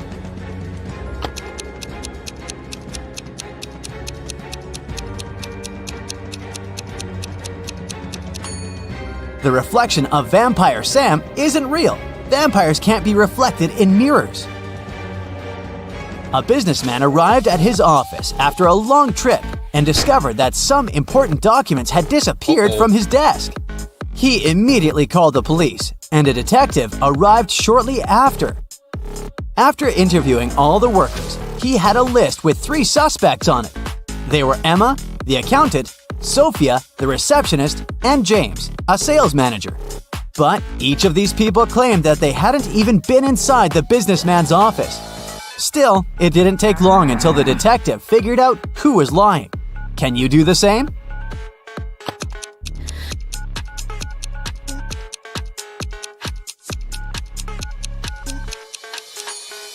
The thief is James. Both women wear high heels in the office, but the footprints on the floor are obviously left by sneakers. You throw me when you need me and pick me up when you don't need me. Can you figure out what I am?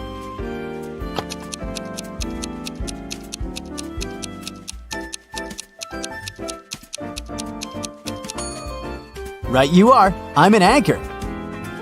How can you increase 66 by 1.5 if you aren't allowed to make any mathematical operations? Hurry up and crack this riddle.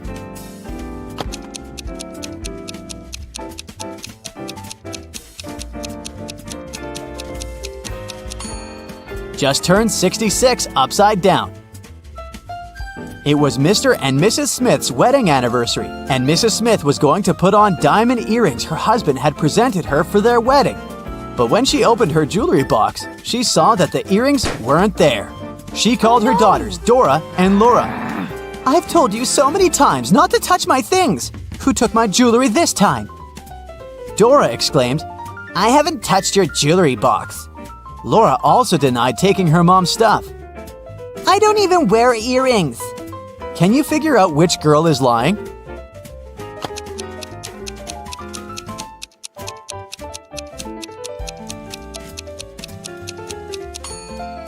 It was Laura who stole the earrings. Her mom didn't specify which piece of jewelry was missing. Are you ready to train your brain with the help of these tricky brain teasers? Then let's get started. Look at these ladies and try to figure out who's not very smart.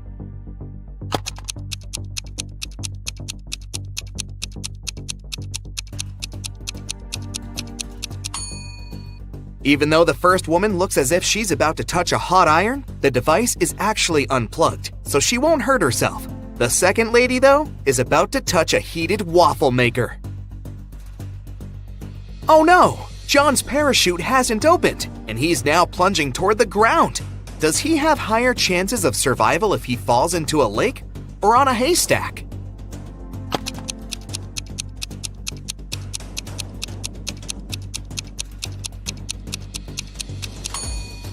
He should try to fall on a haystack. Do you see crocodiles hiding near the shore of the lake? What do you think is more dangerous in this situation? A bear or a swarm of bees?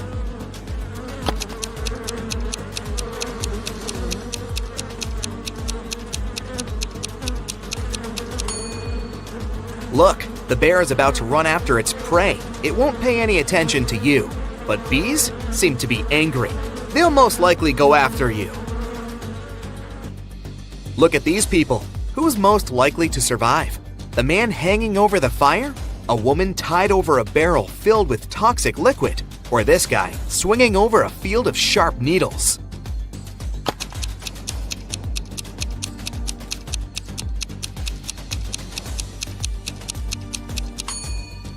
The woman hanging over the barrel with toxic liquid is the one who will survive. Look, there's a hole in the barrel, and the liquid is leaking out of it. The woman just needs to wait until the barrel is empty and untie herself. To get out of the locked room, Jeremy had to crack this puzzle.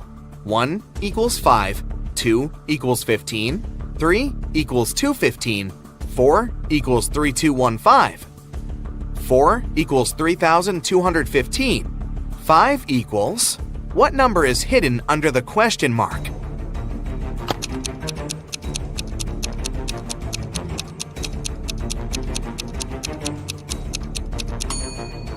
It's 1. 5 equals 1 because 1 equals 5. But the door of the room still didn't open. Apparently, Jeremy had to solve another riddle. He had to arrange 4 9s in such a way that they were equal to 100. He could use any math symbols. How can the guy do it?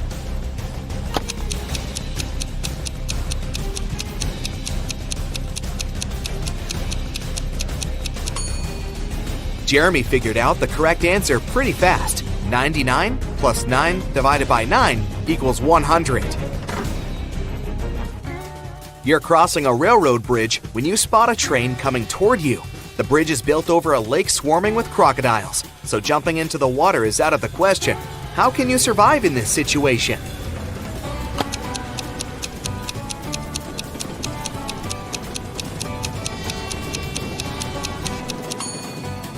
You're farther away from the shore you came from and won't have enough time to get back to that side. So your only option is to run toward the train really fast and turn left or right when you cross the bridge. Jack is taking part in a challenge. He's reached the final stage, which takes place in a desert. he succeeds now, he'll win $1 million. There are 4 pots in front of him. In each of them, there's a key. Jack needs to get any key from any pot. But on top of the first pot, there's a bowl filled with a strong acid. The second pot is covered with a bowl full of venomous spiders. In the bowl placed on the third pot, Jack sees a raging fire. A viper is curled up in the bowl, covering the fourth pot. Jack isn't allowed to drop the bowls or turn them over.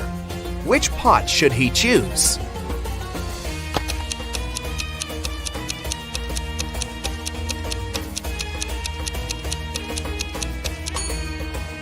The guy should choose the third bowl. He can put the fire out with sand. He's in the desert after all, and get the key. David's company develops apps for smartphones. Right now, he's looking for a designer. He's got hundreds of resumes, but he's chosen just 3 of them. Angela's resume says, "I'm 23 years old, I don't have a lot of experience, but I'm a fast learner and have already designed similar applications." Helen wrote in her resume, "I'm 26 and have 4 years of work experience. You should hire me because I've created lots of TikTok stories that have gone viral." And Eric's resume claims he's 28 years old with 7 years of work experience. He's designed tons of apps and he's been working for Google since the company was launched. David can only hire 1 person, but it's okay because 1 applicant hasn't lied in their resume. Who is it?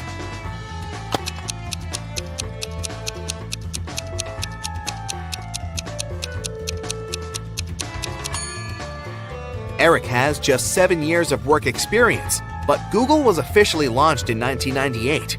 There are no stories on TikTok, meaning Helen couldn't create them.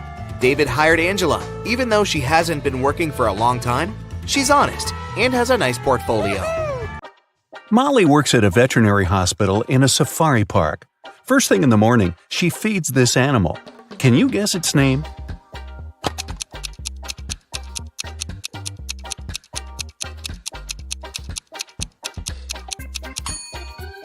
That's right, it's a panda. After that, she brings food to this animal. Can you guess its name?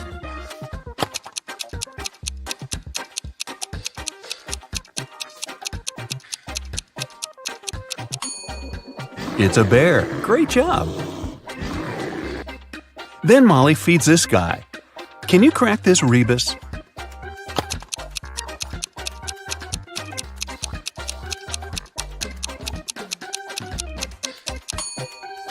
It's a tiger.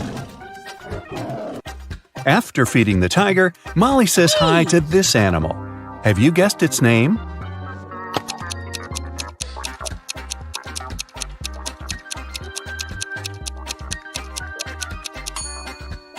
Right, it's a monkey. After lunch, Molly takes care of these creatures. Any ideas who they could be?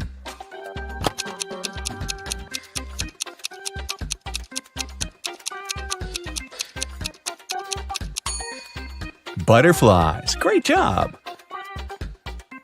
One day after breakfast, Molly checked money donations for the animals. A crow got $7, a ladybug received $21, and a spider got $28. Based on this information, how much money will the tiger get?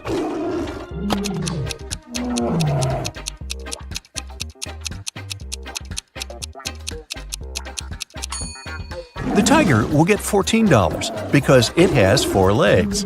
Each animal received $3.50 per leg. Molly went to the kitchen to have lunch.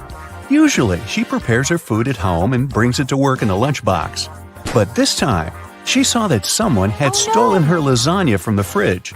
Molly got very upset and questioned her colleagues. Mike said, "I haven't been to the kitchen today. I was too busy bathing our hippo." Melissa said, "I spent this morning cleaning the pool. I didn't touch your food." And Alina said, "I had business lunch with investors downtown. I've just arrived." Who is lying?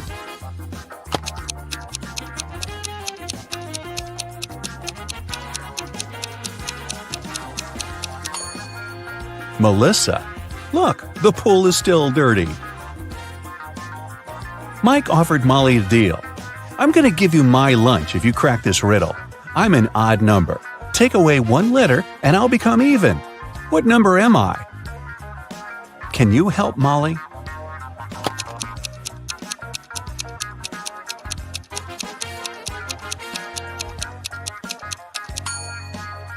The correct answer is 7.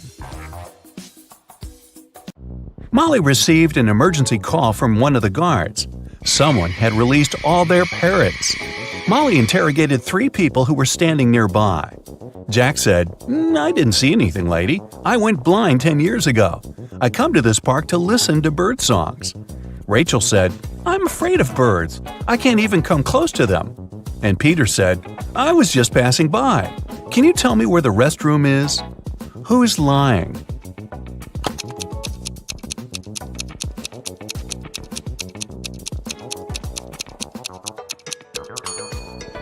It's Jack. If he's really blind, why did he bring this camera? Molly walked around the park. She had to find all the parrots before her boss arrived. How many parrots can you see in this picture?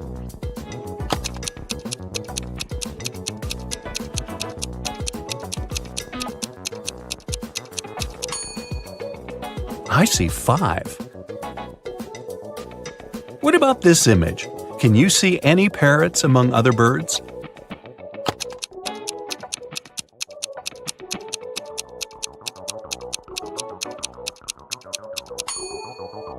Here they are. After rescuing all the birds, Molly finally sat down to get some rest.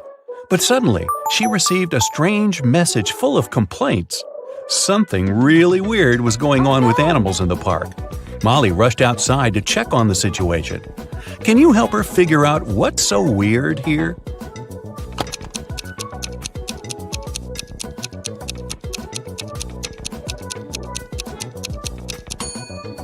This monkey has a goat leg. What about this image?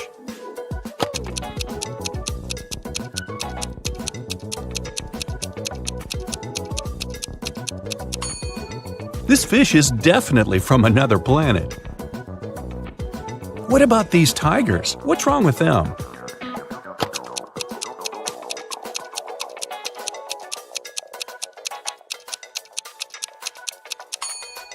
They have 5 legs instead of 4.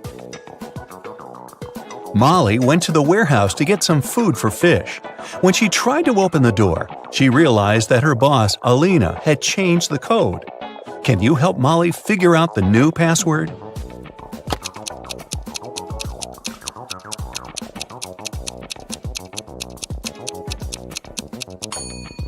Look at this note. It says tiger, cat, leopard, wolf, lynx. That's a little hint, since one word is different from the others. The correct password is wolf. This is the only animal that doesn't belong to the cat family. The lights inside the warehouse suddenly went out. Molly got lost. After wandering around the building for a while, she found 3 doors. But behind each of them, there was a trap. Hungry lions hid behind the first door. Instead of the floor, there was a pool swarming with fish behind the second door. And venomous snakes were waiting for Molly behind the third door. Which way should she choose?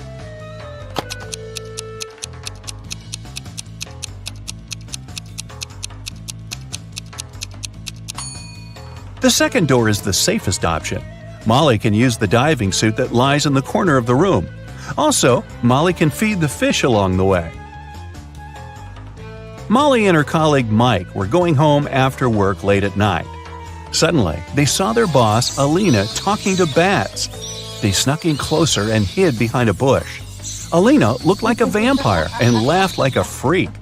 Next morning, Molly and Mike decided to check whether Alina was a human or a monster. It was her birthday, so they brought her 2 bouquets of flowers. But Alina accepted only one of them.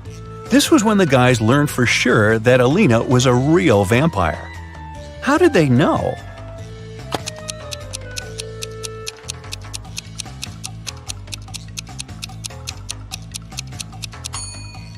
They hid garlic in the second bouquet. Alina invited all her colleagues to her birthday party. Molly didn't want to come alone, so she uploaded a dating app, hoping to meet someone special. Oh no! Here are several pictures of nice guys. but one of them lives with his girlfriend. Can you tell who?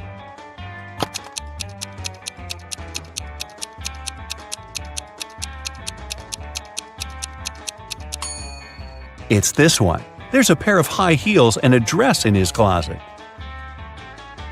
Alina asked Molly to arrive earlier to help her prepare for the party. Molly was cooking snacks in the kitchen when she heard a scream. She ran into Alina's room and saw her crying on the bed. Someone ruined her party dress while she was taking a shower. Molly interrogated 3 suspects. Kim, the cleaning lady, said, "It's not my job to take care of Alina's clothes. I was cleaning the house all day." Sam, the gardener, said, "I've been hanging string lights and decorating the garden for the party. I haven't even entered the house yet." And Alina's sister, Lily, said, "I didn't touch it.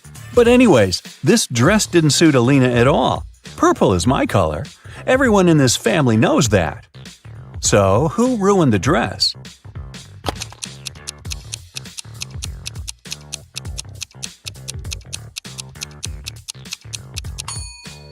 Sam. Look, the string lights are still in the box. At the party, Molly saw Mike with a mysterious lady. The lady was wearing a hoodie and standing with her back turned to Molly. So Molly couldn't see her face. Mike and the lady hid from everyone in Alina's library. Later that night, Molly entered the library too, but it was empty. After checking the room, Molly knew for sure which of these 3 ladies was Mike's secret girlfriend. How did she know?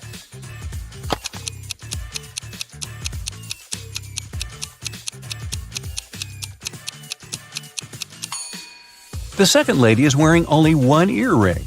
She lost the second one in Alina's library, and Molly found it on the carpet. Alina called the police early in the morning. Officers arrived at her place and questioned her. She said, "My husband and I had a romantic dinner last night, but at some point we had an argument. Then he felt sick. At least he said so, but I didn't believe him. He always tends to exaggerate things. So I slammed the door shut and left. I came back home in the morning and saw him unconscious on the floor. I don't know what happened to him." The officers immediately arrested Alina. Why?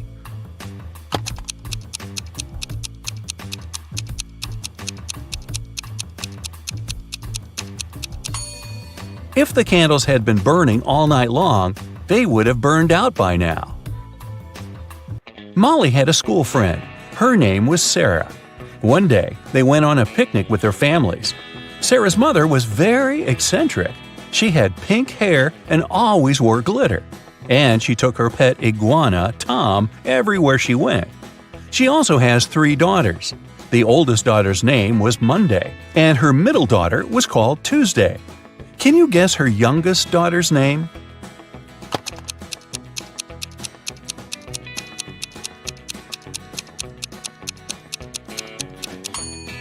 This is Sarah's mom, so it's pretty obvious that her youngest daughter's name is Sarah, right? Rick had a job interview at the hospital. He had been dreaming of becoming a vet all his life. Molly liked his resume, so she decided to test his logical thinking with one final riddle. She gave him this list of months and asked just one question. Which month comes next? Can you help Rick out?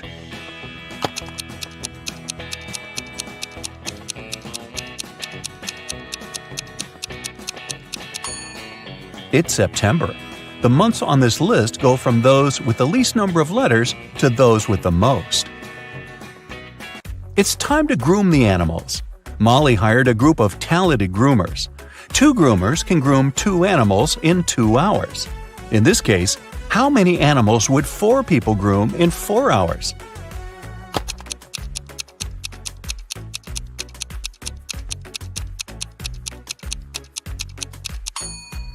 Your first instinct was probably to say 4 animals.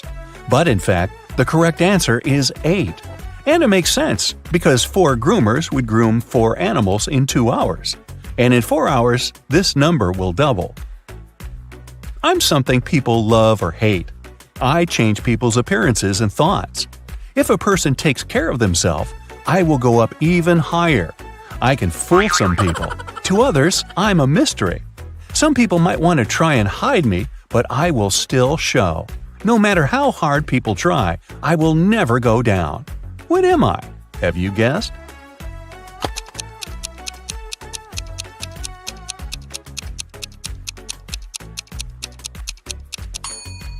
The correct answer is age. One of these three people is left-handed. Can you guess who?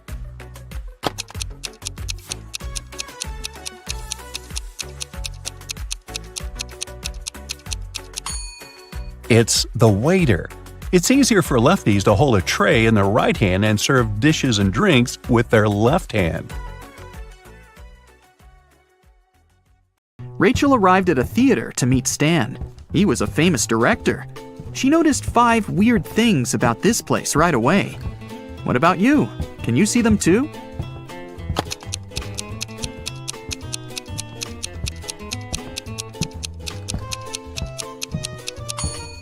Something's wrong with the gravity, in particular with this chandelier that isn't hanging from the ceiling as it should. The wind that the fan creates is blowing to the right, but this actress's hair is flowing to the left. There are human footsteps on the ceiling. The spotlights are red, but the lighting on the stage is blue. And this ballerina's shadow is falling in the wrong direction. Stan introduced Rachel to his favorite actors, Josh, Steven, and Tyler. They were triplets that always joked around, but this time they agreed that one of them would tell the truth and the other 2 would lie. They told Rachel about their game. She had to guess their names. The first guy said that he was Josh. The second introduced himself as Steven, and the third guy said, "The second person always tells the truth." Can you figure out who is who?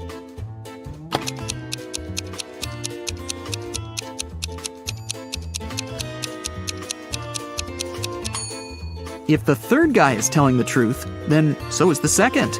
But only one brother was supposed to be honest. So the third guy must be lying. This means the second brother is lying too.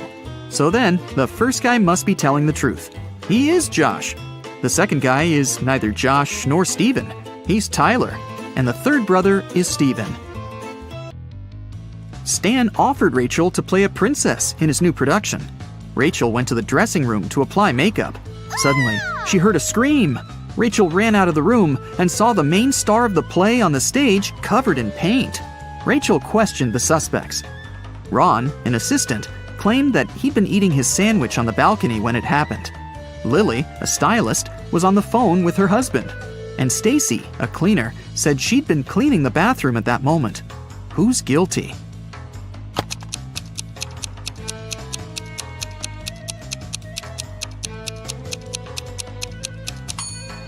Ron. He's holding a sandwich, and it's still unwrapped.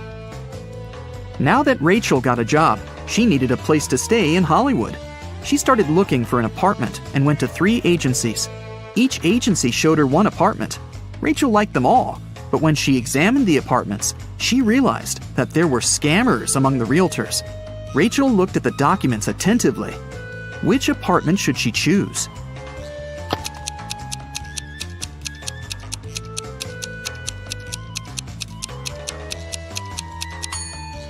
Rachel chose the third option. The first apartment is on the 6th floor. But that's impossible because the building only has 5 floors. And according to the description of the second apartment, its construction will be finished in 2025. This is 2022, by the way. But Rachel needs an apartment immediately. Rachel rented the third apartment and moved in right away. But something was wrong with the bathroom there. Can you see it?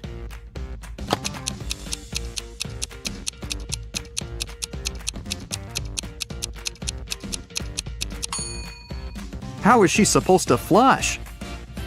Can you see anything weird here?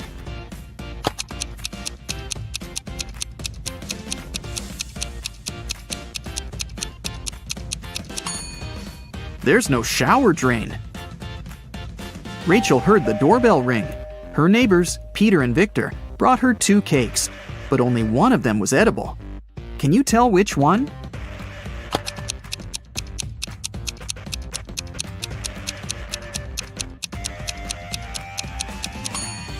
Victor's cake is sprinkled with almond flakes, while Peter's cake is decorated with human nails. The next day, Zoe texted Rachel to check how she was doing. Rachel sent her this selfie and said, "Alone at home, learning my lines."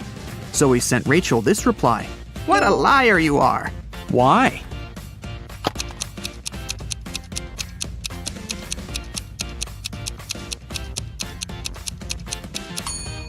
If Rachel's alone, who's that guy? Zoe took Rachel to a party and introduced her to Nick, an eccentric billionaire who was financing one of Zoe's movie projects. They had a brief conversation, and then Rachel lost him in the crowd. In a while, Rachel noticed 3 guys facing away from her. Each of them looked exactly like Nick. Can you tell who the real Nick is?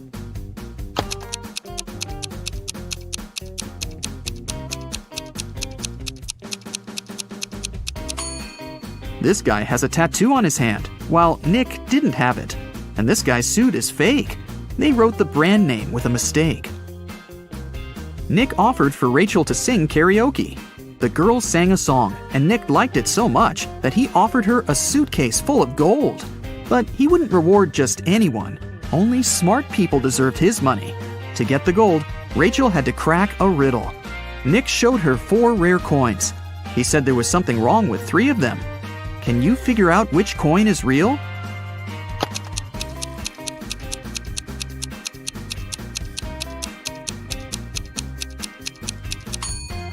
People who lived at that time didn't call their era BCE.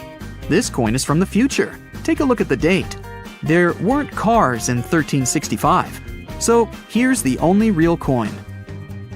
Rachel used an app to call a taxi to take her precious suitcase home. She saw 3 identical cars in the parking lot. Each of the 3 drivers claimed that Rachel had ordered their car. Which driver should Rachel choose?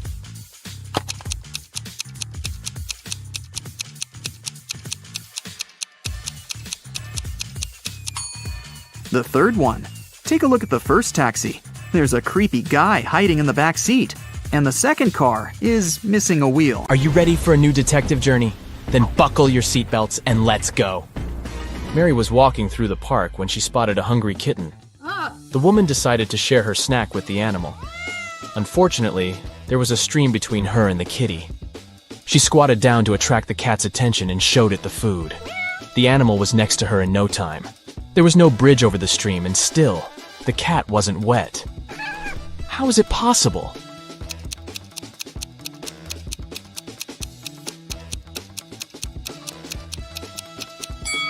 It happened in the winter and the stream was frozen. In a lake, there is a patch of lily pads. Every day, the patch doubles in size. If it takes 48 days for the patch to cover the entire lake, how long will it take for the patch to cover half the lake?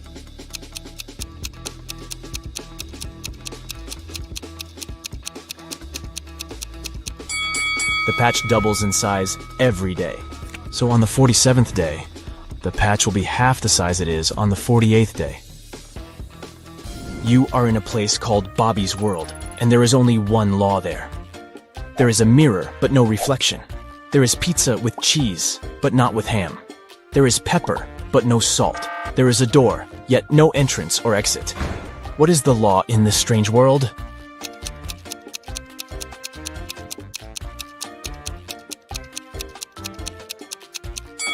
Everything in Bobby's World must contain double letters in its name.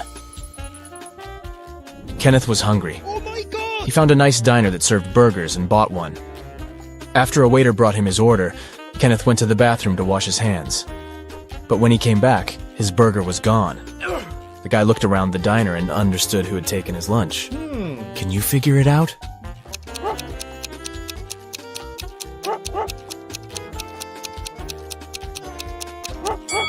It's the young woman with a dog sitting at her feet and sniffing the air.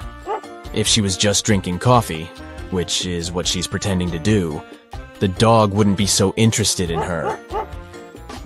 Look at these 2 guys. One is big and burly, and the other is short and thin. They're in a cafe, drinking identical drinks. The shorter one gulps his drink down in one go and leaves. The other man sips his drink slowly. Then he falls to the floor and is taken to a hospital. Can you explain why it happened if they had the same drinks?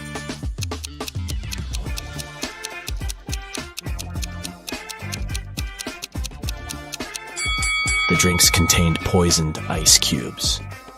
The man who enjoyed his drink gave these ice cubes time to melt and release the poison, while the other man didn't. An Arab sheikh told his two sons that they had to race their camels to a distant city to see who would inherit his fortune. The one whose camel arrived last would win. After wandering aimlessly for days, the brothers asked a wise man for advice. After listening to his opinion, they jumped on the camels and raced as fast as they could to their destination. What did the man tell them?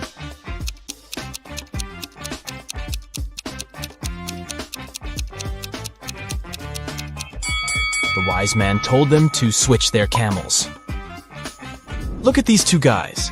They're wearing similar clothes. Yeah. Both holding coffee cups. And in general, seem to be perfectly okay. But one of them is a werewolf in disguise. Which one?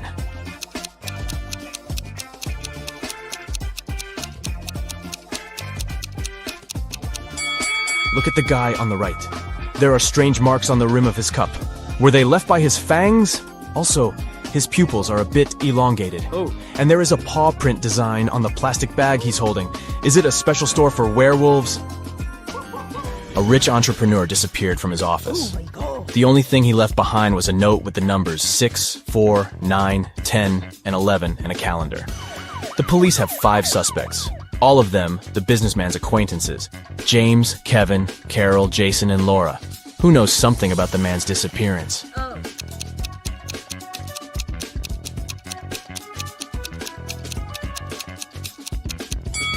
Jason. The numbers mean months of the year, and the first letters of these months make up his name, Jason. A furious traveler at the airport claimed the contents of his baggage had disappeared. When I got my suitcase, it was empty. I want you to compensate for what I've lost. After checking the passenger's info, airport security found out that he had indeed left London with a heavy suitcase, and now his bag was empty and a bit wet. The whole situation was suspicious. Can you figure out what happened?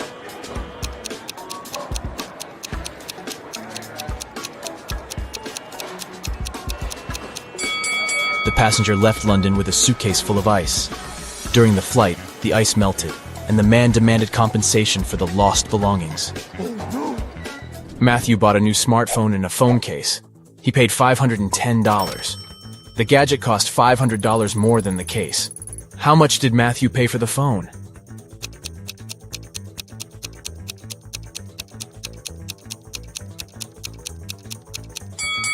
He paid $505. Last night, on a full moon, several people disappeared in the city. Locals believe that the kidnapper was a werewolf, and you are invited to investigate this case. There are 3 suspects, Jack, Levi, and Luke, but all of them have alibis. Jack was walking with his girlfriend near the river. Levi was choosing a silver ring for himself in the mall. And Luke, who is a museum guard, had a night shift at work. Which guy is guilty?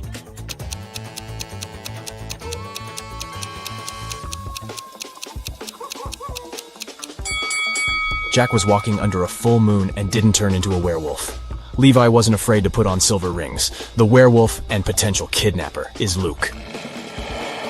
Detective Black's assistant, Josh, was late for work. When he arrived, he told his boss the following story. I was driving along the highway when I saw an unconscious man lying on the left side of the road. I picked him up and took him to the nearest hospital. Finally, he came to his senses. He told me he had been pushed out of a moving vehicle, but the bag with all his money and documents was left inside. Strangely, Detective Black told Josh that the man had lied to him. How did he figure it out?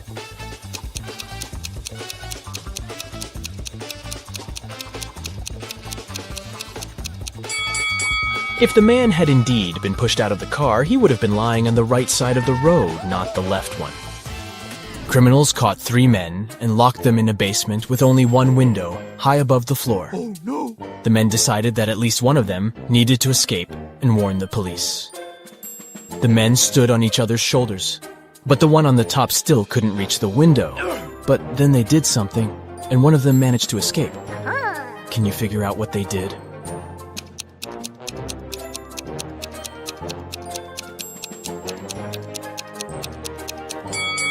The tallest of them climbed on the top, and since, proportionally, this man also had longer arms, he managed to reach the window. You find yourself in a room with no windows. There are 3 doors leading out of the room. Suddenly, a big screen on the wall lights up. You read, "Behind each of these doors, there is some danger. The first door leads to a scorching hot desert. Several steps, and the sun will burn you. Behind the second door, there is a hungry alligator that hasn't eaten for a year. And the third door hides a pool with icy water. To get to freedom, you'll have to swim across it. Which door should you choose to survive?"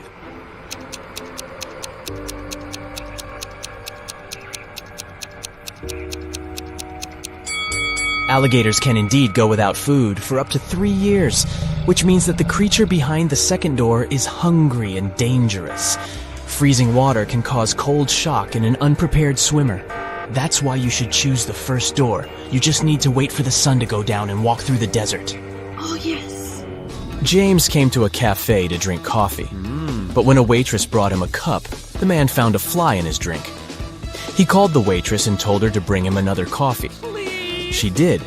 But when James took a sip from his cup, he got really angry and asked to call a manager. He complained that the waitress had brought him the same coffee. How did he understand it?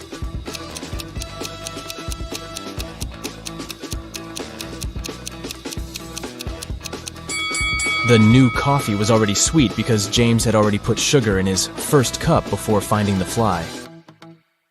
So, riddle me this. Amanda loved cats very much. One day, she visited an acquaintance and met her lovely Persian cat. Amanda asked her acquaintance how old the cat was. Well, in 2 years, Luna will be twice as old as she was 5 years ago. Amanda nodded and continued petting the cat. And did you understand how old the animal was?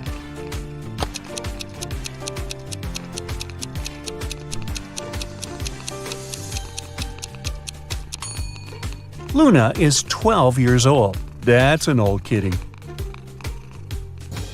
Look at these 3 friends. They seem to have gotten into a trap. They're hanging upside down in the air with their legs tied.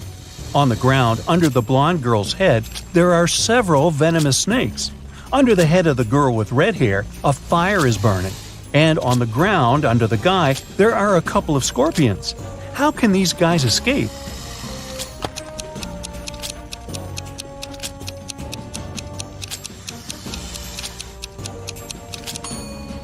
See that black cloud with lightning? It's going to start raining. The rainwater will put out the fire under the girl with red hair. And look, the girl has a knife tucked under her belt. She can cut the rope tying her legs. And when she's on the ground, she can help the other 2. Hannah was running a marathon. Right before the finish line, she outran the person who was running in second place.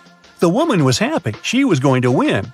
But in a few seconds, she got very disappointed. Why?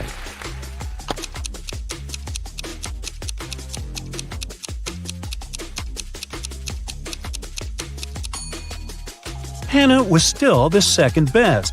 She was faster than the second person, not the first. Olivia was a secret agent on a mission. At one point during the mission, she had to get into a room with ancient artifacts. But to enter, she needed to choose between 2 doors. In front of them, there were 2 guards. Soon, Olivia realized that one guard always lied and the other always told the truth. One door was safe to open and the other hid a terrible danger. The secret agent could only ask one guard one question to figure out which door she needed to go through. What question should it be?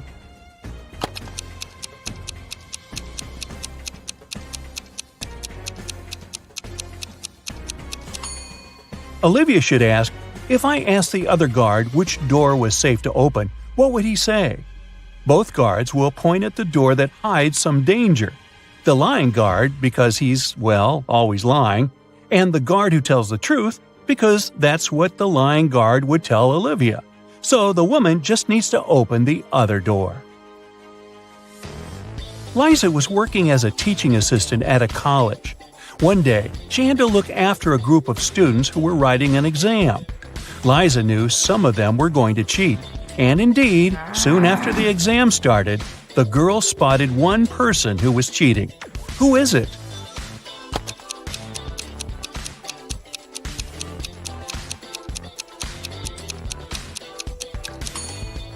It's the guy in the back of the classroom. He's got the answers written on his ruler. Can you figure out which of these two watches is real and which is just a toy?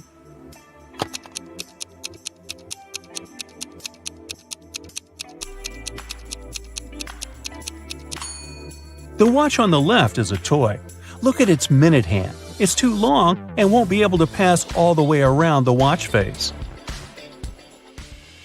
In a small village, there were 4 people who were suspected of being werewolves. One night, the village held a meeting to decide which of them was the monster. Here's what the suspects look like. This person has long, sharp fingernails and is known for being able to run extremely fast. This person has long, sharp teeth and is known for being able to see in the dark. This person has wild, unkempt hair and is known for being able to jump high. And this person has a deep growling voice and is known for being able to smell things from far away. Can you figure out which of them is the werewolf?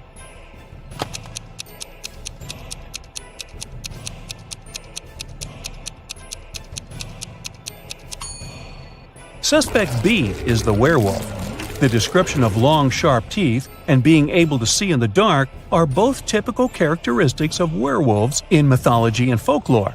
While the other suspects have unusual traits as well, they are not necessarily associated with werewolves. Joe has a friend, Lucas, who never answered any questions directly. Once, Joe sent Lucas a message inviting him to join their common friends in a cafe. Lucas's answer was kind of weird. Sorry, no money, JOBINJOB. Luckily, Joe knew his friend well enough to understand what he meant. But can you figure it out?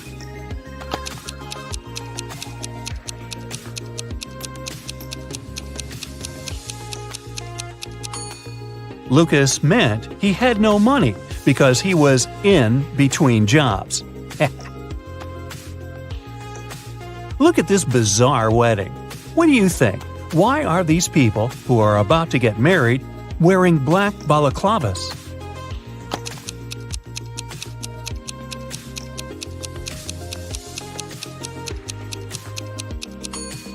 Look, there are cameras on the walls.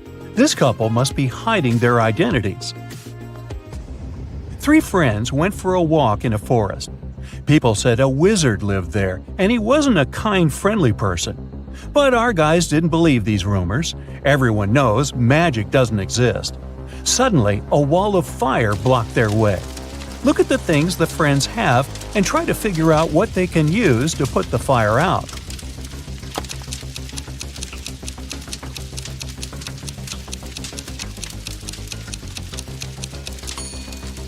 They could use this bucket to bring some water from that puddle, but it wouldn't be enough to put out such a large fire. This hose is useless, there's nothing to attach it to. The friends should choose this spade and use soil to put the fire out. You're in a forest. Suddenly, it starts raining. You notice a cave and hide there. But as soon as you get inside, the opening behind you closes. There are 3 tunnels in front of you, and one of them leads to freedom. But the first tunnel is full of crocodiles that haven't eaten in 2 years. In the second tunnel, there is a hungry lion that hasn't had any food in 2 weeks. And the third tunnel leads to a scorching hot desert. Which tunnel should you choose?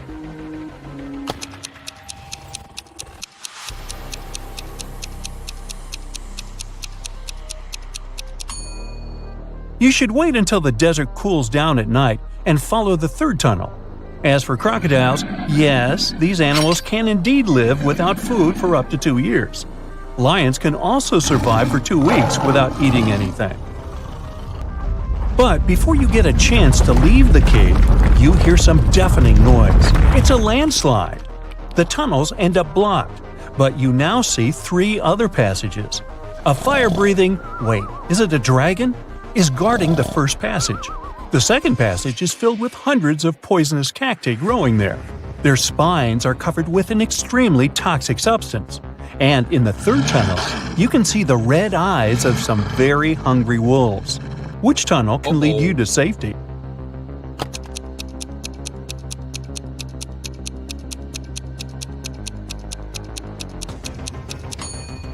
You should choose the tunnel with the cacti. At least they can't move. And if you're careful, you'll be able to walk around the cacti without touching their spines. One morning, Donna came to the office and found a box of chocolates on her desk. There was also a strange note.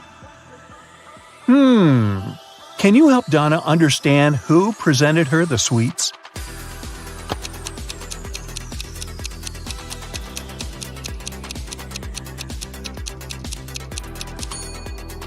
Her secret admirer is Ryan. Those are not dates. The number actually means the needed letter in the name of the month. A man told his boss, "Don't take your planned flight today. I had a dream last night that if you do, it might end badly. Your plane will crash." The boss fired the man. Can you figure out why?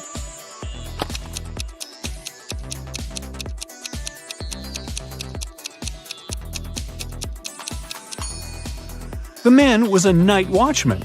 He should have been on duty the previous night, not dreaming. Jacob and Mark decided to go on a camping trip.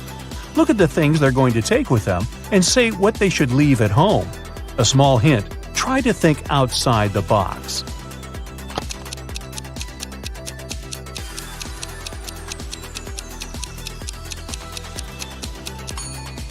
Look, a tent, game, rice, lamp. All of these words consist of 4 letters. But a chair? This word has 5 letters. The friends should leave it at home. A man went around the world in a ship, and still he was always in sight of land. How is it possible?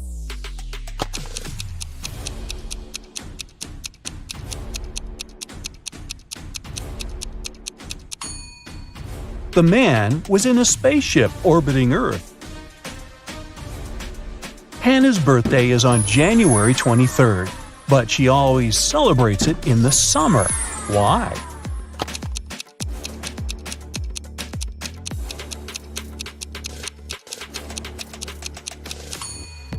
Hannah lives in the Southern Hemisphere. There, January is one of the hottest months of the year. Hey, nice job! So, our guy James here had passed all the first stages of the entrance exam for the Superhero Training Academy. For the final stage, the committee was going to test if he was able to determine who to save first in urgent situations. So they showed him a few images and wanted him to decide who was really in danger. Can you help him out? Here are the first 2.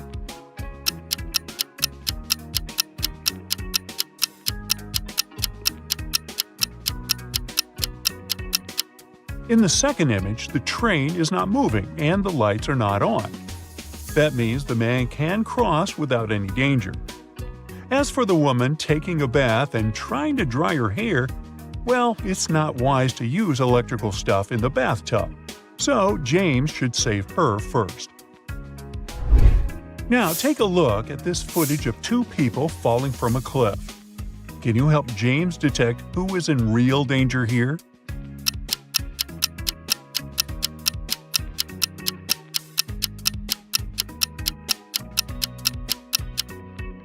The guy holding the umbrella might appear to be falling faster than the guy holding the plastic bag. However, he's going to fall right into the water, whereas there is a sharp rock right below the plastic bag guy. So, in a situation like this, James should save him first. The last image was going to determine whether James would be accepted or not.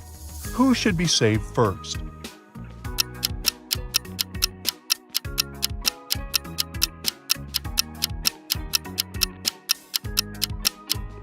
The lady absorbed in her phone in the second image is safe, because even though the traffic looks busy, the lights show a clear walk signal and cars are stopped. But the man in the first image has left a metal spoon in the microwave that he's about to turn on. That's a big no-no. James finally got accepted into Superhero Training Academy. But there, he was not going to use his real name. He needed to pick a superhero name for himself. Can you guess what his name is? These emojis might help.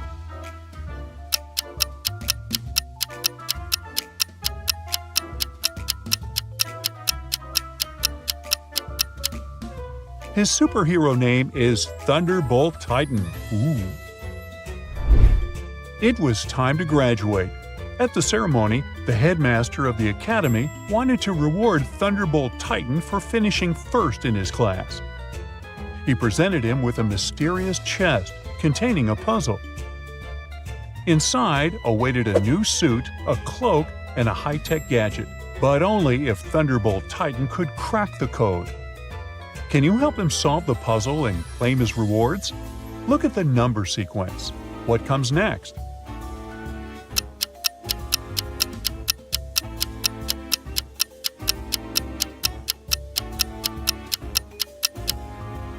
The correct answer is 7238. You just have to move the last number to the front. One day when Thunderbolt Titan was at home, somebody slid a note under his door. But it was encrypted with a strange number sequence. And below the numbers, there was a hint. Think about your device. Can you help decode the mysterious message?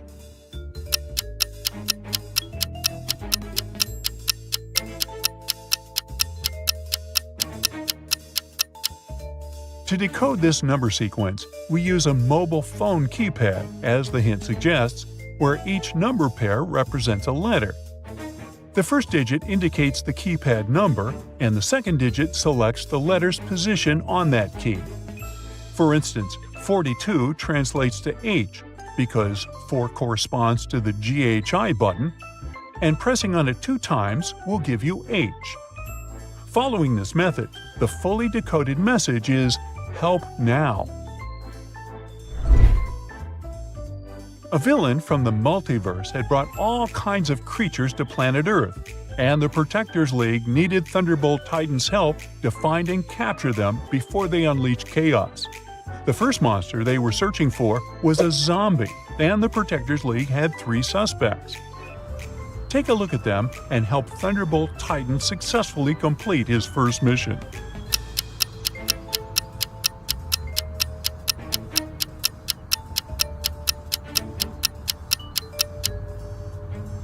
The first person looks all dirty, but she was probably working in the garden.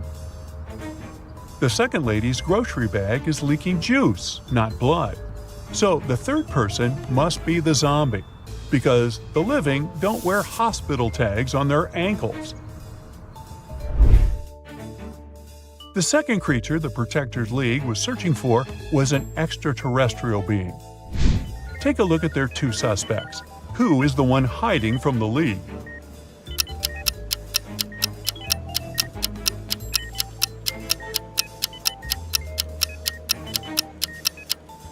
Look at Gary M's hospital patient chart. It says his fever is 24.5 degrees Celsius. A human can't have such a low body temperature. He must be the creature. Lastly, the League suspected that a robot was pretending to be a human at a college campus. They spotted 3 students who were acting suspiciously. Can you help Thunderbolt Titan figure out who the robot is?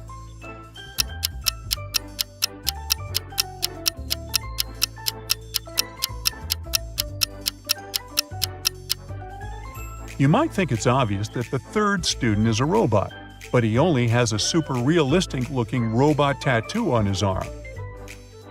The first student has a blinking red light inside his shirt's pocket, but that's just a camera. On the other hand, the second student has a USB port on one of her fingers. She must be the robot.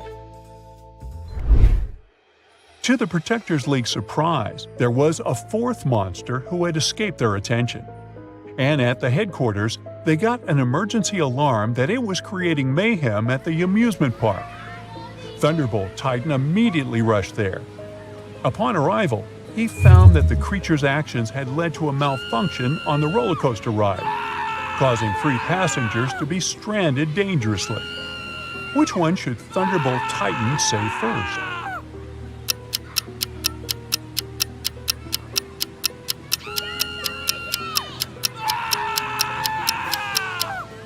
The second guy will fall first because he's only holding on with one hand, which is actually pretty difficult to do for an extended period of time. Therefore, Thunderbolt Titan should first save him. Thunderbolt Titan had successfully completed his first 2 missions. However, the villain was not happy that he ruined his evil plans. So he captured him and locked him in a room with no exits. There was only a note that said, "Answer this riddle and you might escape." What can fill a room but takes up no space?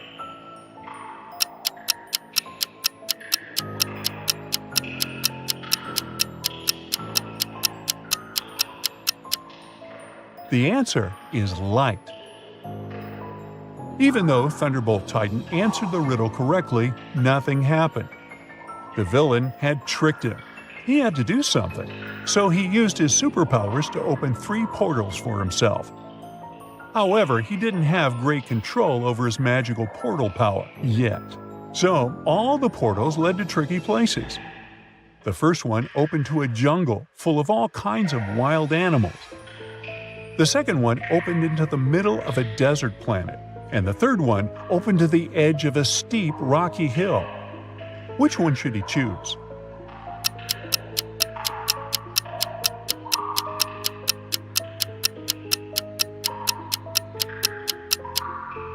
Remember the roller coaster mission? Thunderbolt Titan can fly, so he can choose the third portal and fly to safety from the steep hill. One night, Thunderbolt Titan was patrolling the city when he received a distress call. A woman had been attacked by a purse snatcher, and during the struggle, she fell and hit her head. She was now in the hospital room without her bag and her memory. The police officer informed Thunderbolt Titan that there were 3 men outside her door, all claiming to be her husband. Can you help Thunderbolt Titan figure out who is telling the truth?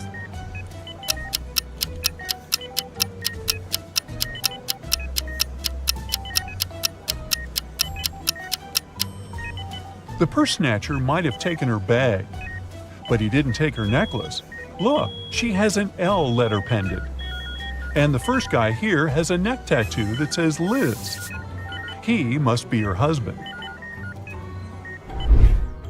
Thunderbolt Titan got an emergency alarm call from the Antarctica Animals Research Center. One of their beloved penguins had been stolen, and they needed his help to find the thief.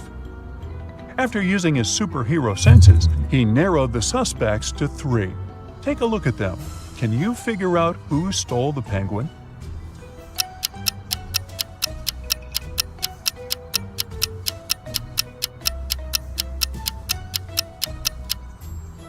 The second lady looks like she's hiding something under her skirt, but she's just pregnant. The third guy's backpack looks bulky, but see the flight tag attached to it? That's just his carry-on. But the first guy is hiding raw fish inside his tote bag. That must be to feed the penguin, so he's the thief. During a championship race, one of the cars was suspected of being sabotaged. Thunderbolt Titan was called to the scene to help identify which one with his scanning power. Can you figure it out before him?